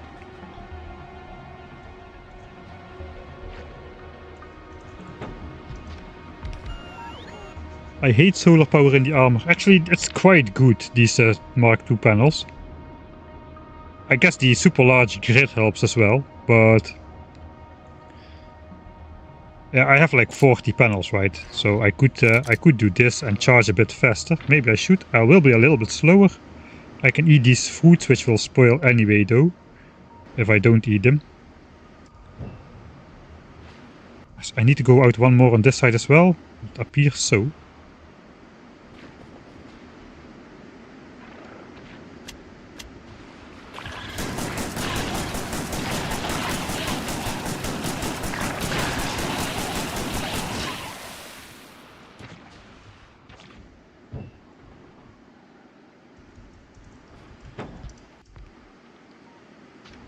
How is the base doing? Okay, we're not on the final set of chests yet. This is half full, so we've spent about 1 hour. I think we'll be back in time. Alright, now we go down.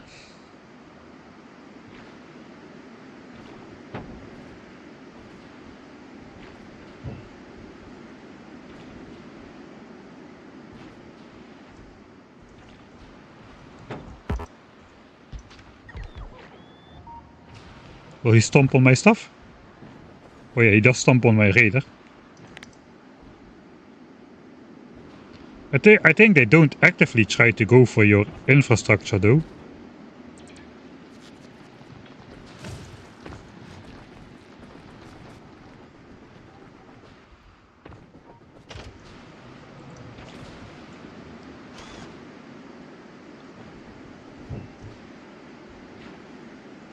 Yeah, it looks like they're ignoring that.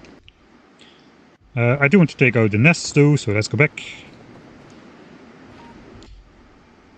Yeah, actually this is not too far away from my stuff. Where is it? It is there.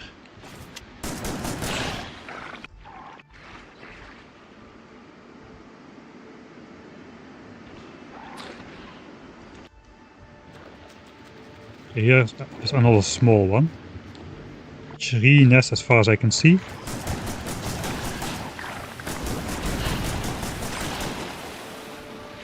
think I got him.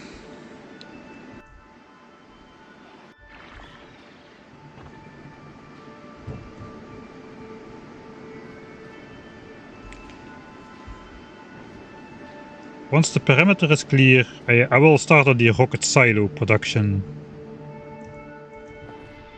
and the rocket production. The thing is, we cannot really start on science until we can actually launch rockets to our labs.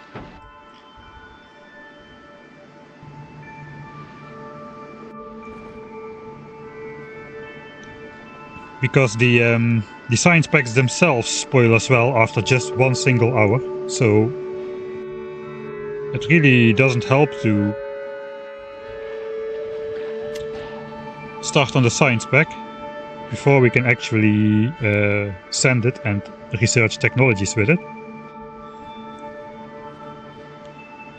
Let's take a quick look at Fulgora, how it's going with the science there actually.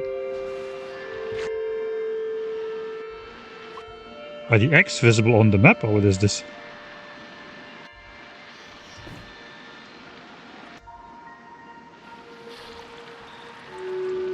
Why is there a red dot here? Maybe it's just a map color. Quality science packs last longer, yeah, but not long enough to... People always say like it's just so easy to make quality science packs. I found, at least as a first calculation, it's you get more science out of your ingredients if you just use productivity modules instead of quality.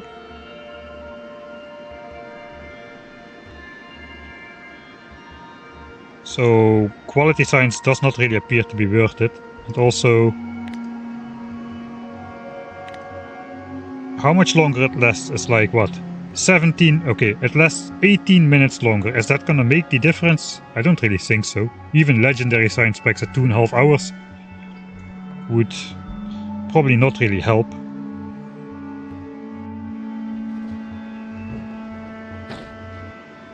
That was just a stomper, right? Yeah, just a stomper.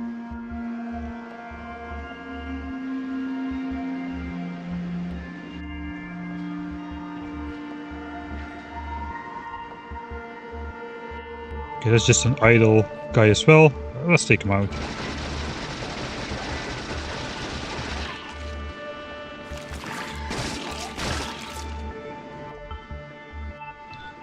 I like the enemies in GLEBA though, they are pretty well designed.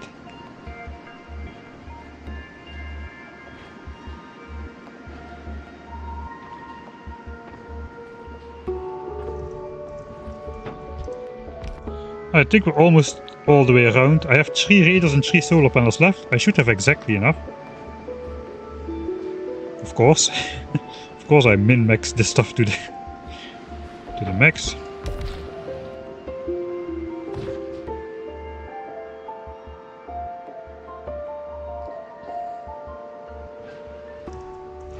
And the other thing about quality is you cannot just make quality science packs without either throwing away a lot of science packs or throwing away a lot of science pack ingredients. It really... Oh no. No, no, no, no, no. All raiders are placed 2 tiles, 2 chunks too far down in this column. That's an easy fix though.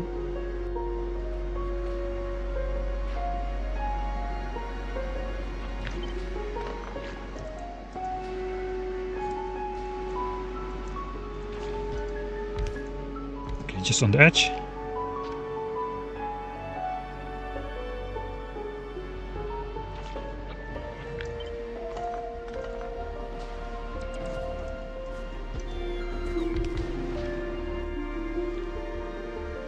Okay, that concludes our radar square, I think.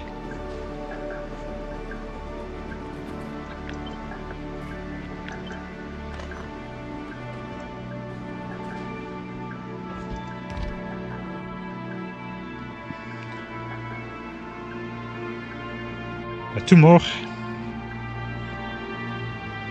to move upwards and then it's done.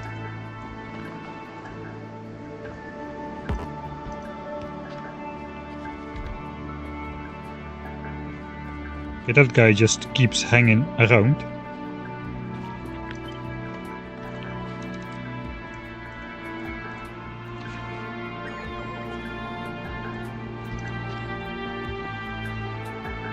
Alright, so even here looks like we are slowly going to be exploring the chunks in the void. It will take even longer than on Novice, but eventually we will have great vision.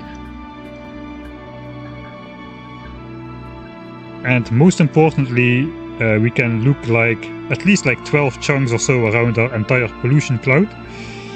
It is a little bit of a puzzle to see if biters are actually close by or not, but technically we could see them on the map.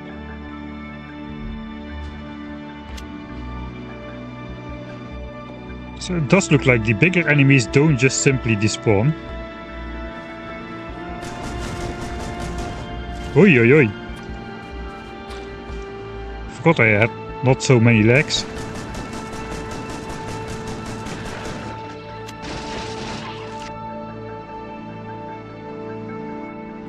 I will take out that idle one on the left side here as well.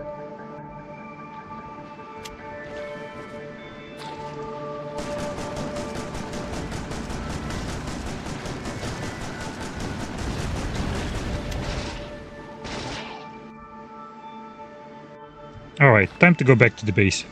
That was all we needed to do really. My power is pretty low. I guess in the base we can go about with like 3 or 4 legs again. We don't really need hyperspeed velocity in the base. Let's go look at our seeds, our farms. Farming Simulator 2000.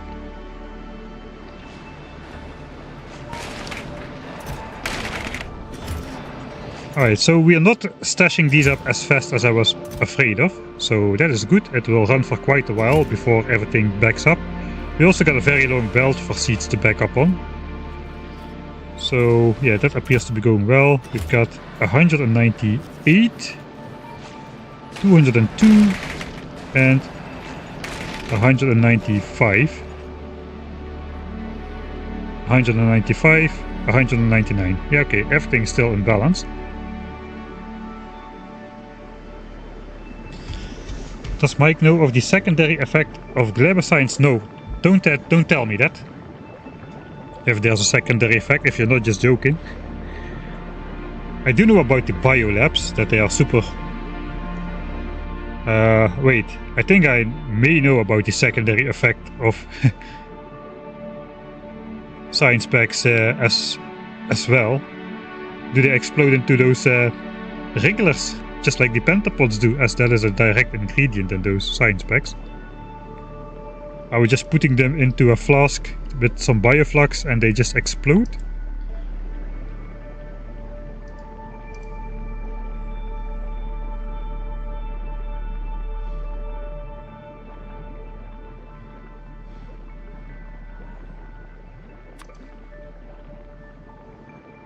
Let me find it, if I can find it on the science pack. No, this just spoils into spoilage. Okay, then I don't think that will happen.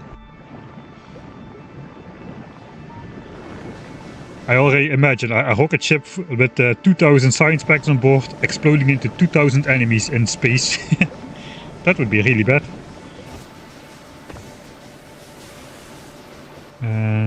I still have tons of ammo, really. Which I don't really need. Okay, no more. Maybe a little bit more to make some supplies to build a base. And then no more. This is still going on. We already have plenty to make a rocket silo. Let's set it aside. We need 20 to make a heating tower. So I'll keep that. We can already launch multiple spaceships worth of rocket fuel.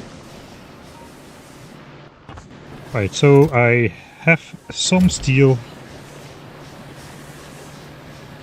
I do need steel for low density structures.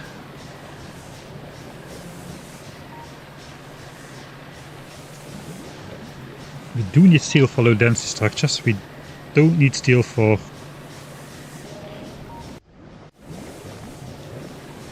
any other stuff. Yeah, I need to make some resources at least. I'm especially out of science. Let's put all the ammo in here. Or in here.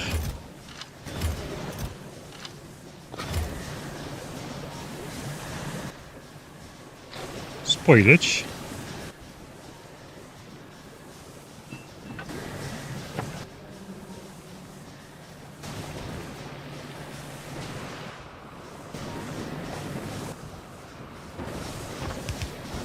Okay, I think our first task again is gonna be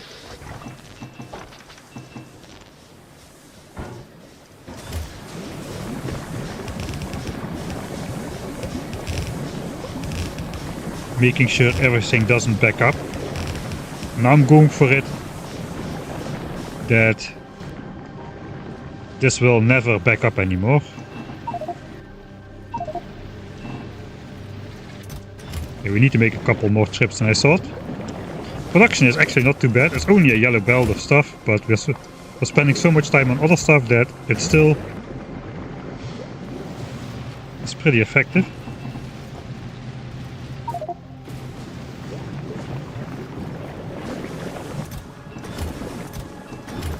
Okay, if I use my trash slots, I can bring like 3 chests at a time.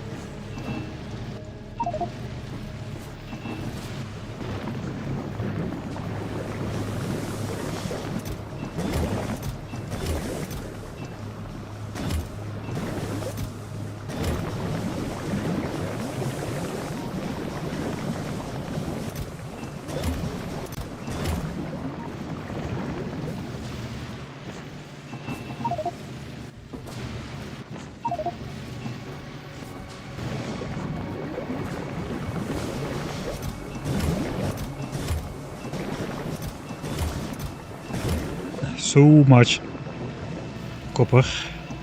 This is going to come in handy though. We can basically simulate that we have a red belt of copper by simply putting all of this on a belt again, and we will have a red belt of copper for a very long time. Just keeping input priority on whatever comes out here. So we may be able to set up a little bit larger. Okay, that is fully done. And it's iron.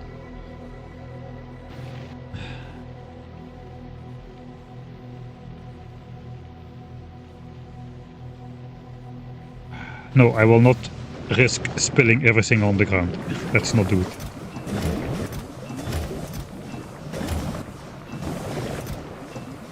Okay, that is all full.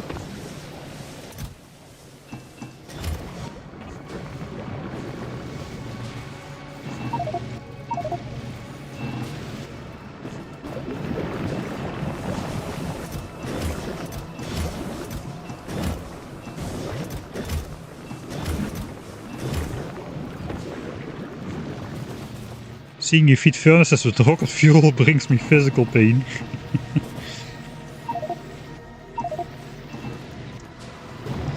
It does appear to be a reasonable choice here, really. I mean, it's a little bit expensive in terms of how much buffer you have on the belt and whatnot. But for the rest, it seems pretty reasonable to do so, at least for as far as I can tell from the recipes here. It is so easy to make rocket fuel compared to our other options here for fueling furnaces. I mean, the spoilage is just horrible. A horrible fuel source, really. Okay, I think that does it.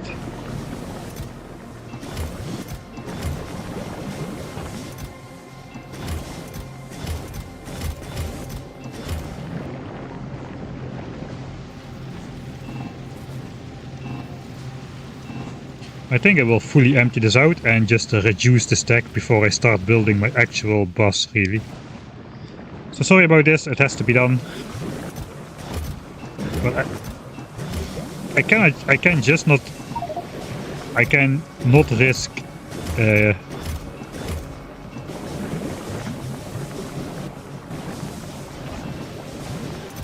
what I want to say, I cannot risk deadlocking or like letting anything back up, because then we need to spend a lot more time than I'm doing right now on trying to remove every last piece of garbage from everywhere.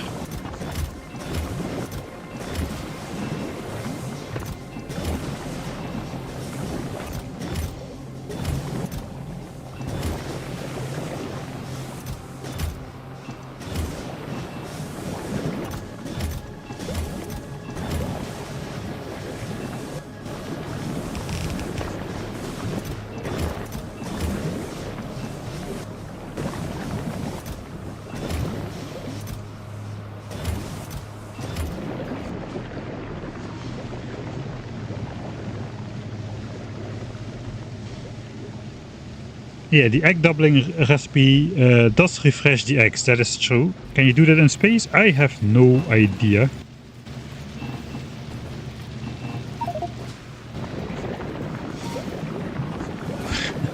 I've been handcrafting and hand feeding in roughly every single playthrough, I feel. Since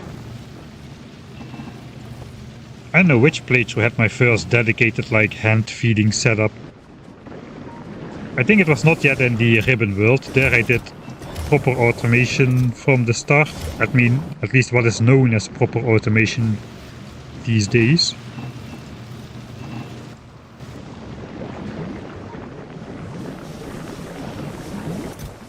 I think the first one where I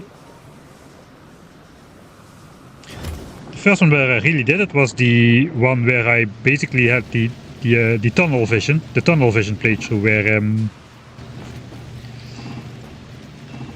where we selected the rocket silo technology, and we had a mod which just the improved research queue mod, which automatically lets you research technologies further in the tech tree and just automatically selects all the prerequisites. And on that one, we didn't get to research logistics until after blue science, meaning we had to do everything without underground belts. That may not sound so bad at first, but basically you cannot cross belts if you have that restriction, which means it is just not really viable to build anything because belt crossings are inevitable in a Factorio base. So basically that is where I decided to do the first handcrafting setup. It was a kind of a crude version of the advanced setup which we have used later on, but that was the first time, I think. And then in the 100% evolution playthrough, it kind of made sense. I had also like 1 belt of iron, 1 belt of copper production at maximum to keep the pollution at bay, to stop us polluting biter nests, which we could not take out. We literally could not attack any biter base until we could overcome the 12 physical armor of the behemoth biters, which spawned from the beginning of the game. Good luck doing that with yellow or red ammo anytime soon. So that required us to get like blue science military upgrades or something. Or at least the... maybe not blue science, but it required us to get military science upgrades.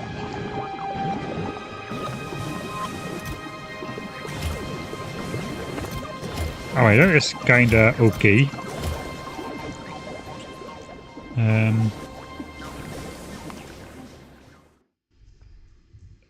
Military conquest complete.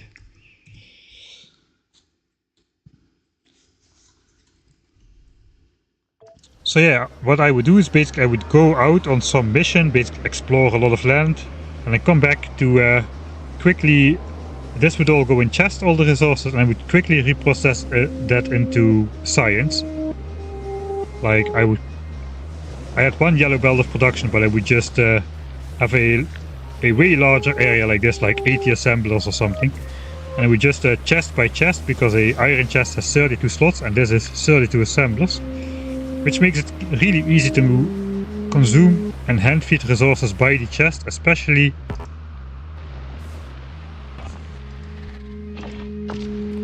as you just can walk in between these assemblers and you can exactly reach the ends of it, so you can just go like so. Now we have the luxury of the flying armor, so it's a little bit harder to line myself up correctly. But that worked really well. Just come back, consume 20 chests of resources to make it into like 2000 red, green and blue science, so to say, and then just go off on the next mission to prevent enemy spawns from creeping up on my, like biter expansions creeping up on my territory by placing those pipe squares everywhere. Biters don't like to expand near your structures. I had to keep the biter expansions away from my base. Biter expansions happening 15 times per hour from the start of the game, every 4 minutes sharp. That was that was the biggest challenge of them all. Your start did not really matter that much. You had to keep the biter expansions out, which was pretty hard. Imagine you start to play Factorio and after 12 minutes already 3 biter expansions with behemoth biters and spitters have invaded your territory. Good luck with that. That was a fun playthrough. Alright, what do I need to do? I already saved the game. Why aspect ratio is off? I see now. I forgot to reset the screen resolution to 1080p. So I'm streaming in the laptop's native resolution, which has a 16:10 aspect ratio instead of the default 16:9. Really nice for stuff like video editing, but yeah, there's a little bit less standard. So we have the black borders on the side, I guess. I didn't even notice that.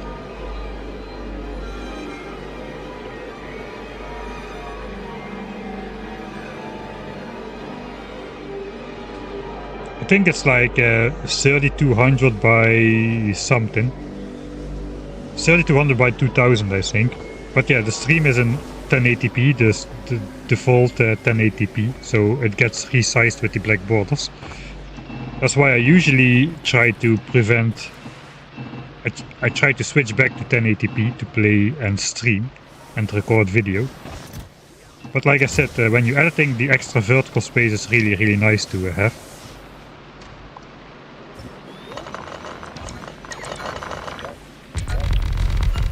Just emptying stuff out. Alright, so what do we need to launch a base? We need a rocket silo, which requires 200 electric engines, which I just happen to have. 1,000 of this stuff.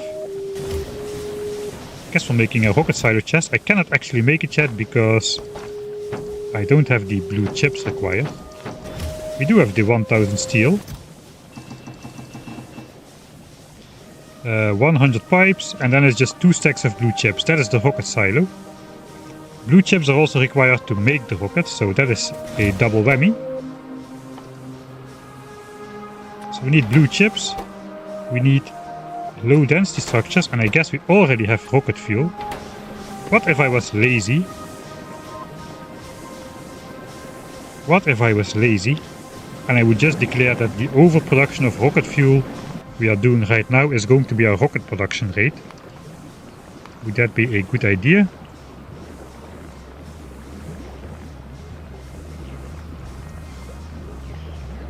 Yes, that would be a good idea. We are barely consuming any... Okay, this is a pretty accurate overview. So we are consuming like 4 rocket fuel a minute for the entire base. Including smelting, including power, including everything. And we're producing 36, so we are overproducing 32 rocket fuel a minute. Let's call this 30 because consumption will go up a little bit more after we build a base. A lot more after we build a base properly. So let's call it 20 rocket fuel a minute. So if our goal is to produce 20 rocket fuel a minute, we also want to produce 20 processing units a minute and 20 low density structures a minute. Is that achievable in terms of resources? That is the question.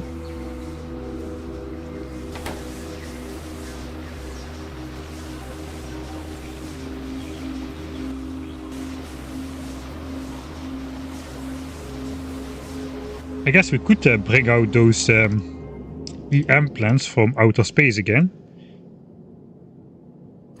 And perhaps even foundries to make the ingredients. I think I'm gonna do that. Let's send down the advanced buildings. We conquered the basic challenge of GLEBA from nothing. I mean, we've gotten complete eradication as far as our pollution cloud is concerned. We've gotten complete vision. We've got the basics down. I think we're just gonna use it because we have only a limited amount of resources. I'm not really planning to go out farm more stuff. I like my setup as it is. I may expand a farm over here if it turns out we need it. We may just be needing that, but yeah. Alright. Let's send in the troops. Send in the troops. Be lazy. Makes it more cinematic. Is this not anti-cinematic with the vertical borders? I guess cinematic would be like cutting it into a 2-to-1 ratio. 20 to 10.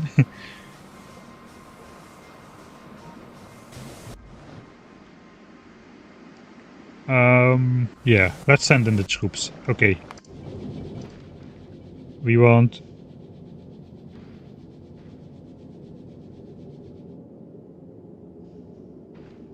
Maybe I'll just send them in at half stacks and we'll ask more if we need them, because we need to launch all of them back into space as well.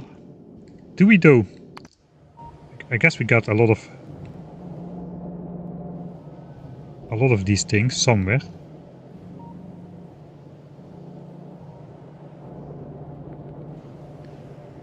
I kinda remember I have a lot of stuff.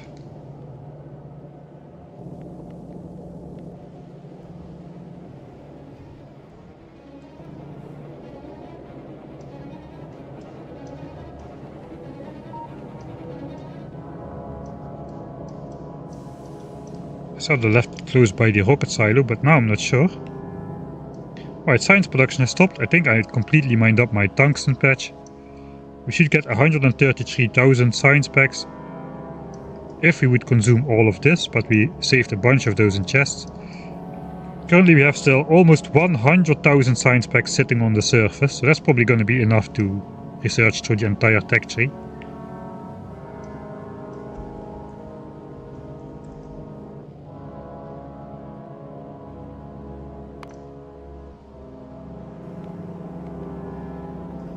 I thought I could find a chest. I mean, I'm pretty positive I left big miners and stuff. Oh, here they are. They're just in these chests. Okay, 23 more big miners. We've got like 5 stacks of foundries. Here I made extras as well, right? Yeah, not that many though. Alright, let's just send in how many we need then. Space age, space platform, I mean. Half a stack. Can I do that? No, I can only do it per stack, it seems. I don't think we need mining drills on this planet. Recyclers though, we're gonna need probably all of those. Let's see if I don't die, because that stuff falls right on your head. Okay, it does appear that my spawn point is indeed somewhere in this vicinity. Alright. Troops have arrived. Electromagnetic plants, recyclers and foundries. I did not take into account that these things eat power like crazy, so yeah, I guess we will want to do the heating tower thing. First though, it is time to see, these things can make low density structures. Oh, but they can do it only from molten stuff. Can I melt iron and copper? Yeah, but only if I have calcite here as well. Okay, so I did not need to send the foundries then.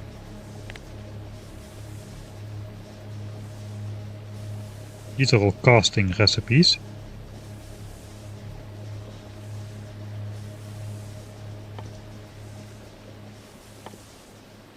I guess we can use them to make supplies, but that is to make belts, but that's about it. Yeah, that's a little bit disappointing.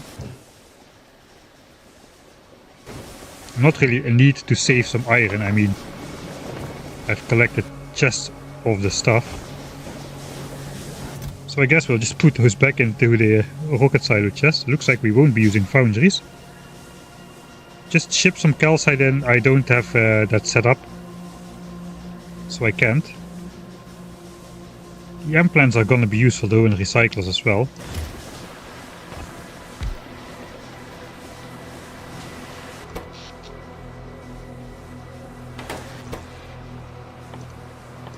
For the chips for sure.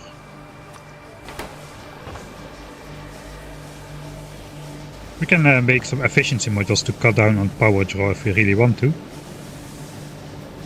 Alright, 20 rocket fuel a minute.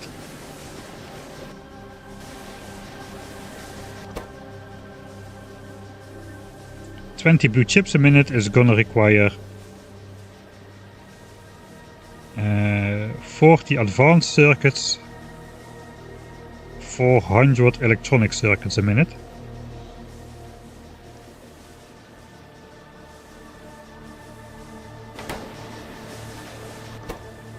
Just let's get some ballpark numbers instead of the exact one. So 400 electronic circuits a minute plus 80, let's say 500 electronic circuits worth of copper. That is 750 copper a minute. That's already almost all my copper.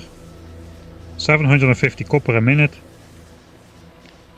to make processing units, and low densities also take copper.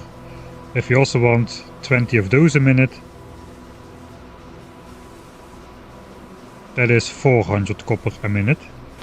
So 750 and 400 is like, let's say 1200 copper a minute. We've got like 870-ish, I think. Production should be very stable of everything on this planet. Yeah, 865, 6, 7, something like that. But like I said, we can use the other copper to all of these chests full of copper to simulate we have higher production. So I think I'm just gonna set up for like 20 a minute, because we are overproducing rocket fuel at about 20 a minute.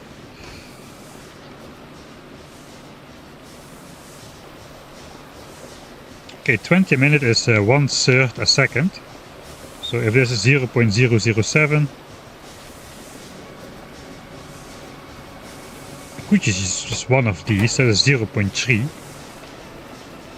With speed that would become 0.36, I think, already.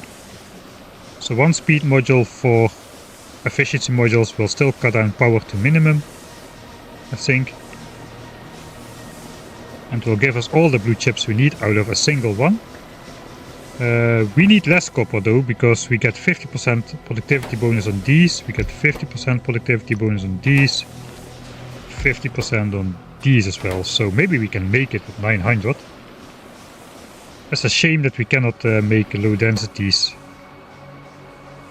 with the productivity bonus. So let's redo this if I need. Basically going to need like 6 green chips a second in here.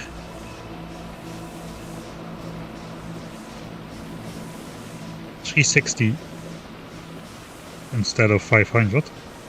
Sounds about right, 360. And then we need another, we get discount on the copper. Just like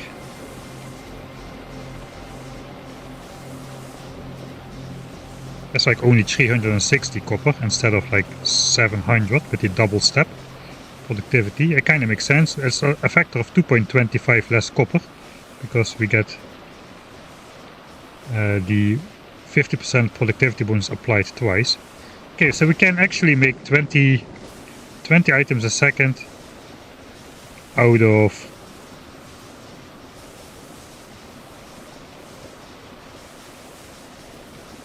we can make 20 items a second out of the copper we are producing live without using these stashed ones.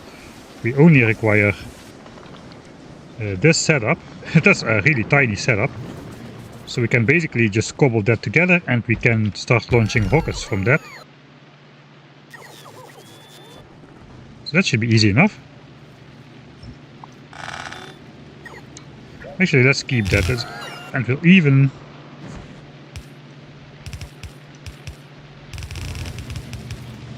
loop that around like so.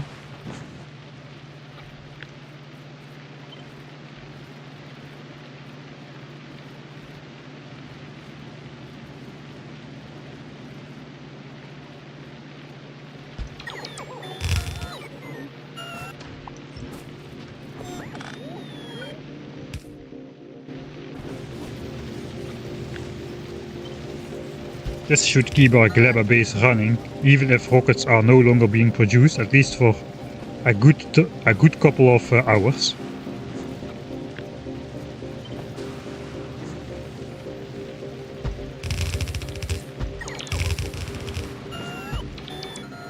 Alright, we'll fill it in as the time comes. For now though, this has just run out, smelting bricks. For now though, I do not need to worry. The nice thing is we've got only a yellow belt of copper coming out.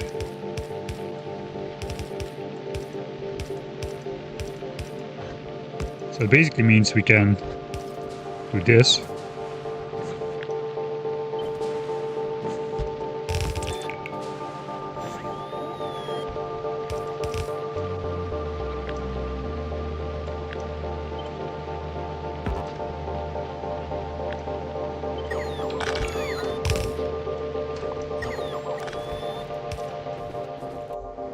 We have some cliffs. I think we can just build a small base just above the stone patch here.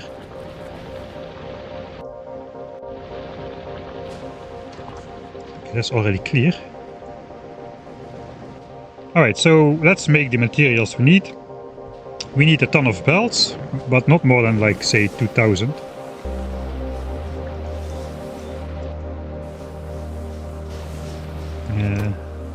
That means we need a ton of gears. We also need a ton of inserters.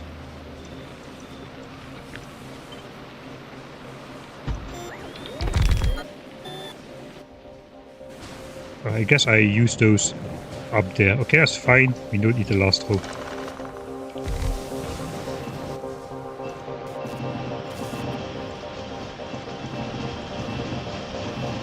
I'll first set up the rocket producing base and then we'll do the heating tower stuff. I keep postponing the heating tower stuff because it's blatantly not necessary at the moment yet.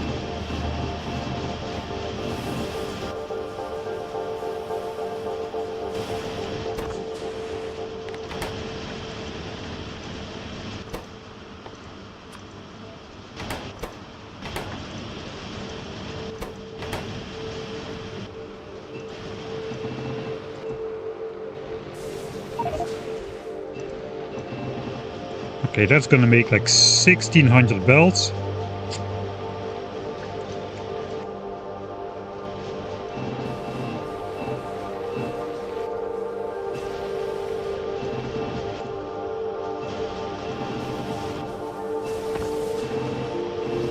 It's 3200 belts, but we're also gonna need to make some undergrounds and stuff. 30, 40, 50. 200 seems like a good amount.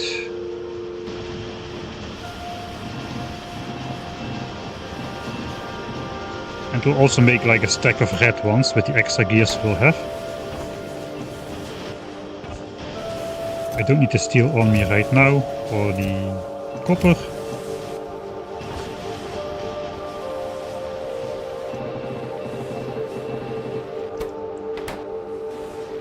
I need an armor which cannot fly at the moment.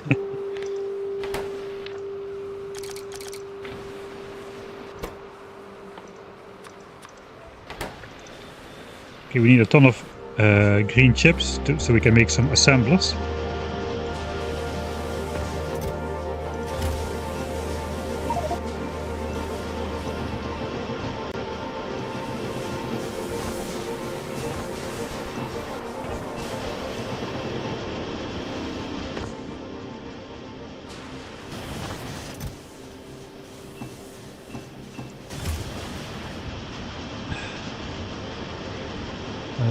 Yeah, foundry needs calcite.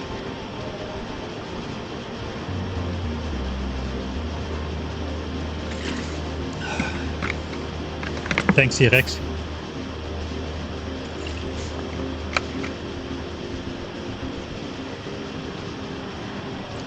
Eventually you can get calcite from ice asteroids. Ah yeah, there was some tech. Let's see what else we can get from space. There was a technology called like advanced asteroid processing or something.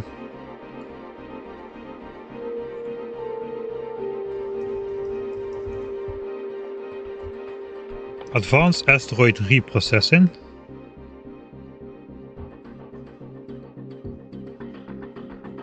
We can get copper in space.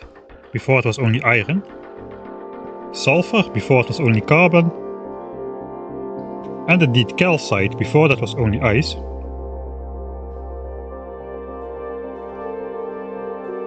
And we can make more efficient we can make thruster fuel more efficient, I should probably say. Looks like the fuel itself is going to be the same.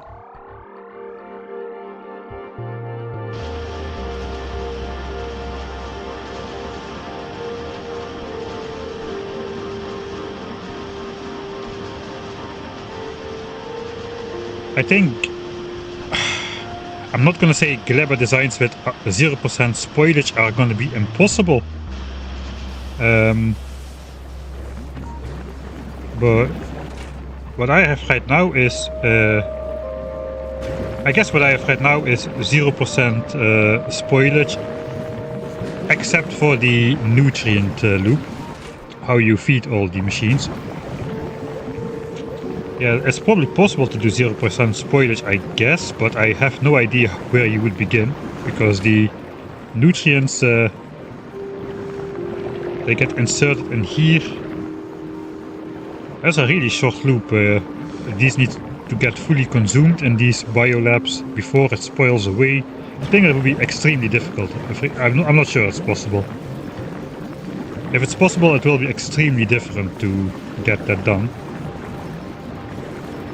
Alright, these things have produced 0 products, which is good. That's what I want. 0 products finished. Alright. So I guess maybe these inserters, they activate sometimes. But the thing is with inserters grabbing from belts with circuit conditions is they need a little bit of time to actually grab something. So even if the belt is empty for like 2 ticks, it won't be enough to actually grab something. So it looks like this has produced nothing yet. Yeah, that is nice. Sidetracked 2.0.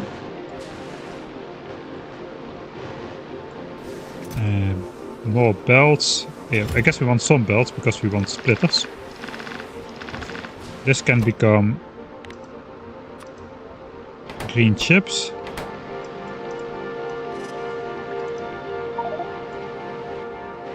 Why are there gears in my machine? I really don't like that the stuff doesn't pop back into your inventory anymore.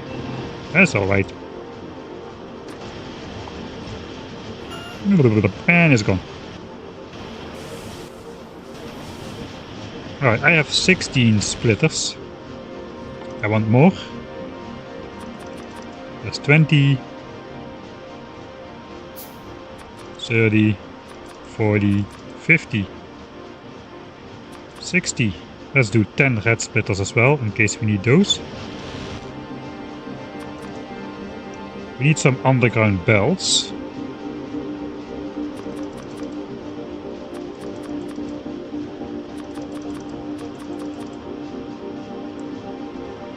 Alright. And we have a ton of normal belts, so that's going to be our belts.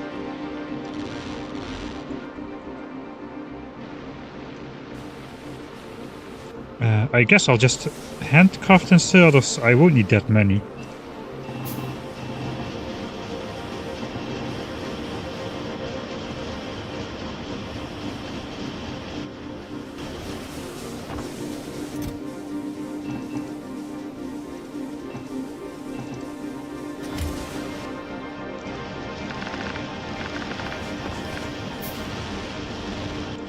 I won't need that many, I have a ton of stuff already, so probably, yeah. Gears as well.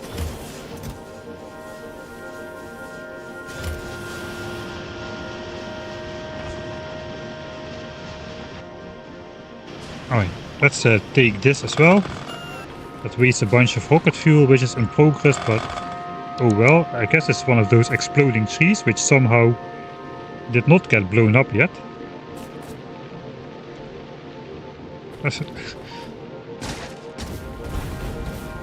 Okay, didn't damage anything. That's good.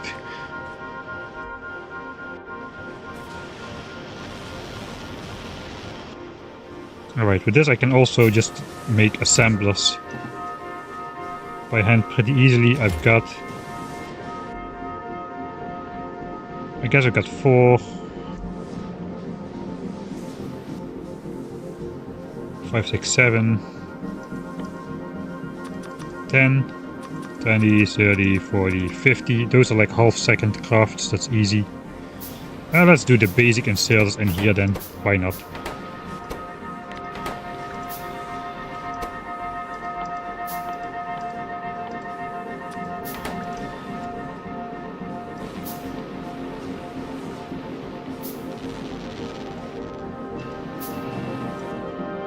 We'll do like 400.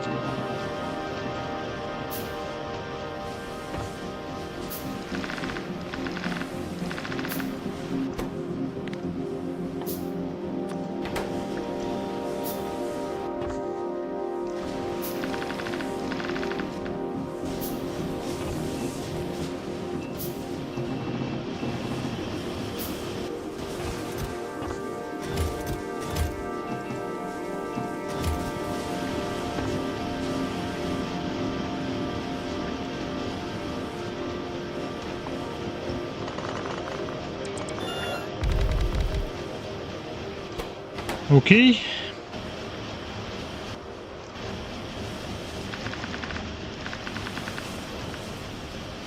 And I guess we can then take all of these down as well. As soon as these are finished. I think we're done with the handcrafting. Or with the hand feeding part here.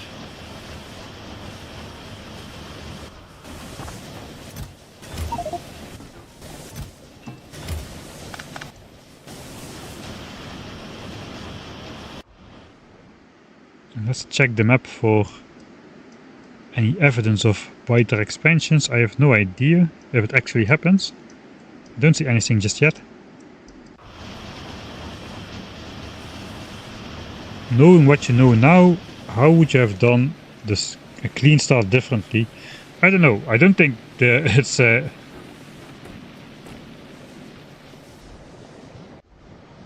mean, I can now say now with what I know, of course I would start differently, but what I would have done differently if I landed here for the first time again, I don't know. You have to learn it somehow.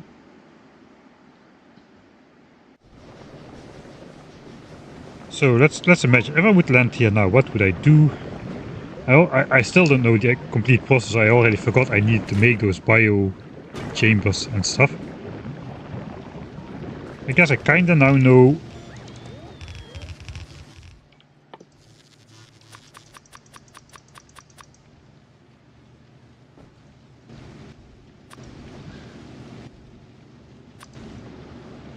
Kinda now know how it works. So I would be, if I would start again, I would just take my blueprint which I just made and just use that and then just hook it up. That is what I would really do. I don't think I will try to design this from scratch again. What I got now is pretty nice. It is a royal pain in the behind to set up all the inserters. I would probably do it with bots though. If I would really want to make this a speedy thing, I just probably would ship in a lot of stuff and bring bots. Don't cold start GLEBA. That is what I would do. I would not cold start GLEBA anymore.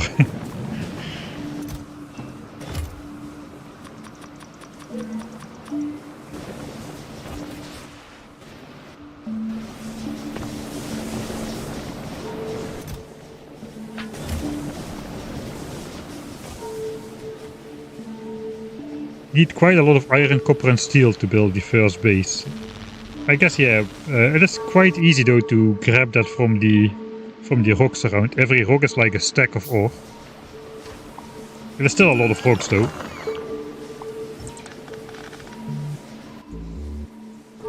Yeah, maybe I should have made some large power lines as well. Inventory is completely filled, which is not great. I don't need that much stuff on me anymore since I handcrafted most of what I need. I probably need some more, maybe I will need some chemical plants.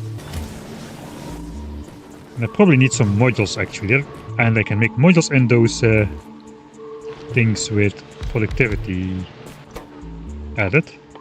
So let's do that.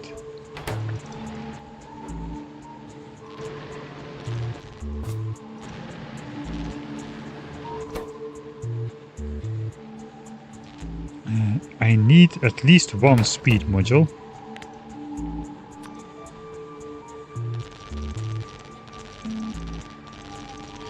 I really don't want to overspend my red chips before I got red chips set up again.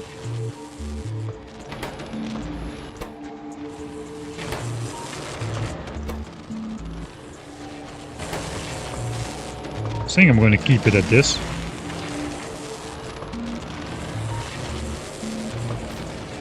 I can turn off clouds in the graphics menu. I guess for this planet I can do it. I kind of like the clouds for the other planets. They looked very nice, but yeah, for this planet they really don't add a lot. Or do they? Let's check. I guess it's night now. Oh, the clouds are pretty fast. I know it doesn't look as nice on stream though, the clouds. Graphics, show clouds.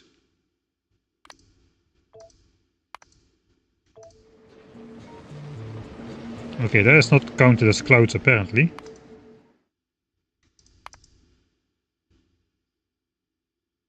fog.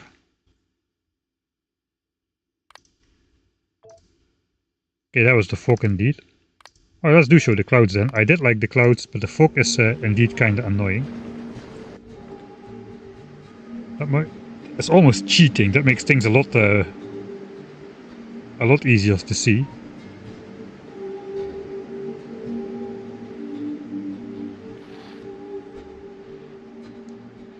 Weird graphical.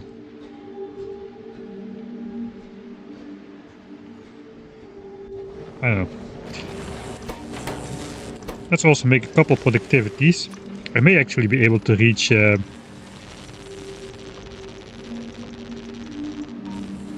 production I want using productivity instead of speed.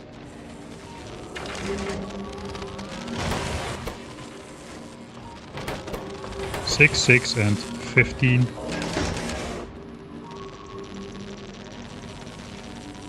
Yeah, we need more efficiencies though. These things are pretty power hungry. They're at the top spot already by far. Just 3 of them without any modules inside.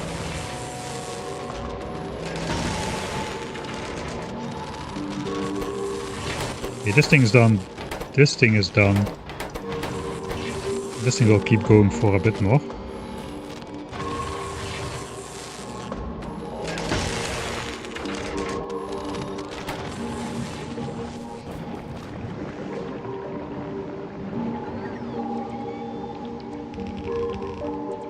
Don't cold start GLEBA, great advice. Yeah, I think that's the best advice I can give after doing it. I didn't mind the other 2 planets cold starting that. It was very interesting, but here this is a little bit too much. Let's build a rocket silo and rockets and stuff. That's why we sent you there. Okay, my heater is still working. It's still getting cold though. Alright, I'm going to take a quick break though. Oh, sorry, 12:30 again. Who cares? We're gonna go on for a little bit later today. I want to set up the rocket silo with rocket production. I think that means the heating tower is gonna be for next time, but I do want to set up the entire rocket silo with rocket production. So yeah, I will take a short break, like 10-15 minutes, and come back. I did save. Which planet do we want to watch? I guess here nothing much is happening. Just shout in. This was the big demolisher fight. Actually, no, that was the big one. Yeah, that was the medium one, and this was the big demolisher fight. Nice landmarks. All the wasted turrets and landmines still visible.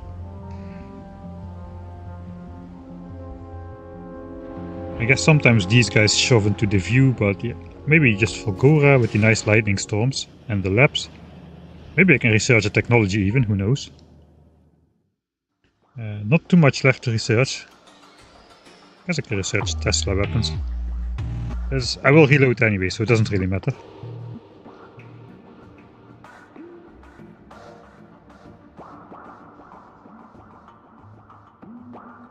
Healthy food, healthy body. Oh yeah, we get extra hit points and stuff. Huh? Infinite, huh? How fast does that? Okay, then we can research a lot. I think the player has 250 hit points by default. So even 5 levels already would double your hit points. You could do the golem achievement of getting hit by a train and survive without armor. If you have enough of these levels. Anyway, I was gonna take a break. I'm getting sidetracked yet again.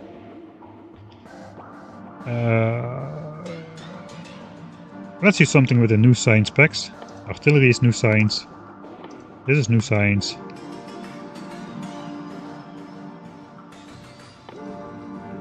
Asteroid. What more is required for the rocket turret? So we cannot do that. That should be enough. The labs are nicely researching.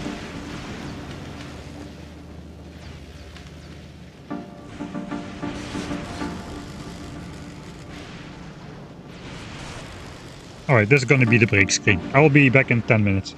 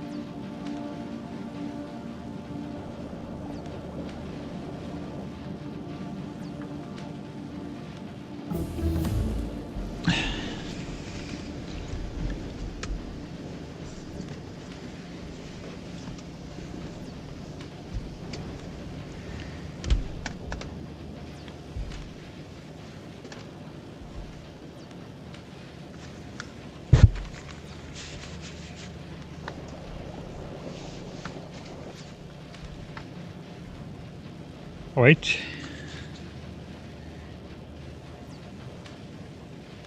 Unfortunately, indeed, we are not on Fulgora.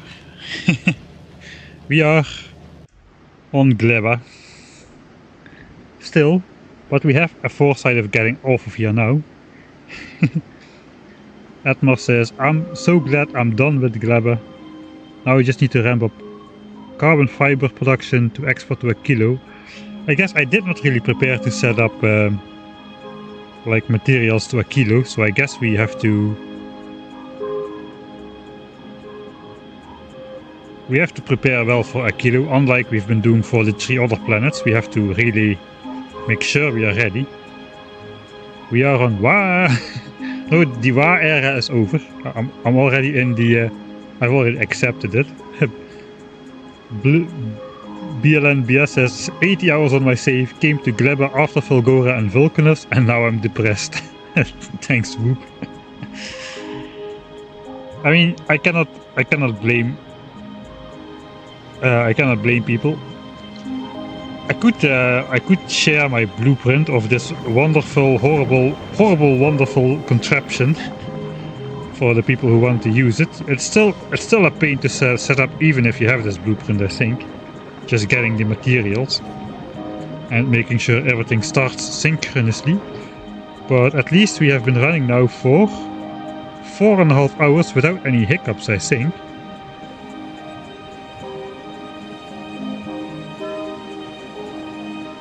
And how is our spoilage?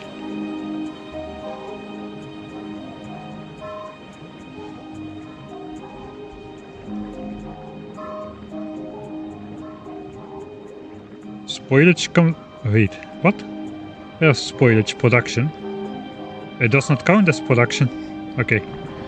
Then it's going to be impossible to build a spoilage-free base, because if there's no way to measure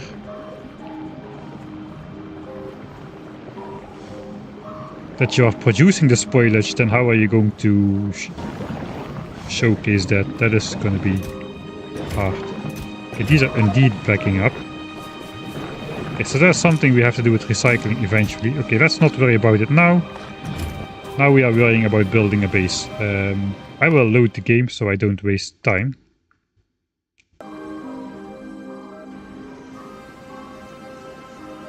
I cold started GLEBA and had to come back 4 times already.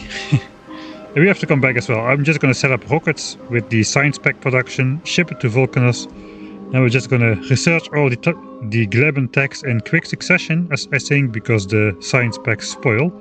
I do have plenty of all the other science packs stored up, so that should go very fast. Yeah, but first, our base space is going to be up here. We've got some cliffs in the way here, and I can't be bothered to set up cliff explosives.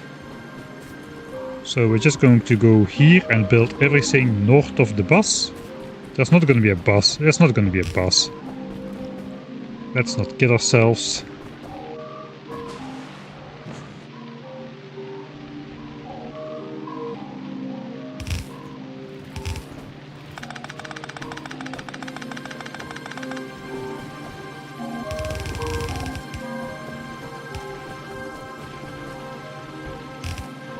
Man,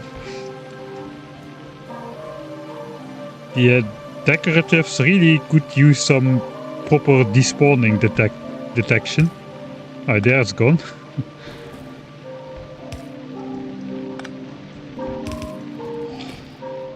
Okay. Step 1. I guess we need to make plastics. I forgot about that. Plastics and sulfuric acid. That should be not too difficult though. Step 1 is basically, let's take this guy, set it to blue chips. We need 1/3 of a blue chip a second. This thing produces 0.3 by itself. If I put productivity in there and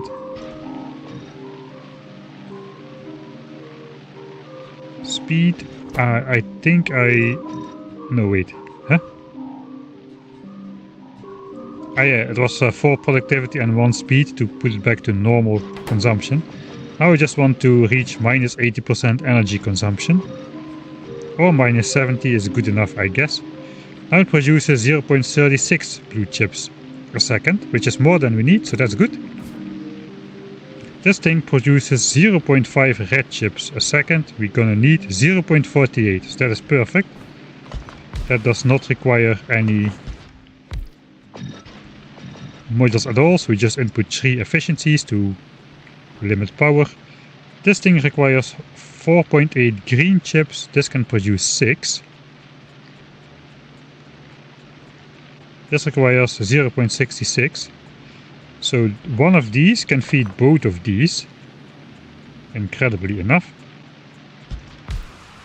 So we also don't need production bumping modules for that.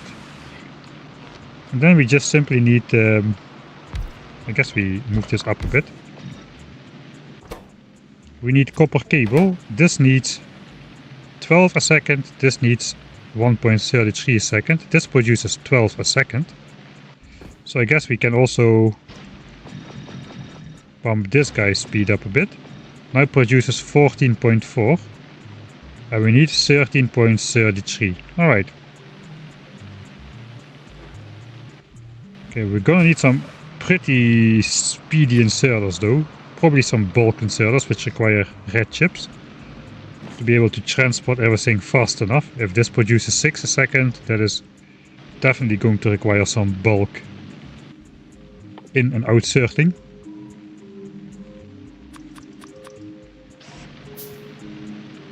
Um, 12 a second. This thing should be able to handle that. And this is 2 a second.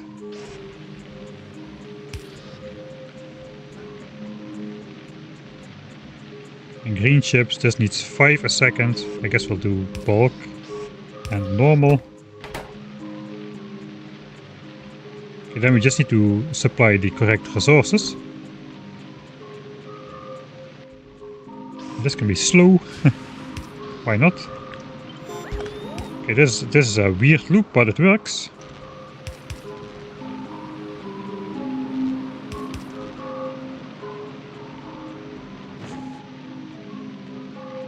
Then we just supply copper, we supply iron, we supply plastics, and sulfuric acid. So this is one type of resource per set here, and that should produce enough. It's gonna be 1 rocket launch every 2.5 minutes, so that's way worse than we are doing on planets like Vulcanus or something. But I guess that's just what we've got to work with, so sucks to be us.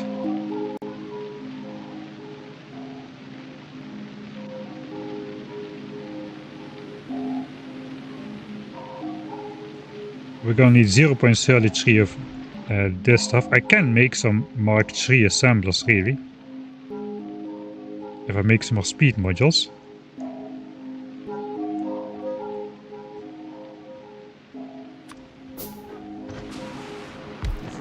I guess this with 3 has 75 kilowatts and this is 60 kilowatts. But the crafting speed is like 66% higher, so I think this is still gonna win. 0.08 a second. That's probably rounded.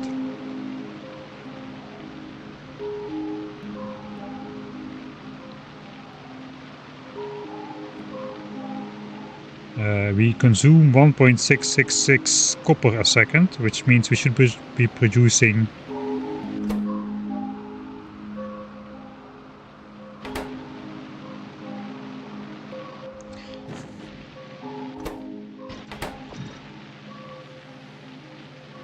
this is 0.1, we need 0.33, so we need 4 of these, not 4 of these. I guess we could just build like 6 of these and not build this. That's gonna be good enough.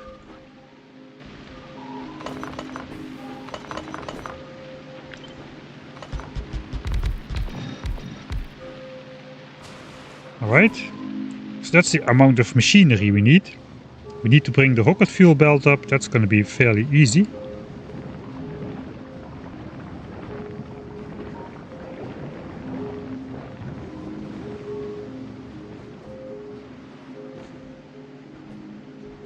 Alright, first of all we're going to need to smelt some steel. I don't think I'm going to be over smelting steel. I'm just going to make what we need. If this needs 1 copper a second and 0.1 steel, we need 0.6 steel a second. And if we smelt steel in one of these, it produces 0.12 steel a second.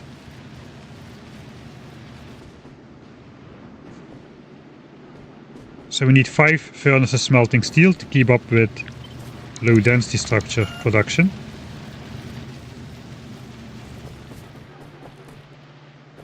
I guess we can use the rocket fuel to smelt that. I could even do a weird thing like direct insertion from furnace to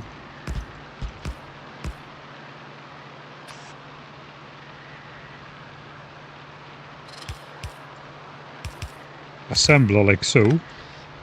I have just the iron belt come up from the back, merge it with some rocket fuel, and that would be that.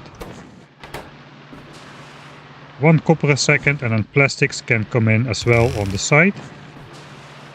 It's on a belt which is side loaded, like so.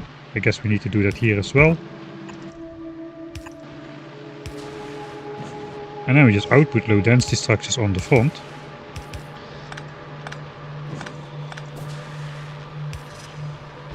On a belt, and that goes to the rocket silo. That is low density structures, excluding plastics. So if we are not really doing a... Can I just put these furnaces in line then?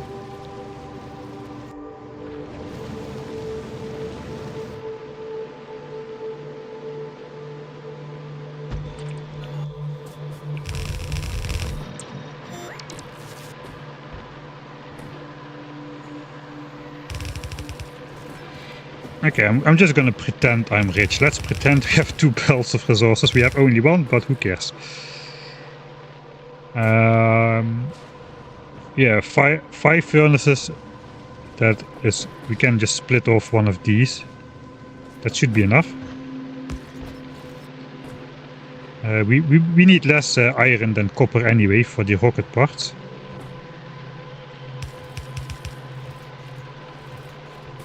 Where's the rocket fuel? I guess we need to bring the rocket fuel belt up somewhere. How am I gonna do it? Probably just on the left side here.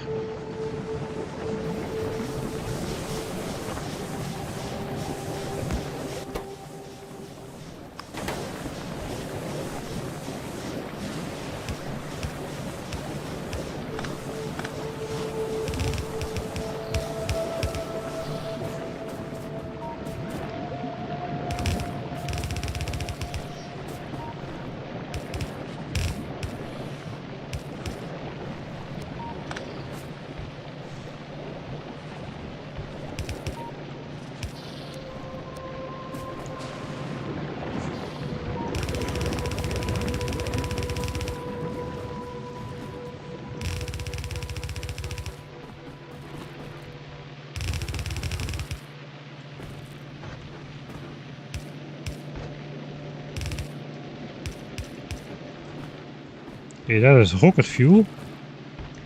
Rocket fuel already can go to the rocket silo, but we can start off by doing this and bring it together with iron like so, and then we can basically move this thing down here. That should be steel. We can already start smelting it.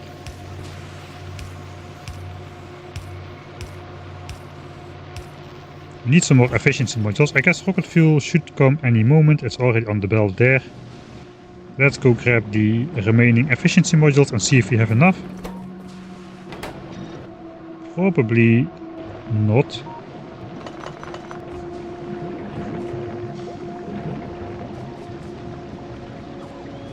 Well, if you ship the other packs here, no. I don't want to do anything on this planet. Also, this planet is under threat of enemies, whereas Vulcanus and Volgora, you are basically left alone. Alright, more of that cursed rocket fuel smelting. Of course, the inserters take 3 rocket fuel at a time, because, well, that's just how it works. But that should be steel. I guess copper is fairly easy as well. I guess the copper can flow wherever it might. 6 copper a second fits on half a yellow belt. It can transport 7.5. So that's going to be fast enough. We only need to insert it actually.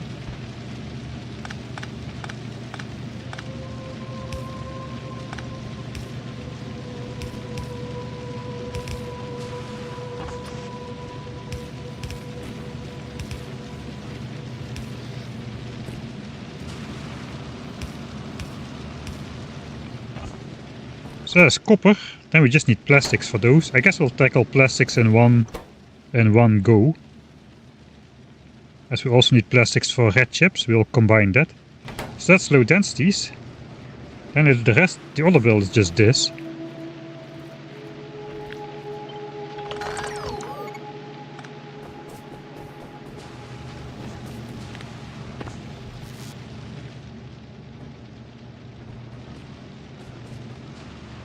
Yeah, I'm gonna build the rocket silo.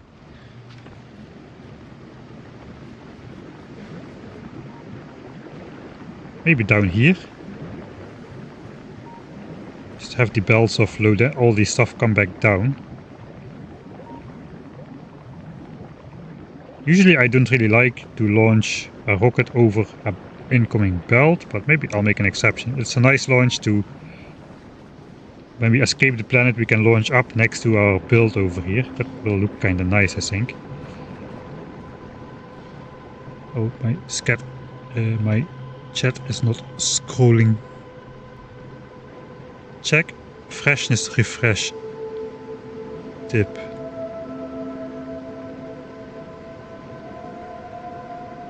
That's probably not meant for me, but I'll search it anyway. No. Alright.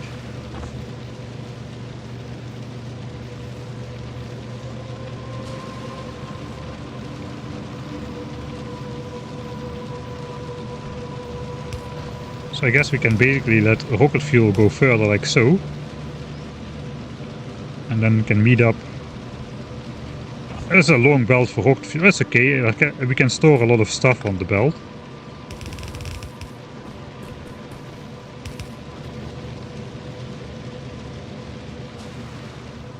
Yeah, it's probably not such a bad idea to make a compressed belt. Just have some more buffer, more better in this case, because we are gonna leave it behind.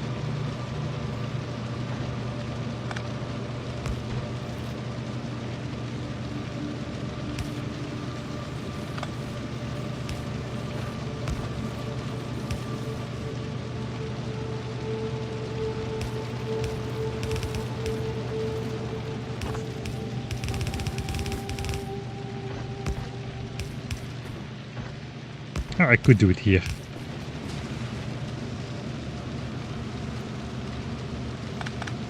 Let's do it there, then we can do a nice red underground in here as well. Just for fun.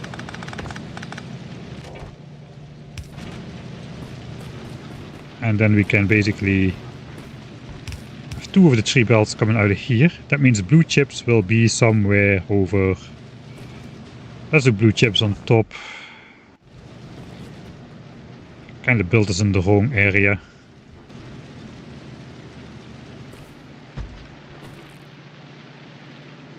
It's really as simple as this. I may as well just build it here. See what happens. Plastics needs to come here anyway as well.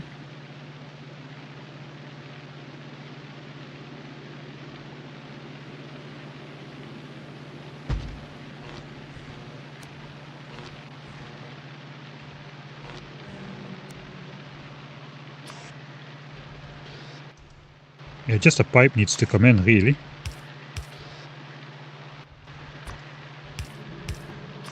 So we can output like so. They should alternate, and the pipe can come in like so.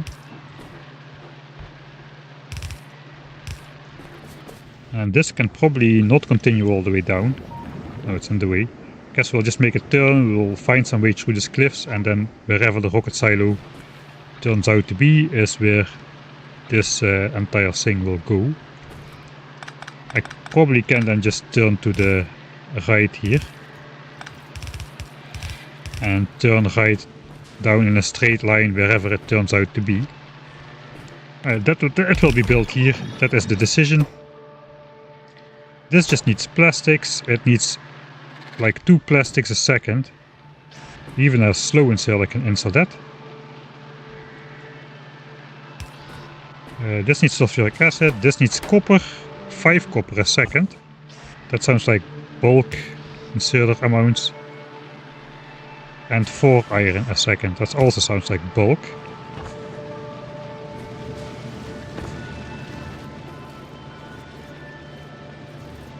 Alright, so yeah, this is dumb, we don't need to fake it.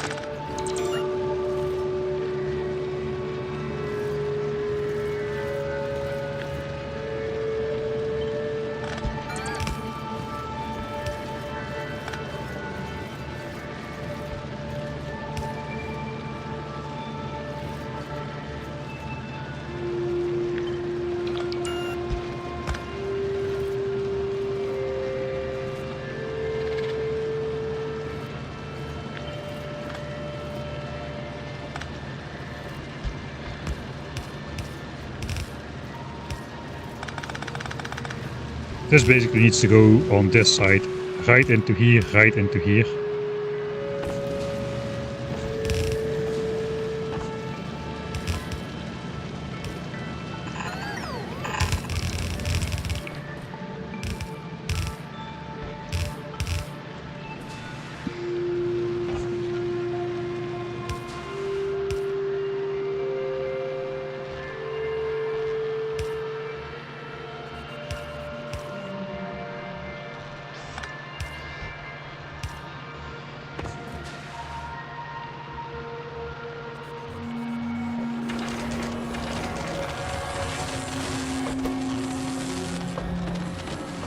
Okay, the insertion does seem to be keeping up.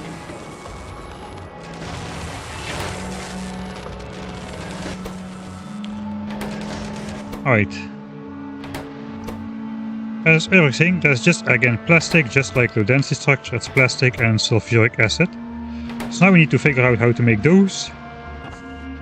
We also need to set aside the first 200 blue chips in a chest.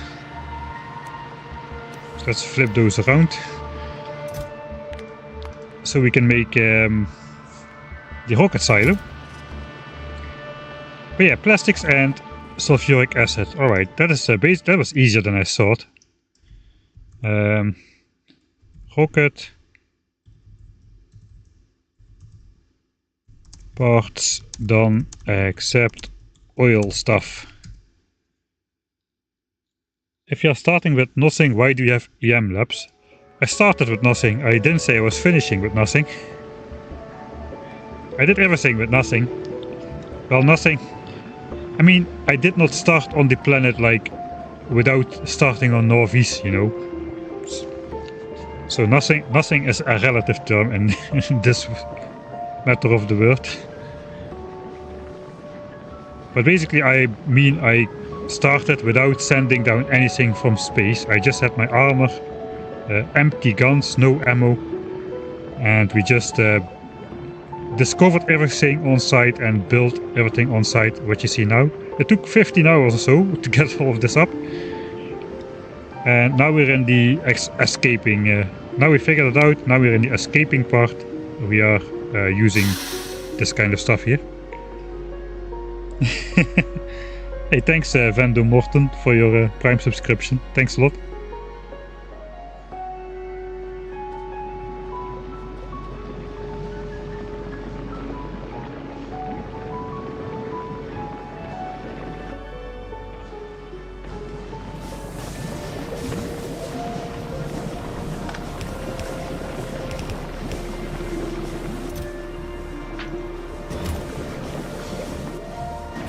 Okay, oil stuff.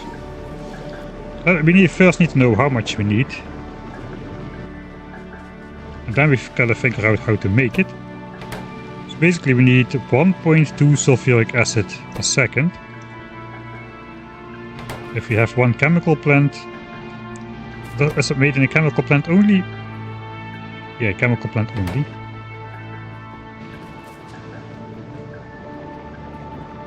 Shouldn't I still have that one? Ah yeah, it's here. Okay, let's put it here. Sulfuric acid. Yeah, 50 a second. I thought it would be something like that. It can produce 50 a second out of 5 sulfur a second. And we need 1.2 a second. So that's 0.12 sulfur a second. That is really absolutely nothing. Sulfur we can make from the biochamber thing. How did it work again? Spoilage and bioflux.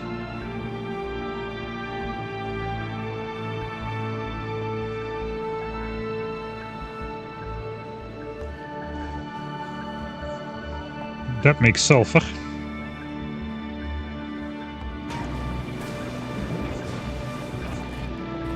Then I guess we also do plastics. Plastics is also made like this. Let's make from Yumako mesh and bioflux. So it does not appear that we need the jelly for anything, as we don't need to... I guess we're doing the jelly for rocket fuel already. So the jelly we need for rocket fuel, we're already doing that. Then we need the red stuff for plastics, and we need bioflux with spoilage for sulfur.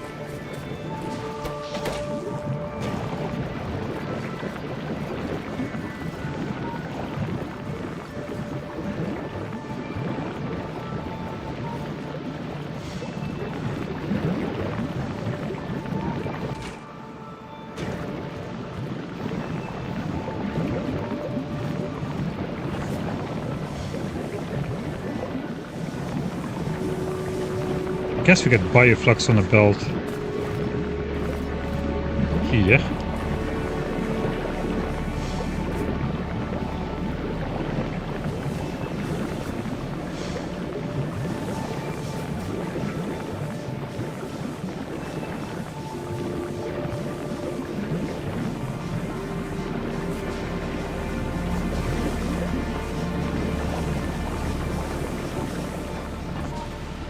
And the bioflux will automatically spoil if we don't insert it.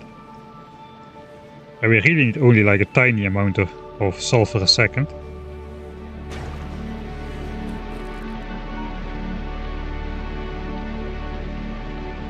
The bioflux does take an hour to spoil though, so I guess I can take spoilage off this belt up here as it comes by. As well as nutrients. The nutrients, if the nutrients spoil, will they go in here?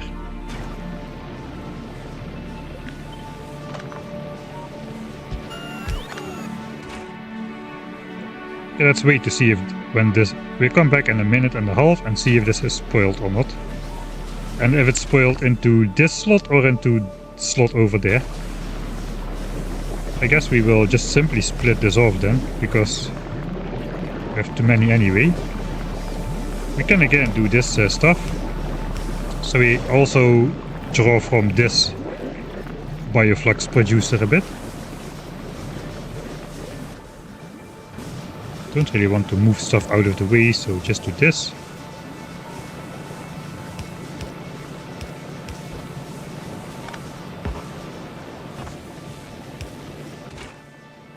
Oh, it does spoil into here. Or this inserter just grabs some. This inserter just grabs some spoilage. Alright. Okay, never mind. We'll just do this.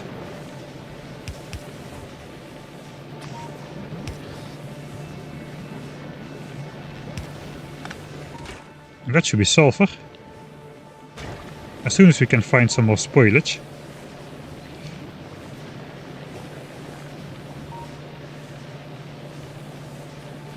I guess we also got the outsert spoilage.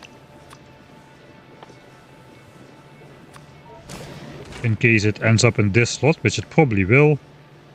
Okay, 15 seconds remaining. Just in case, we'll do that in a chest over here.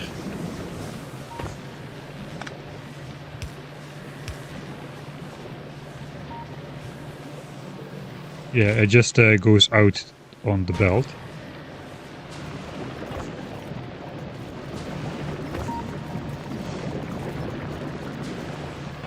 Okay, I guess it's going to be pretty rare, so I guess we just do this. We need to make sure to only take spoilage though.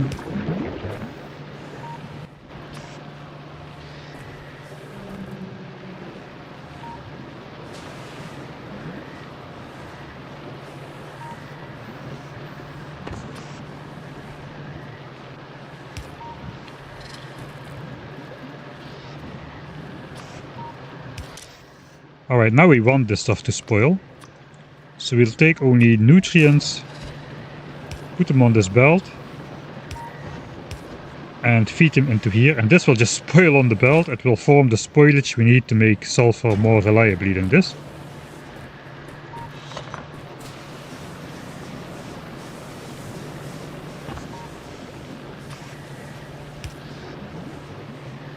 We will change the stack size to 1 though.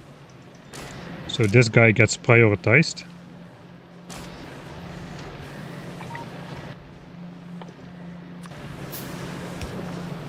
Because likely a lot of this bioflux will spoil on the belt here as well, since we need so little sulfur. Right.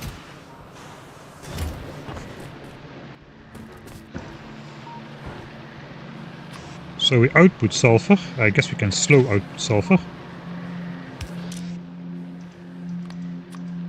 We need to set filters for absolutely everything here. And that is enough sulfur, which comes out of the system.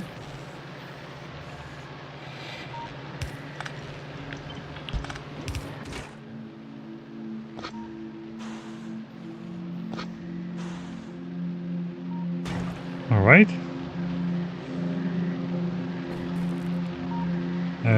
This needs to be turned into sulfuric acid, which I forgot. We can do that up here though. We can just bring the sulfur all the way up here. Water though, I guess water we can just pump. Does not really matter.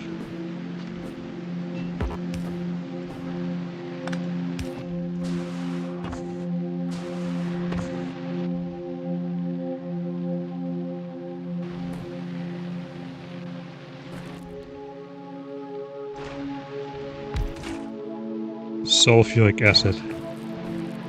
We'll just pipe up water. That goes in here. We need some iron. Let's do some cursed inserter leaching.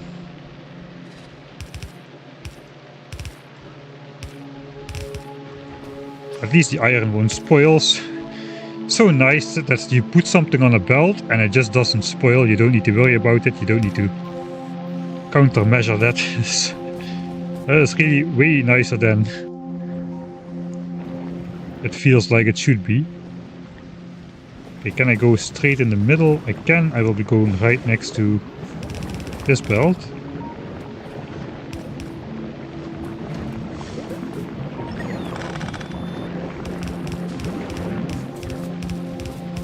Sulfur doesn't look nice on the belt.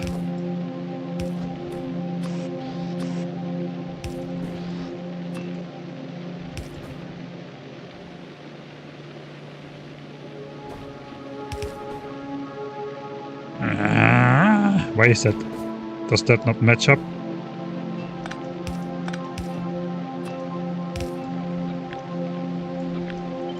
Oh wait, that's not gonna fit because there's a cliff. Ah no, it is gonna fit.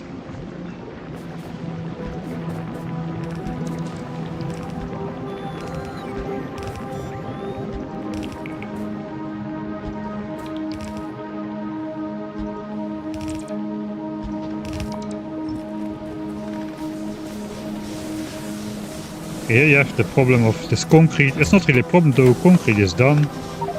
I will never need concrete again on this planet. And if I do, I will... Dang it. If I do, I will properly automate it. I guess we delete our fluid tank.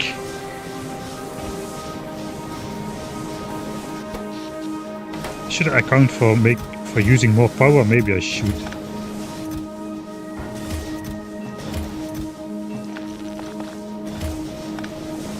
Rocket silo chest then maybe here.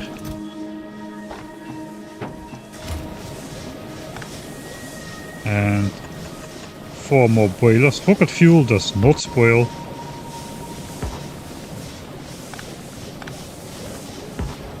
Alley. Wait, what? Ah, it goes up.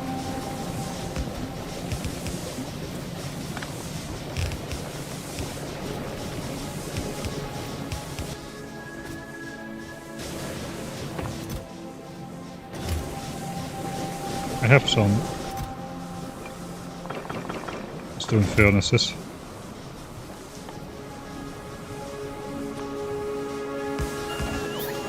Eventually he will build the heating tower. I'm using 3 megawatts in my base. 3. For what do I need 250% efficiency? I guess I still need to waste the spoilage though. The spoilage needs to go. But it looks like my chests over here are filling up way faster than these chests with spoilage. I will build a heating tower. But you know what? Where's my concrete?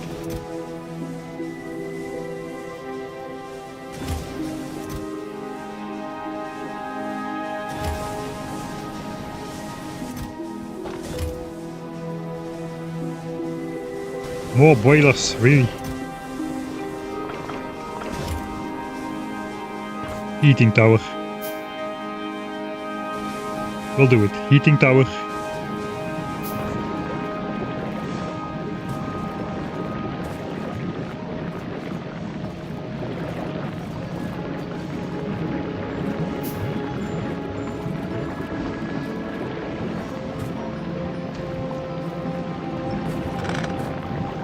Maybe we'll do even 2 heating towers.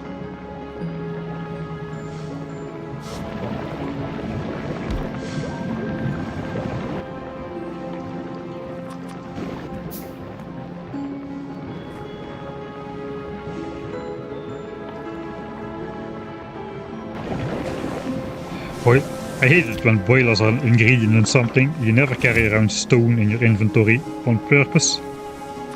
Another heating tower, there you go. Am I doing it right?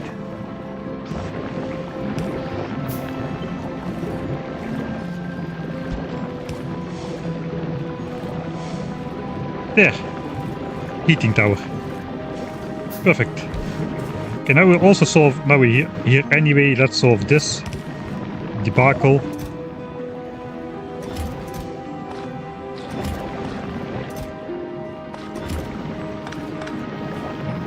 I was gonna build recyclers, but you know what? Of course you need 2 stone furnaces to build a heating tower.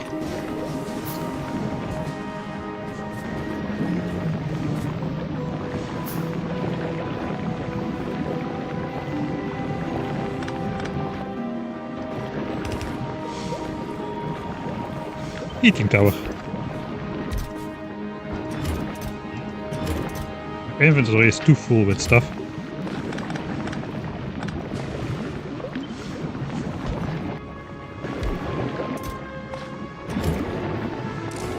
Look at this thing. So efficient.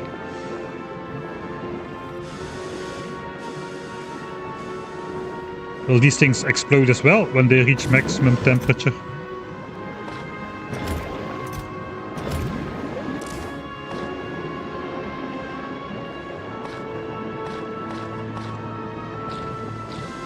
I want to see how fast spoilage goes.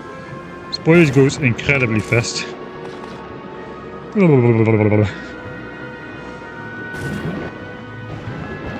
Okay, we need 1 more ball conserver in that case.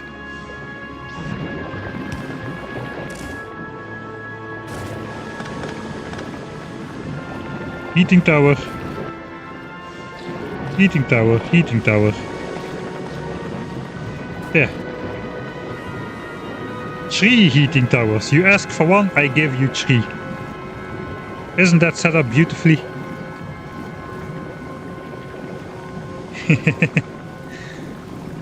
Trash can, yeah, that's a trash can. I'm not even gonna use it for power. Not even gonna use it for power.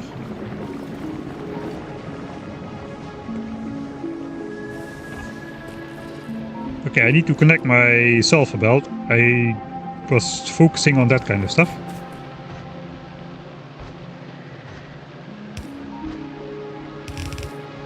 And we need to extend the water pipe through the effing boilers. Because why not? It's not too long. That should be sulfuric acid. Once the sulfur reaches to here. That means that is sulfuric acid for blue chips. Then we just need the plastics.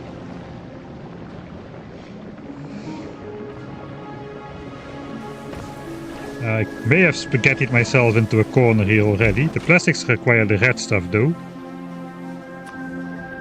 We need a lot of plastics actually, or at least relatively a lot.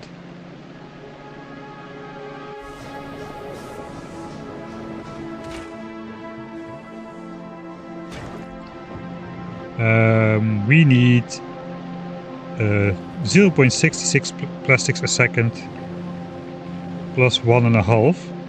So that's 2.1333, something like that. This makes 4.5 a second already.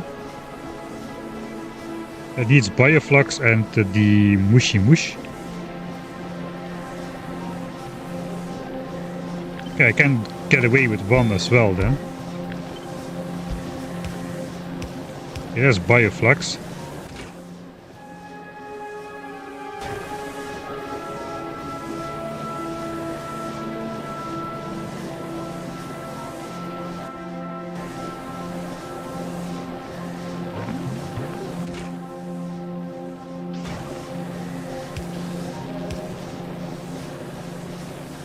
One bioflux a second and 4 mushy mush a second.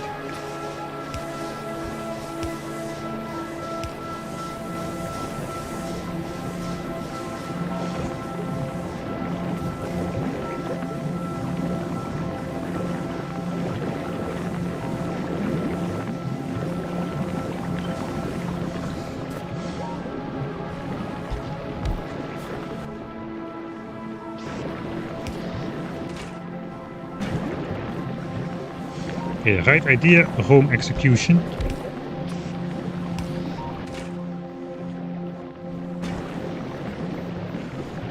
Wrong execution, right idea. Right idea, right execution. Alright, that makes the stuff. And again, we need to output seeds somewhere. I can just throw them on that belt if I could get them into this space over here. So another cursed contraption shall be made. Output the seeds. Stop.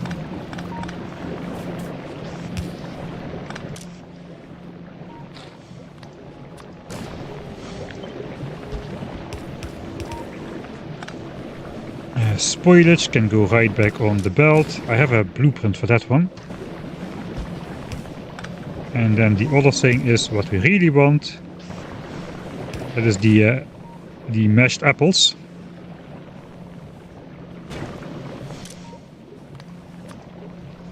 Those don't have a terribly long lifespan.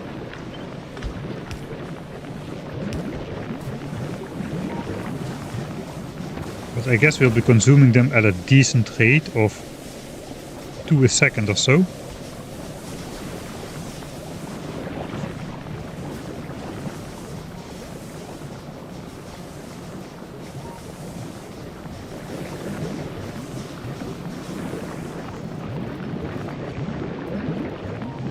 Okay, looks like our rocket fuel. 7.4.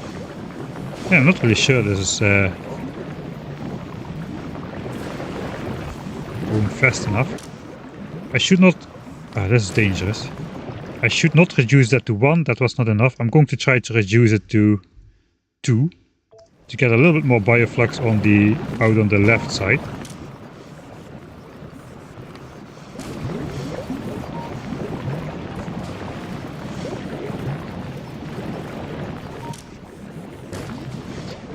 All right.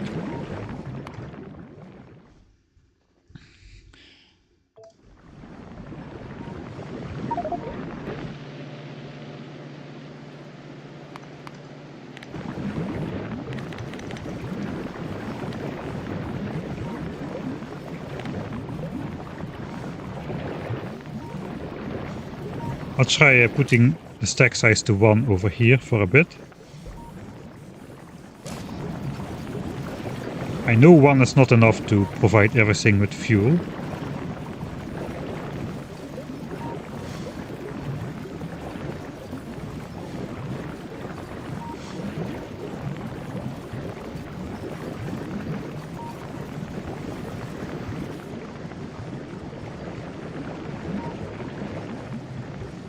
I just don't want to play on and then after 40 minutes find out everything died and I have to reload anyway. So let's just simulate.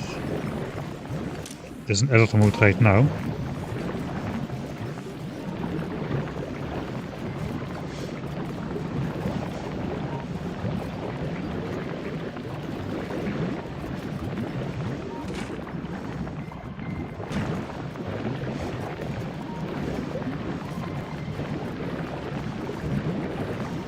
Okay, I've seen how these have run out of fuel.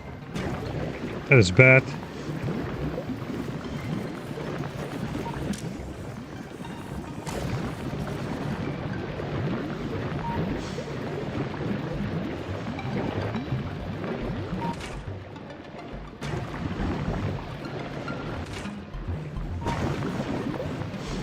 Okay, we are re-kickstarting them. The re-kickstarter is working. We have made now copper bacteria with this, so that's nice to have a confirmation that this automatic restart system is working as intended. So stack size of 2 seems to be okay.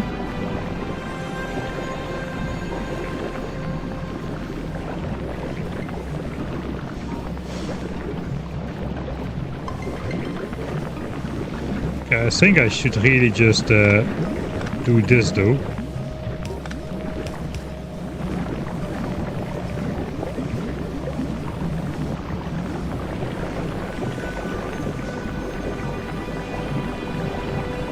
So enough bioflux can flow to the left as well.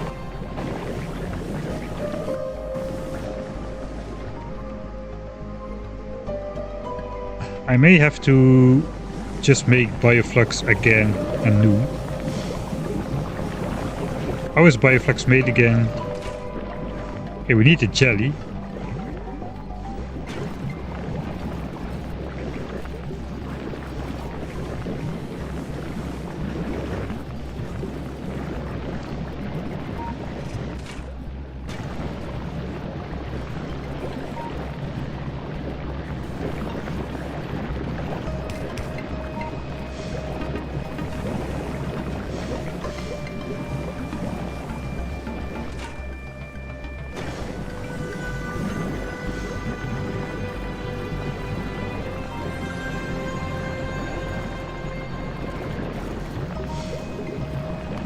Alright, I'm not convinced.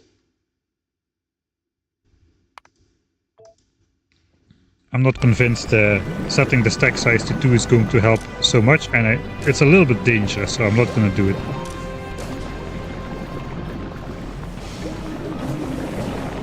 I will, however, just do this.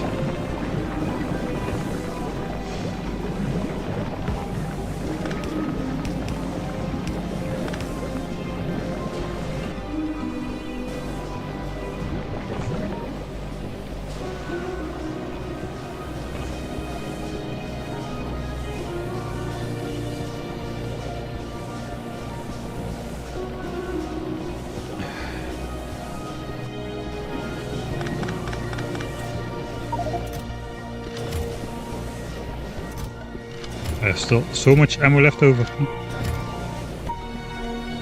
You know what I need? What I need is a heating tower. Now I've become. Look what you made me do. Now I've become addicted. I'm even going to carry around a stack of these furnaces in my inventory again. Heating tower, the solution to everything.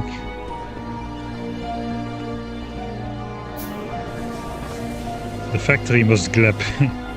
We're definitely glebbing.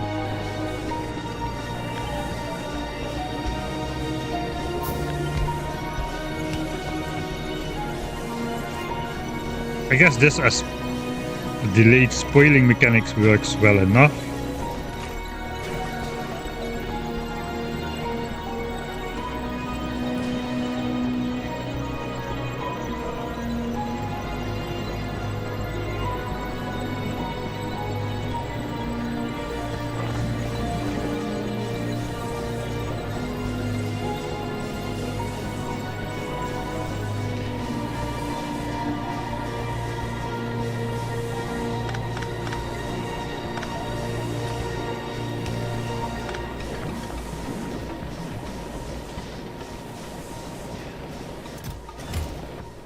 Who put this stuff in the way? So I foresee this stuff spoiling pretty fast, really.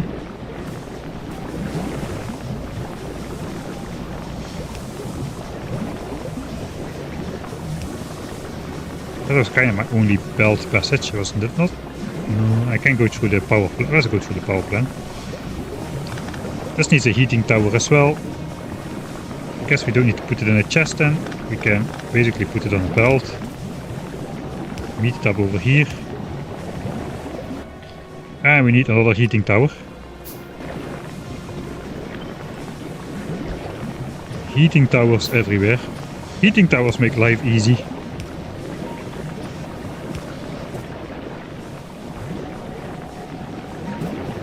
And then we can actually just pass.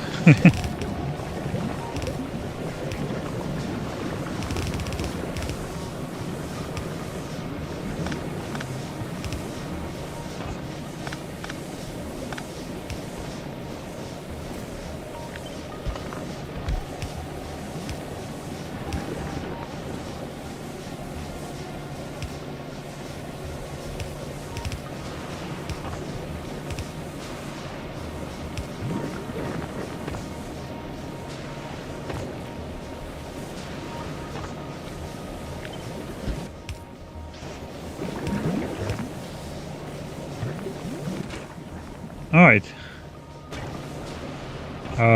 Plastics, except this... Yeah, we need some of that nutrients, I forgot about that.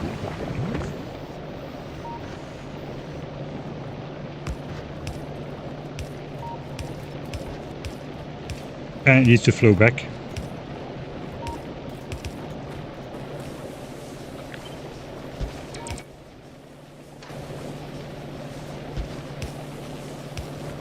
And then plastic comes out over here.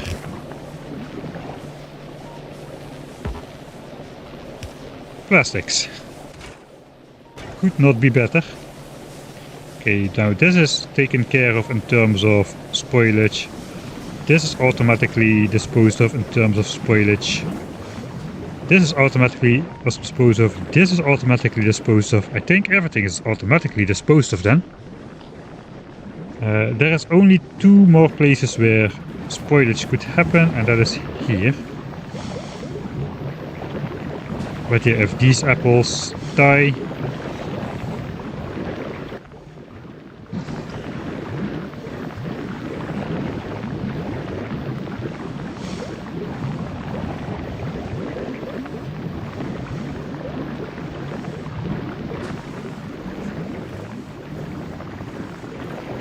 probably should make something for that as well.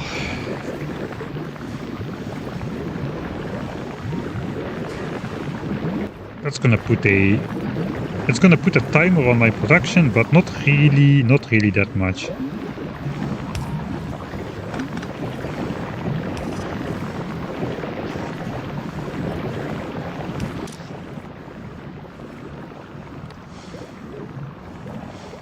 Spoilage.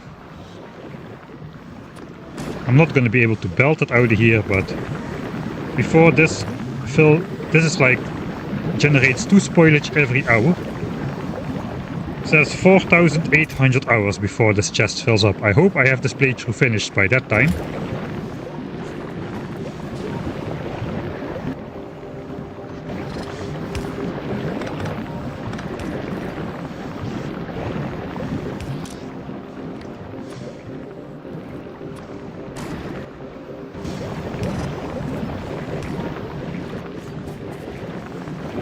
All right.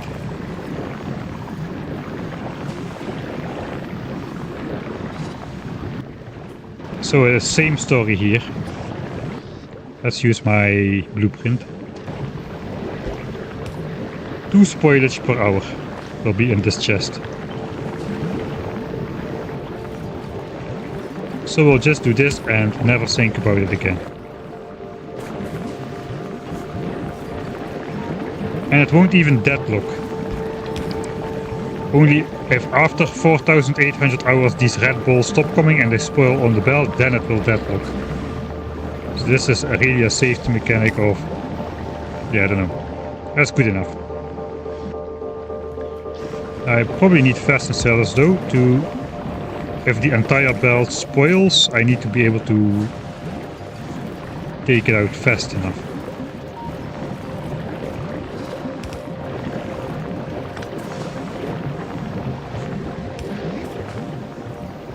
What is this belt even doing?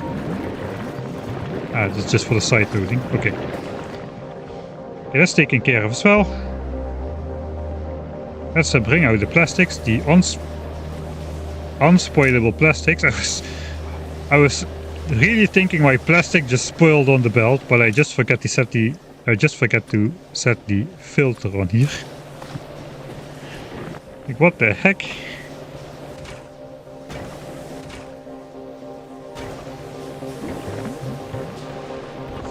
Oh, you got plastic and we got sulfur. Can I just bring it on one belt? Theoretically, yes. Yeah, theoretically I can.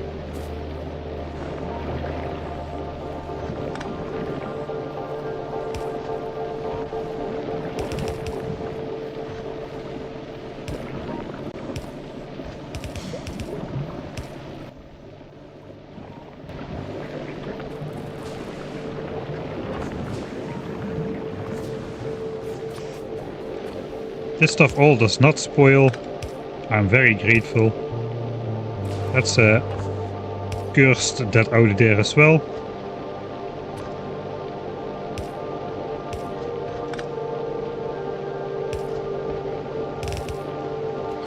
And that is... ah, wait, that is not all the plastics we need. Some of it needs to go here.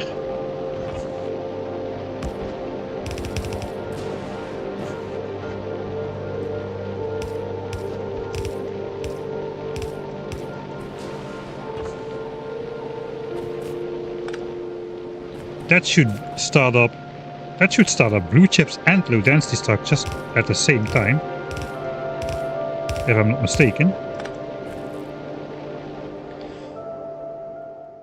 So let's do it. That should be it. Blues, LDS and rocket fuel. Bless. Let's switch on the bless chips. I guess we need some sort of inserter. That would probably help. There goes the red chips. There goes the blue chips. And they're not going on the belt because we need 200 of them to make the rocket silo, which we want first. Here goes the low densities. Not plural. Where's the rest of the plastic? Something is wrong with the plastic machine. Plastic machine is not working because... okay, the spoilage result is just too fast.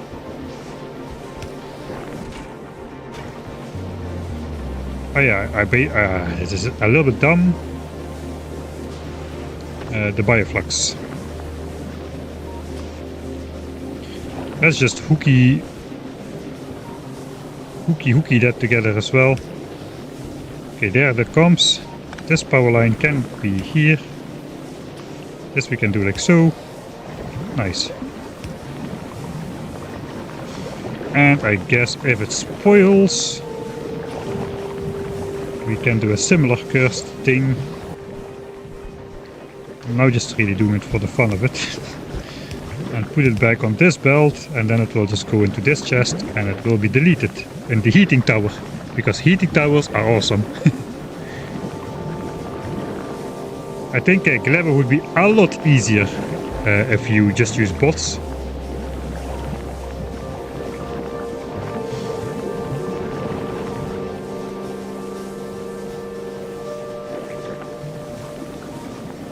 Okay, that switches on the plastic machine. That should outproduce the plastics we need for everything, really.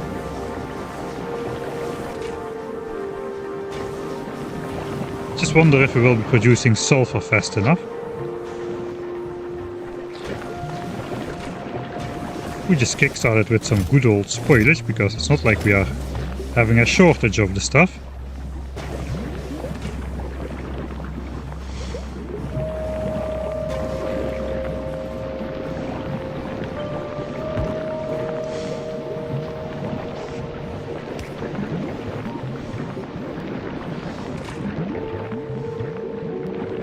And the good thing about spoilage is it doesn't spoil. So that is nice. We'll just speed up the processes here. Yeah, so everything is still accounted for, right? I think so. How much power am I using already? Oh, 3.3 megawatts now.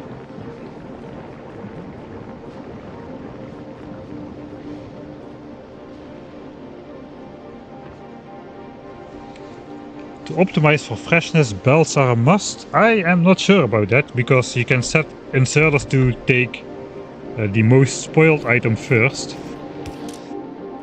which basically always guarantees that you use the least fresh first. This only works when you're taking from inventories like chests or logistics chests and stuff. It does not work when you're taking from belts. I tried. It just ignores freshness and just takes whatever it would take anyway.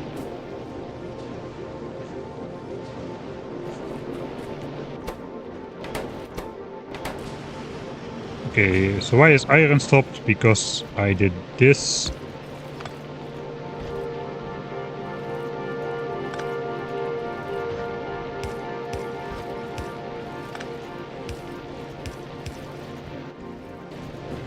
So I was not making green chips. Let's remedy that a bit.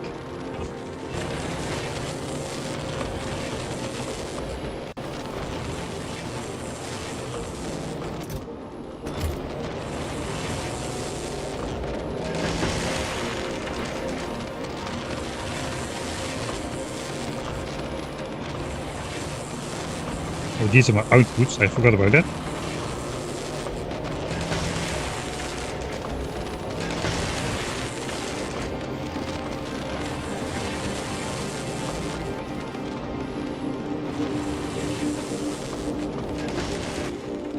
Can you burn iron in heating towers?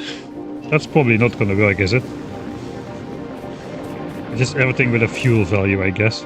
Yeah, everything with a fuel value.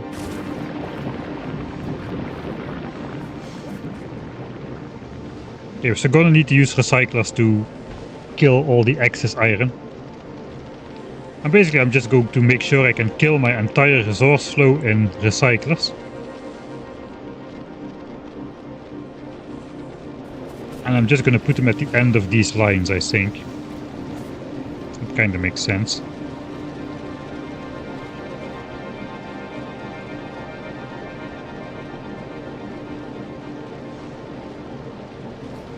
Maybe in here.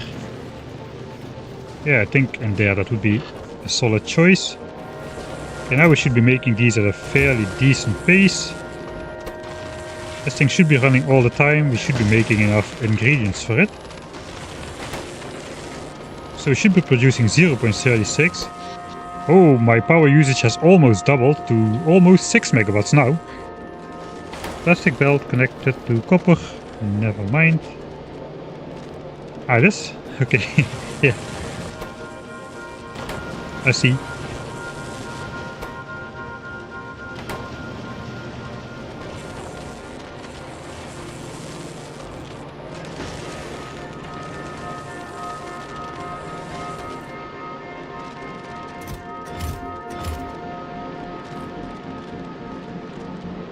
Well, let's just leave that be.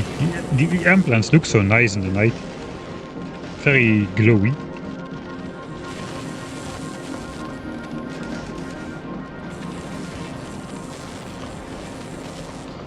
Okay, so I'm not even gonna stash stuff into chests here. Whenever I come back here in the future, I will just take whatever I need on this planet. I will just send in blue chips from Volgora or something, which are literally being trashed into nothing as we speak. Over here, all what goes here is trashed into nothing, into its core elements and gone. So yeah, I'm not really going to try to set it up from this annoying production chains here. I don't see the point. Alright, so it's time to at least think about setting up the rocket silo. Yes, on this planet it would make sense to put productivity modules in the rocket silo, since the rocket production is going to be fairly slow. But on the other hand,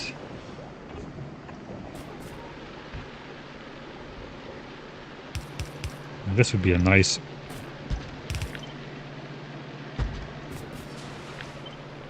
line. On the other hand, there's a lot of cliffs though.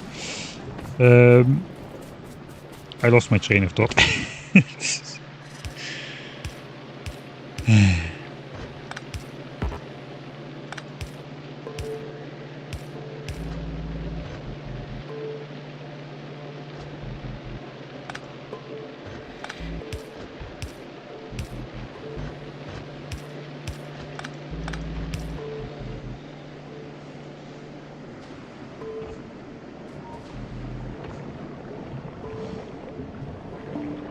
I really don't remember what I wanted to say. A little bit annoying.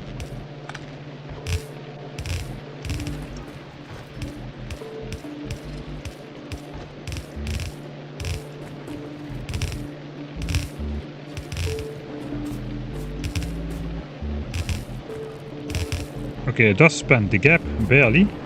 Now these.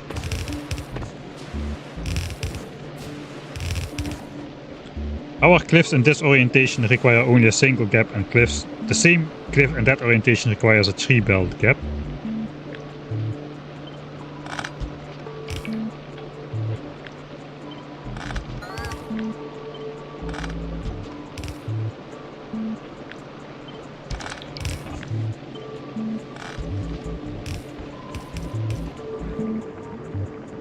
Now, looks like we can.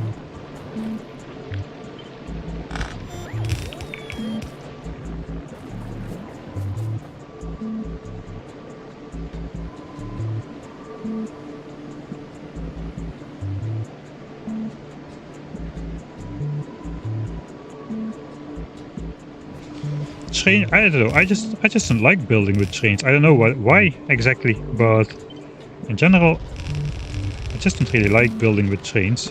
Okay, let's get rid of the brick production here. I'm way over prepared with my resource gathering.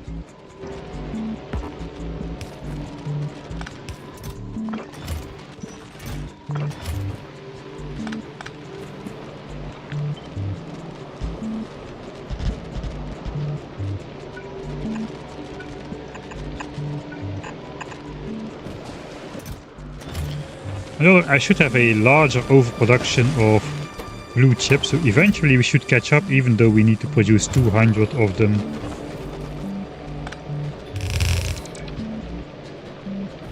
To make the rocket silo first.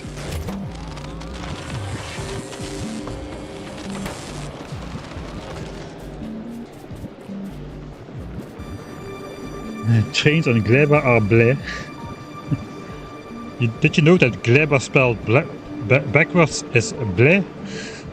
Almost. Blech. That cannot be a coincidence. I do want a big stash of chests. Alright, so we need to... I want to like prepare a certain number of rocket launches, in the hundreds probably. For that we need to make sure we have enough chests full of capacity. So we get blue chips on this side. We need 1 chest of blue chips to 2 chests of low density structures. Because blue chips stack to 100 and low density structures stack to...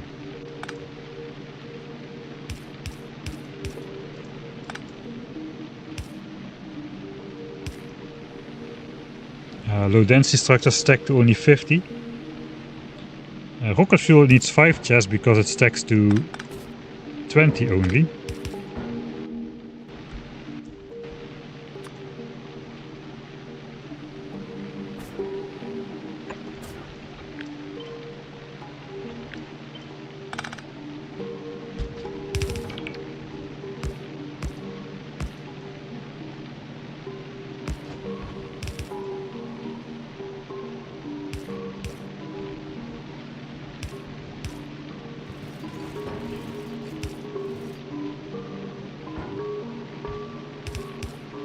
I'm just gonna pretend I don't know that, apparently.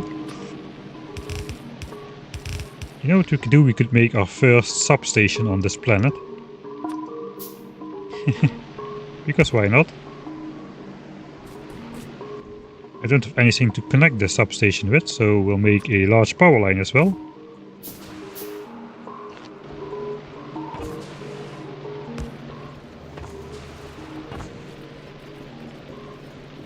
So I don't like to load rockets from the top, but I thought let's give it a try anyway. Maybe it's not so bad. Okay, rocket fuel does need more chests, but we have that here. Except I'm not feeding out.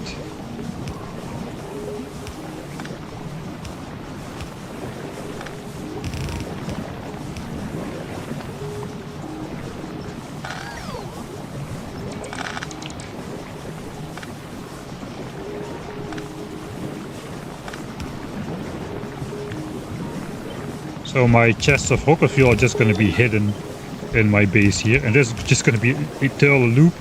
Whenever it's full, this is going to be an eternal loop.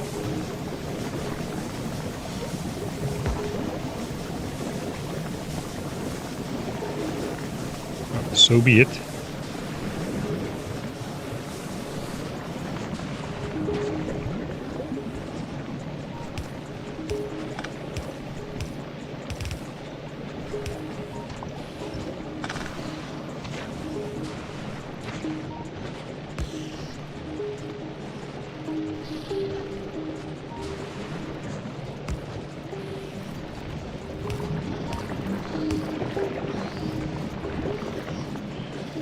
I don't know what I'm doing.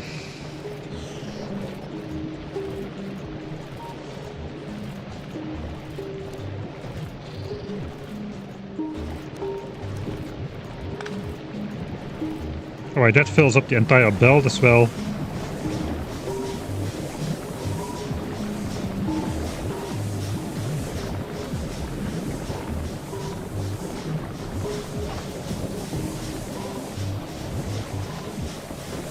I guess rocket fuel is like burnable in heating towers.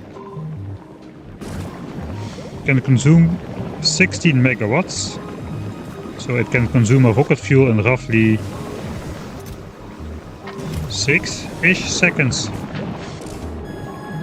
Yeah, it can. Alright. How hot is this thing? Okay, we are at 1000 degrees. It's 1:51 AM. Yes, I know. I have a goal in mind which I want to do. I want to finish the rocket silo. And then it's going to be sleepy time. But hello. I want to check something. So nuclear reactors, when they are superheated, they explode into a nuclear explosion. This may be loud. I'll try to stand away as far away as possible. I want to know if this happens with this thing as well.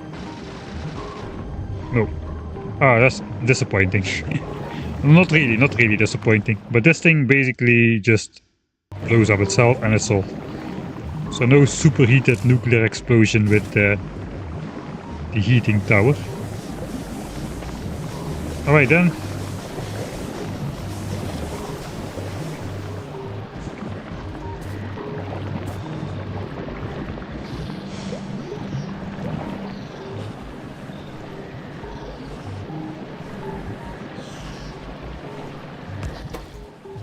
Output priority left. I don't want to belt it all the way back. Let's get rid of the other rocket fuel. Of any surplus rocket fuel, we're just gonna burn off in a heating tower. I said 6 seconds, right? Wait a second. Wait 6 seconds.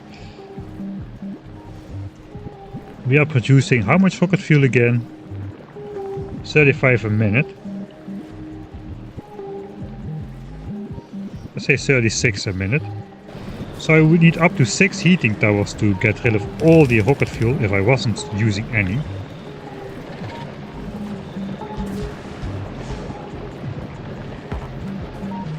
I guess we can move this water pipe out of the way a bit.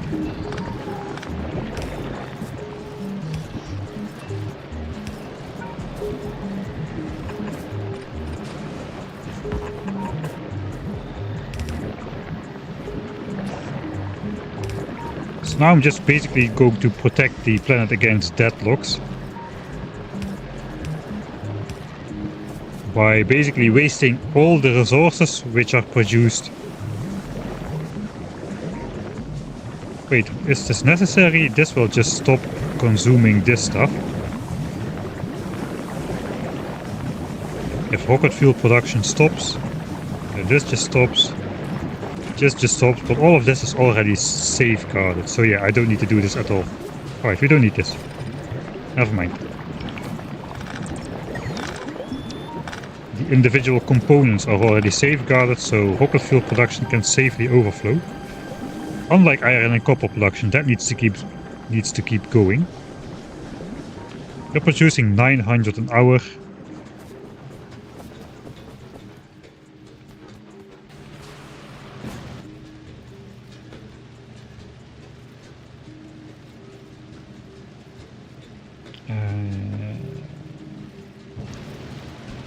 Alright, recycler, tell me again.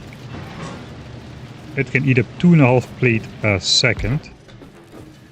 So we need 6 on iron, 6 on copper basically. Also 2.5. Alright, yeah, that makes sense.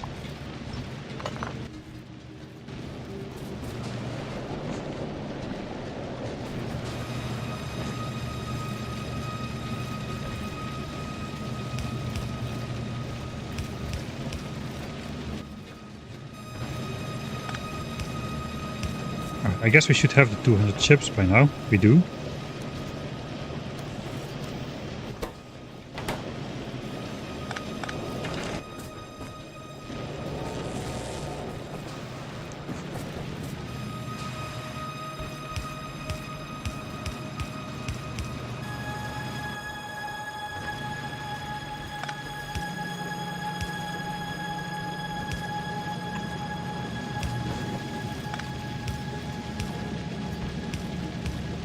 Alright. Yeah, that is basically a belt.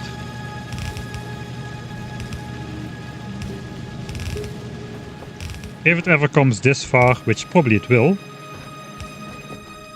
we just need some recyclers.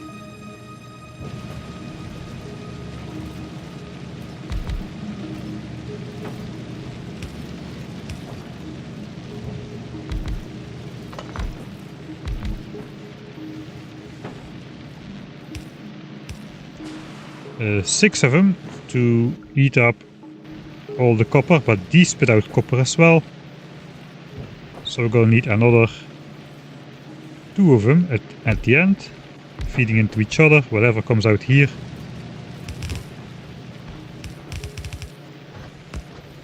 will just feed into these 2.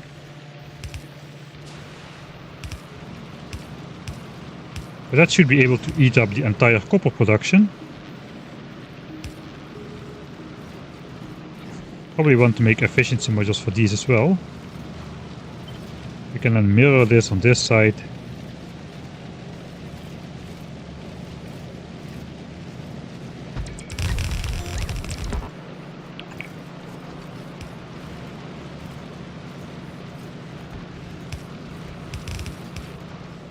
And that should be able to eat up the entire iron production.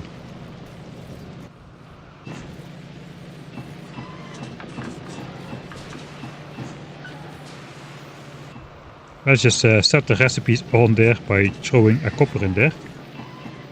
Okay, that is 24 recyclers. So I would like a bunch of efficiency modules if I can. Maybe I should have put some chips in a chest.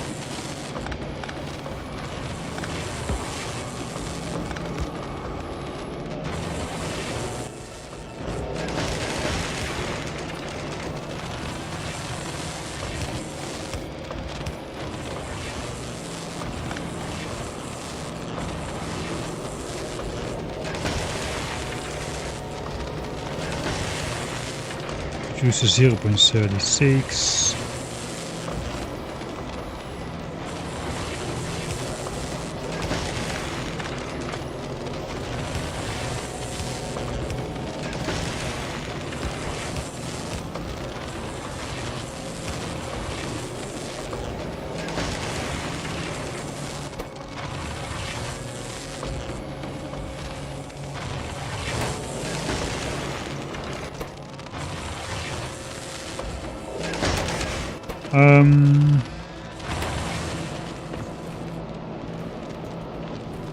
Probably make some red chips myself here.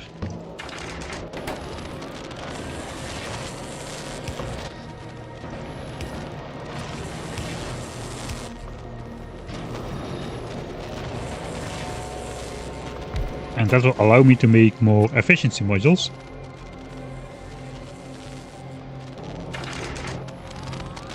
Because I'm out.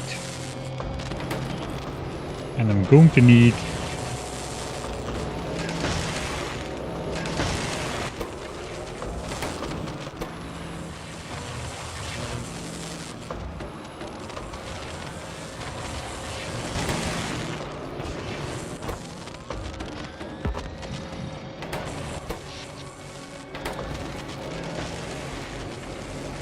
$24 times, I mean, how many recyclers again?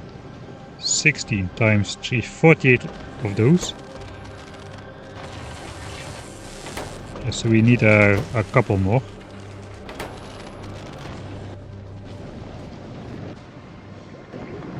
I still have a bunch of copper cable. I'm missing the rocket silo. I can make the rocket silo now. Should I roll for... I'm not even want to send down my quality modules. No.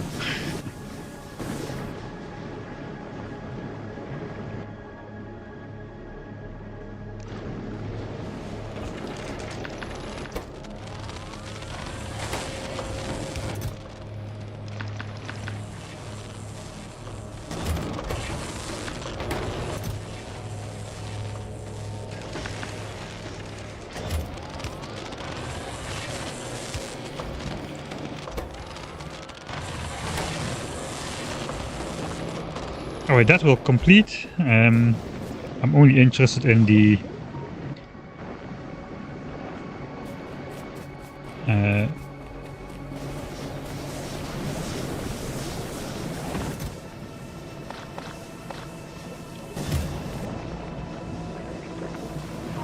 efficiency modules for the recyclers anyway, so that is not any priority. Alright, then it's just rocket silo time. I had a chest somewhere here. I have way too much stuff in my inventory. It looks like I did not need that many belts, nor that many inserters, nor that many anything.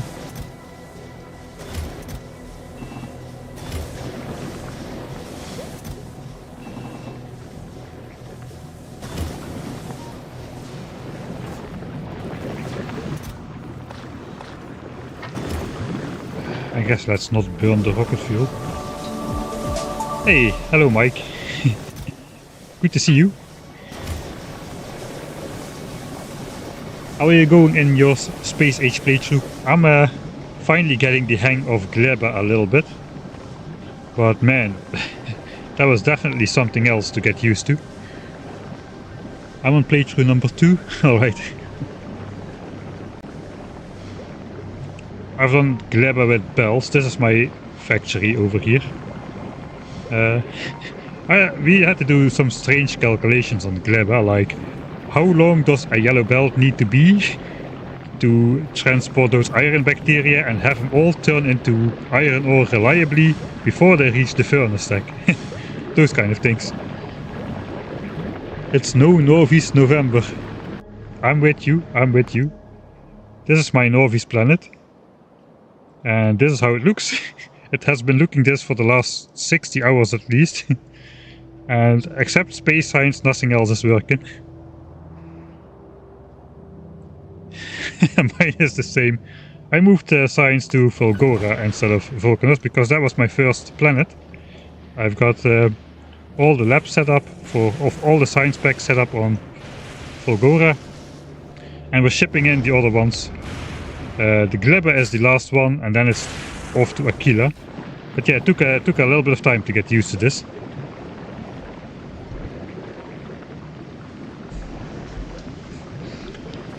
So this my GLEBA setup has now, after it was so frustrating getting to know GLEBA because you're basically learning the hard way with everything spoiling right in your face.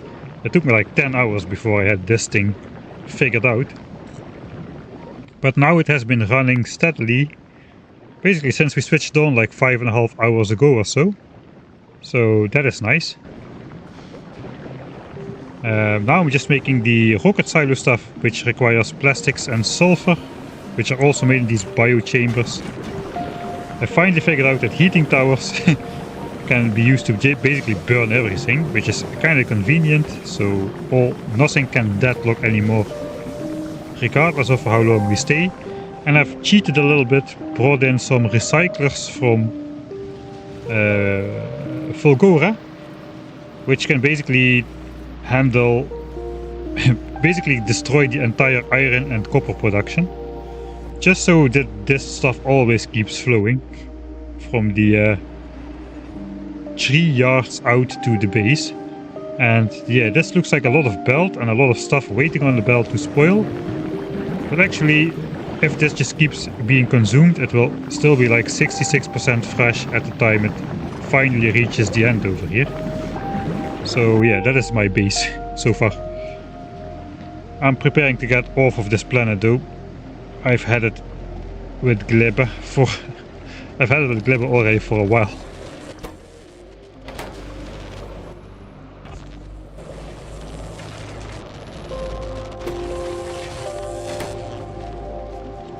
I'm having a low power stop. I'm not even using the heating towers for power. I'm just blatantly refusing to.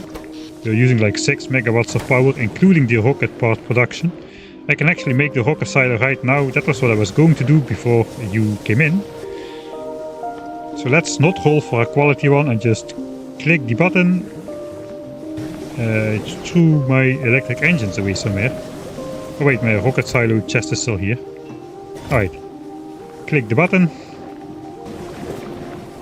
Wait for it.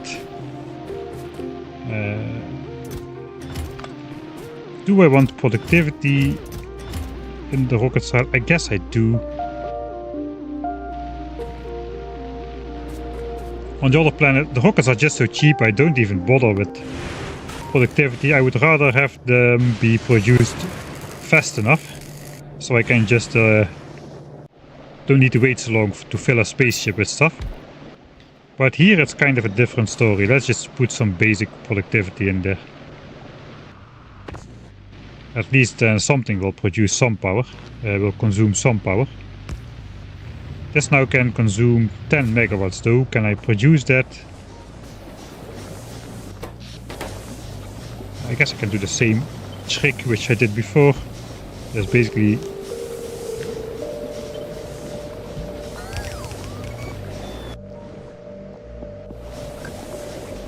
I'm getting a Fulgora song. On GLEBA.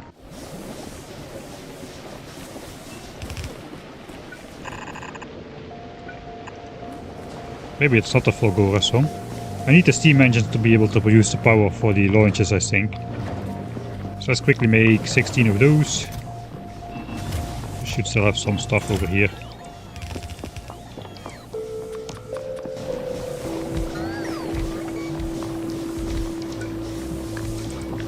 I guess we'll add those on the end as well. They look nice. Basically a big steam buffer to be able to produce a little bit more power than my boilers can supply. I guess I could fill it with boilers, just don't really want to.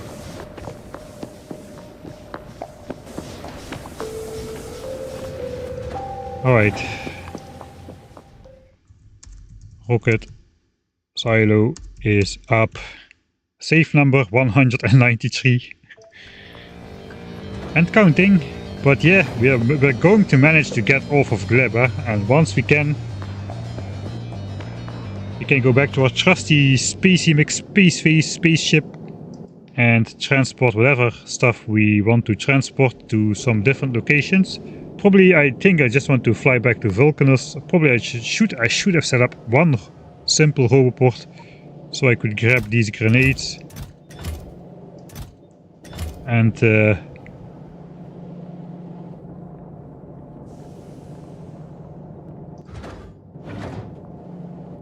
is this up high enough?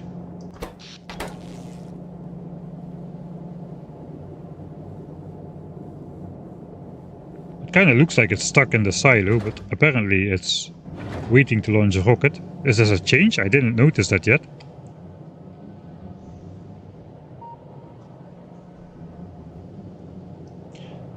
So yeah, I probably first want to go back to Vulcanus to ship some grenades over. Or actually, yeah, I probably want to do that because I still need to set up the science pack. And the agricultural science pack spoils, so once I do produce it, I want it to send it to Fulgora, where it will be consumed. But kind of relying on all the other science packs being stashed up high, and military science we've only got 9,000 of those, because we cannot produce coal on Fulgora, because the effing coal synthesis technology is locked behind rocket turret for some reason. I get it, you need to be able to make explosives once you unlock rocket turrets, but this technology should have been moved to like post-Northeast space era, so you can produce coal on other planets as well with a lot of effort. It's not easy to produce coal like this, but at least I could have switched on my coal synthesis recipe right here a lot earlier than waiting for GLEBA rocket turrets.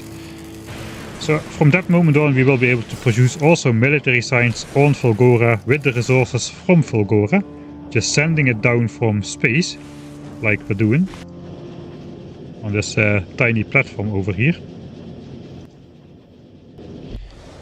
But yeah, looks like the first rocket is up. That's a victory in my book. I think I'm just gonna get off of this planet as well. I'm not even gonna set up science first. We'll first go deliver some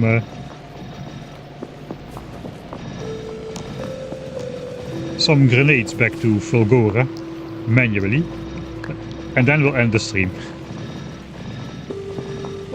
Alright, so those are efficiency modules. This is basically all you need to produce like one rocket every like 2.5-ish minutes, 2 to 2.5 minutes. I based it off the amount of rocket fuel I happen to be overproducing at the base, which is about 20 rocket fuel a minute. Let's check if that's still the case with our super increased power consumption.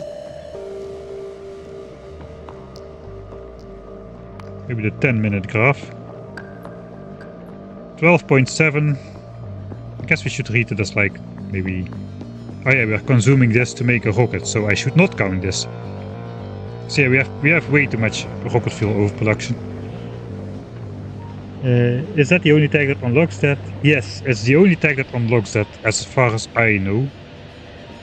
I noticed the bigger steam turbines had at least 2 different techs that could unlock them. Yeah, that's true. The nuclear power plant elements, except the nuclear reactor, can be unlocked by researching the heating tower here. But yeah, coal synthesis. You cannot make rockets here because GLEBA also does not have coal. But then they gave GLEBA the rocket turret, which means, okay, now we need to be able to produce rockets on GLEBA, because why would you unlock rocket turrets if you cannot make rockets? So they invented this coal synthesis recipe and just tied it to the rockets turret technology.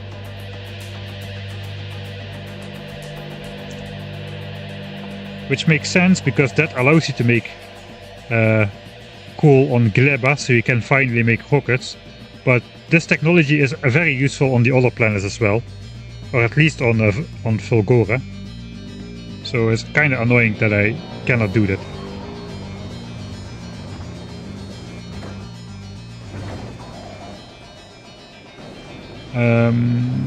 So is everything deadlock safe? I guess the only thing that's not really deadlock safe is biters. I don't have any defenses set up. Just set up a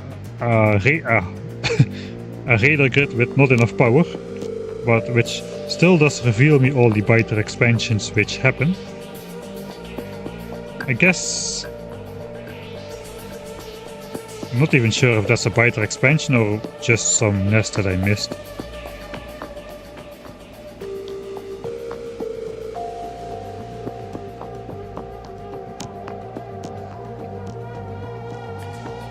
The problem is if they send over a stomper, I cannot kill them with the gun turret. And maybe I can actually. The gun turrets do insane DPS now. It took a while with the piercing rounds themselves. Alright, let's just make a handful of gun turrets then. I'm even just gonna handcraft them.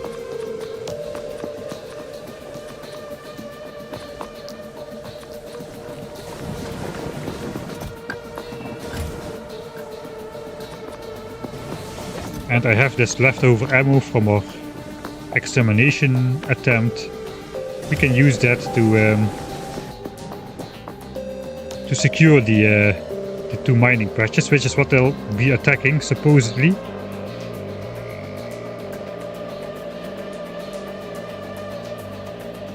These are actually quite spacious.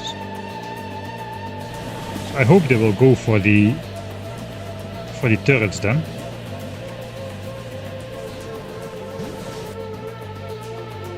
But yeah, they have to settle all the way in my pollution cloud, which requires at least 2 very lucky maximum distance expansions in a line. We are at 40-ish% evolution here. Let's just go for it. Let's throw some more legs in again. I just spent a megabase's worth of copper shipping coal across the solar system. I'm just making grenades and shipping those because they stack nicer on a spaceship. 100 grenades in a stack.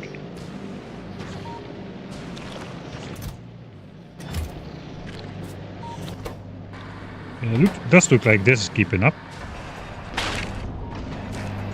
Gun turrets have abysmal range. I guess I'll just place 4 of them.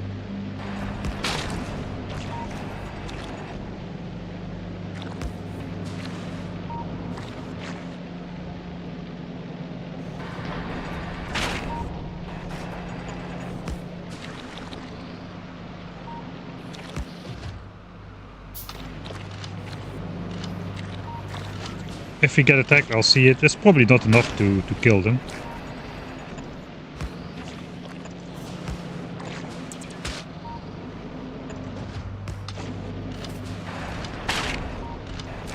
But the gun turrets are doing good damage.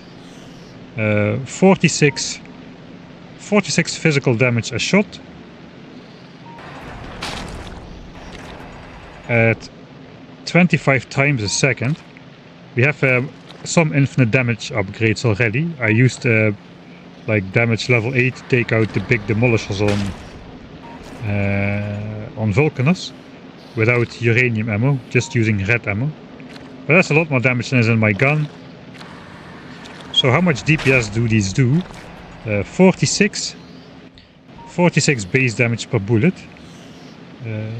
Let's say they send in that medium stomper guy, those are the most chunky. This guy has 50% physical resistance but first 2 flat physical resistance and 8000 health. So my 46 bullet will be reduced to 44, then divided by 2 is 22 times 25 a second. That is like 550 DPS on 8000 hit points. That still takes a while. It takes 16 seconds shooting from a single gun turret. So I'm hoping we can at least counter the first couple attacks, maybe. There's also going to be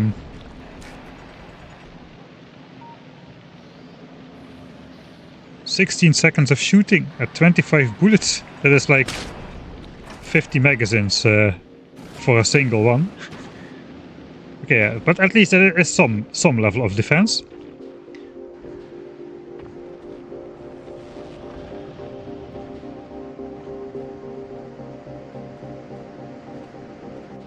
This is a lot more spread out though, so where would expansions be most likely coming from? I think most nests are up here. So the most expansion options will be somewhere here as well. So let's put it all on most of it on the north side at least.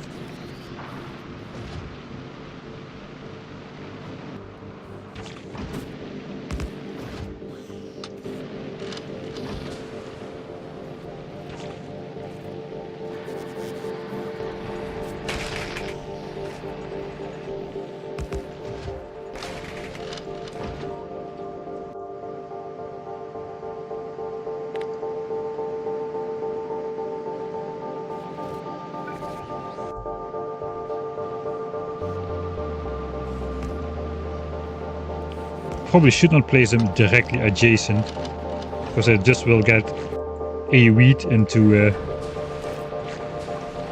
I have to spread them out in general a little bit more.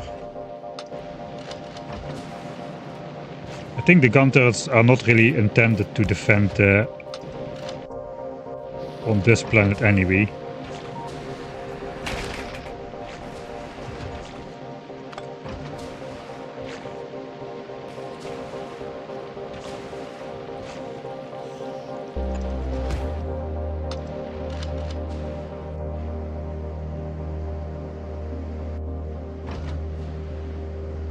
Got one left, 2 left.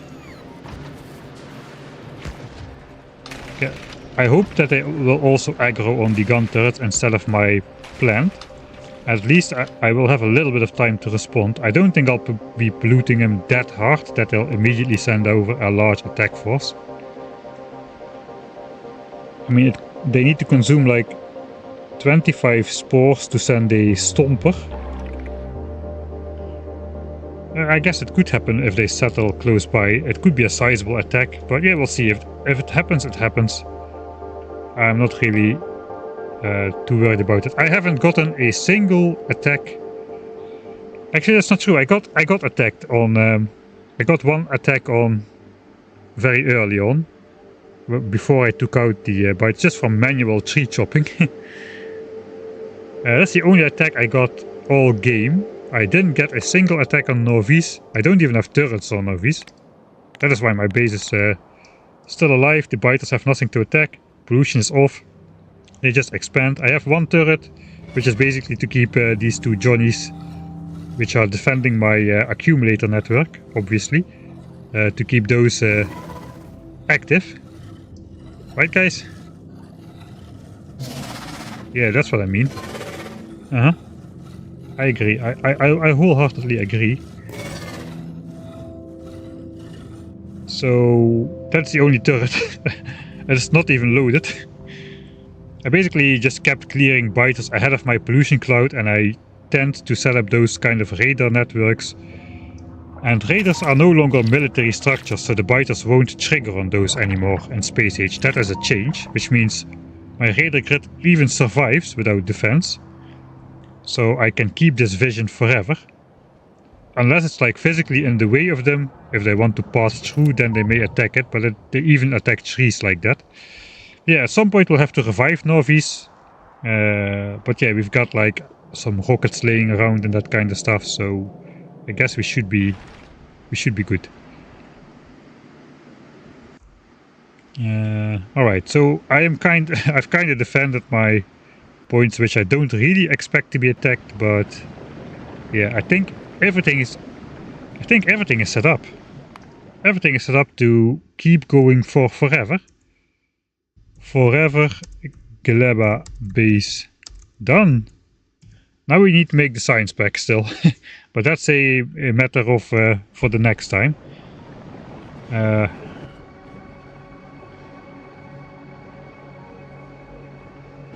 Yeah. I'm not sure, but I'm probably gonna... Oh, wait a sec. Too many hotkeys.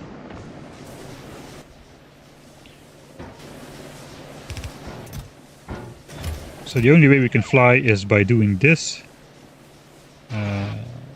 Oh, my bots. I should send up my bots. I do want to take my legs. Maybe just 6 legs is enough.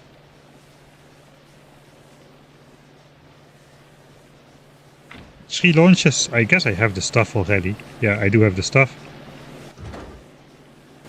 No, I will come back here. I don't need any of this. Don't need it. Don't need it. Don't need it. Don't need it. Don't need it. Let's go. We can finally escape from this forsaken planet. Actually, that was not too bad. Let's see, we're 96 hours in. When did we arrive on GLEBA? Somewhere around the saves over here. 96 hours. We arrived at 79. At 80, let's say 80 hours. So we're here for like 16 and a half hours. 16 and a half hours, and we've gotten a rocket silo ready to go off the planet. We don't have the science pack yet, but the science pack is fairly trivial. It just requires... What does it require again? Yeah, bioflux, which we're already producing plenty of, which I can probably just leech off of here again.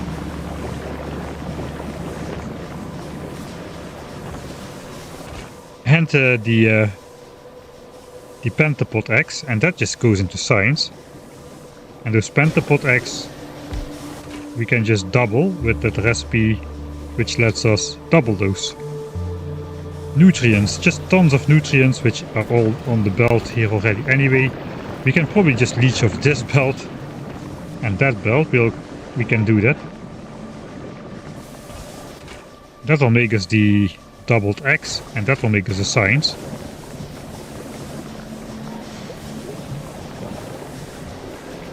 Okay, let's look. This speeds up 0.5 egg a second. And this produces 0.33. So it kind of looks like we need to put 3 of these down for 2 of these. And with this small setup we can already produce 90 science per minute. That is probably going to be fast enough.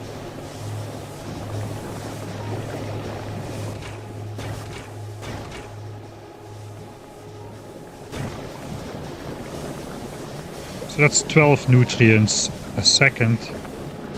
This is going to be fairly trivial. This produces like 60 nutrients a second, if we can output it fast enough. So maybe it makes sense to... I forgot to make red bells, but we can do this. And upgrade to a bulk inserter here.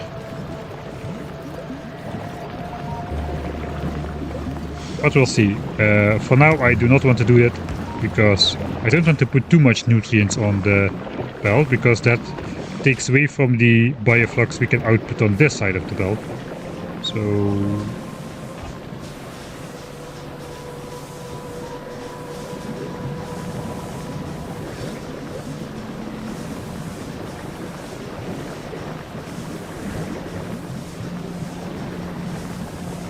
I should probably only sideload the near side of the belt, because that's where we're going to be taken from.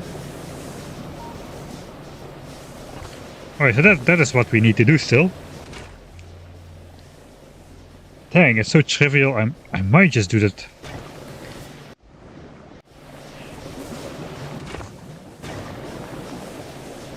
It's literally just some Biterex and a little bit of Bioflux. Like 1 Bioflux a second. One of these produces 2.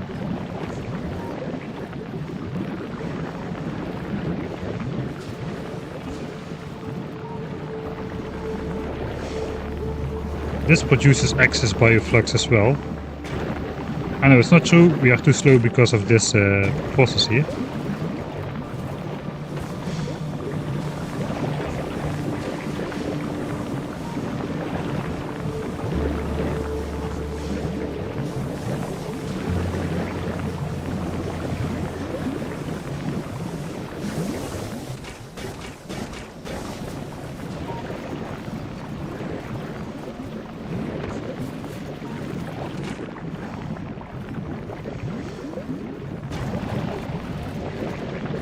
A second, 6 and 6. It should eat up all the blocks here.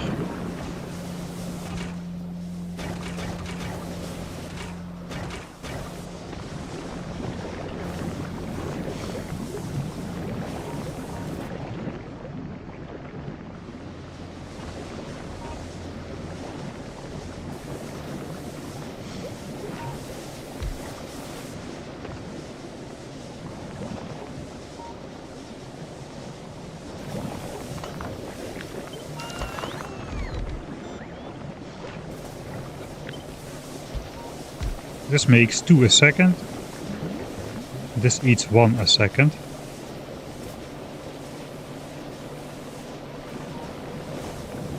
Alright, no, I won't set this up today. I think I need to think about how I want to fit it in this base. It's gotta look a little bit nice. The rest of the base looks nice-ish.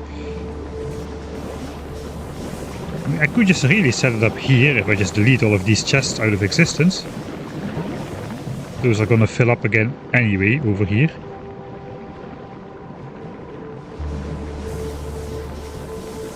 So yeah, I think it's just time to end it here. The forever GLEBA base is done. This should run forever until the enemies expand back onto our territory and start taking out our farms. But if that doesn't happen, then it can run forever. It will never deadlock, at least that is what I am thinking at the moment. Probably future streams will prove me wrong. I will have missed some snarky little detail where it could go wrong, but as of to my knowledge, that is a completely self-sustaining GLEBA base which cannot deadlock itself due to spoilage in any way, I hope.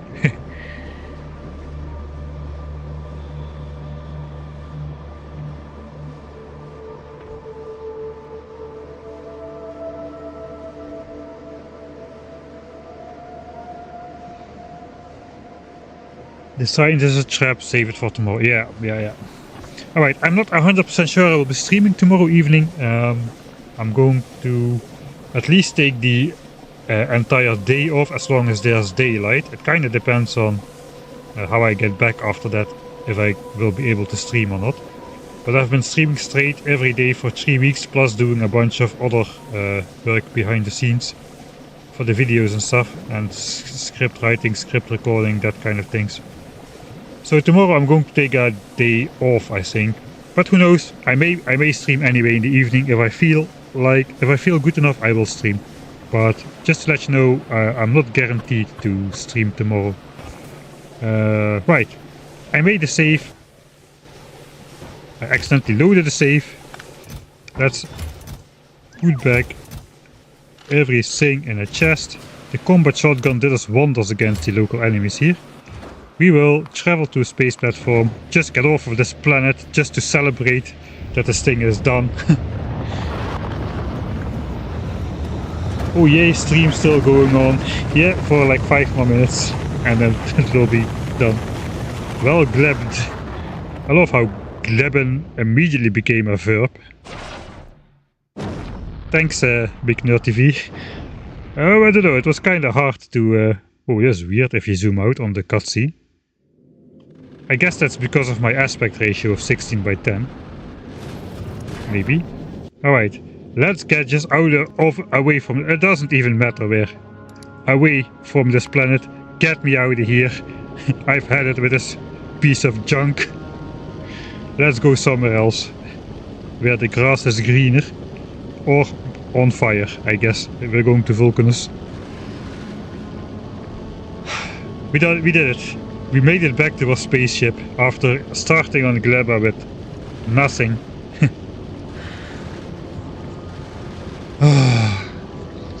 Except of course for sending down the recyclers and EM plants at the end, but those were not really essential to the rocket launching process anymore. I had it with this MF in spoilage and my MF in factory, said that guy from Snakes on a Plane. Yes.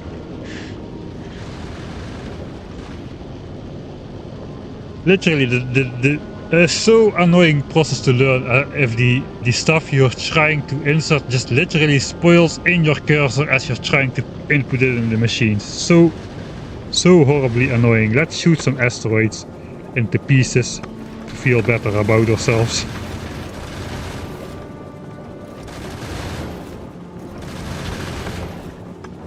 Alright. I'm not gonna have a long outro, it's 2:30. I should have stopped already earlier. But hey, at least we are off with that planet. That's a good achievement. Now I can sleep comfortably instead of still having nightmares about how to gleb off the Gleban planet. Thanks everybody for hanging out. It was a really fun time. Thanks Mike a lot for the raid if you're still here. Maybe next time I can repay the favor again. Yeah, that was all for today. Thanks everybody, good night, and I hope I'll see you next time.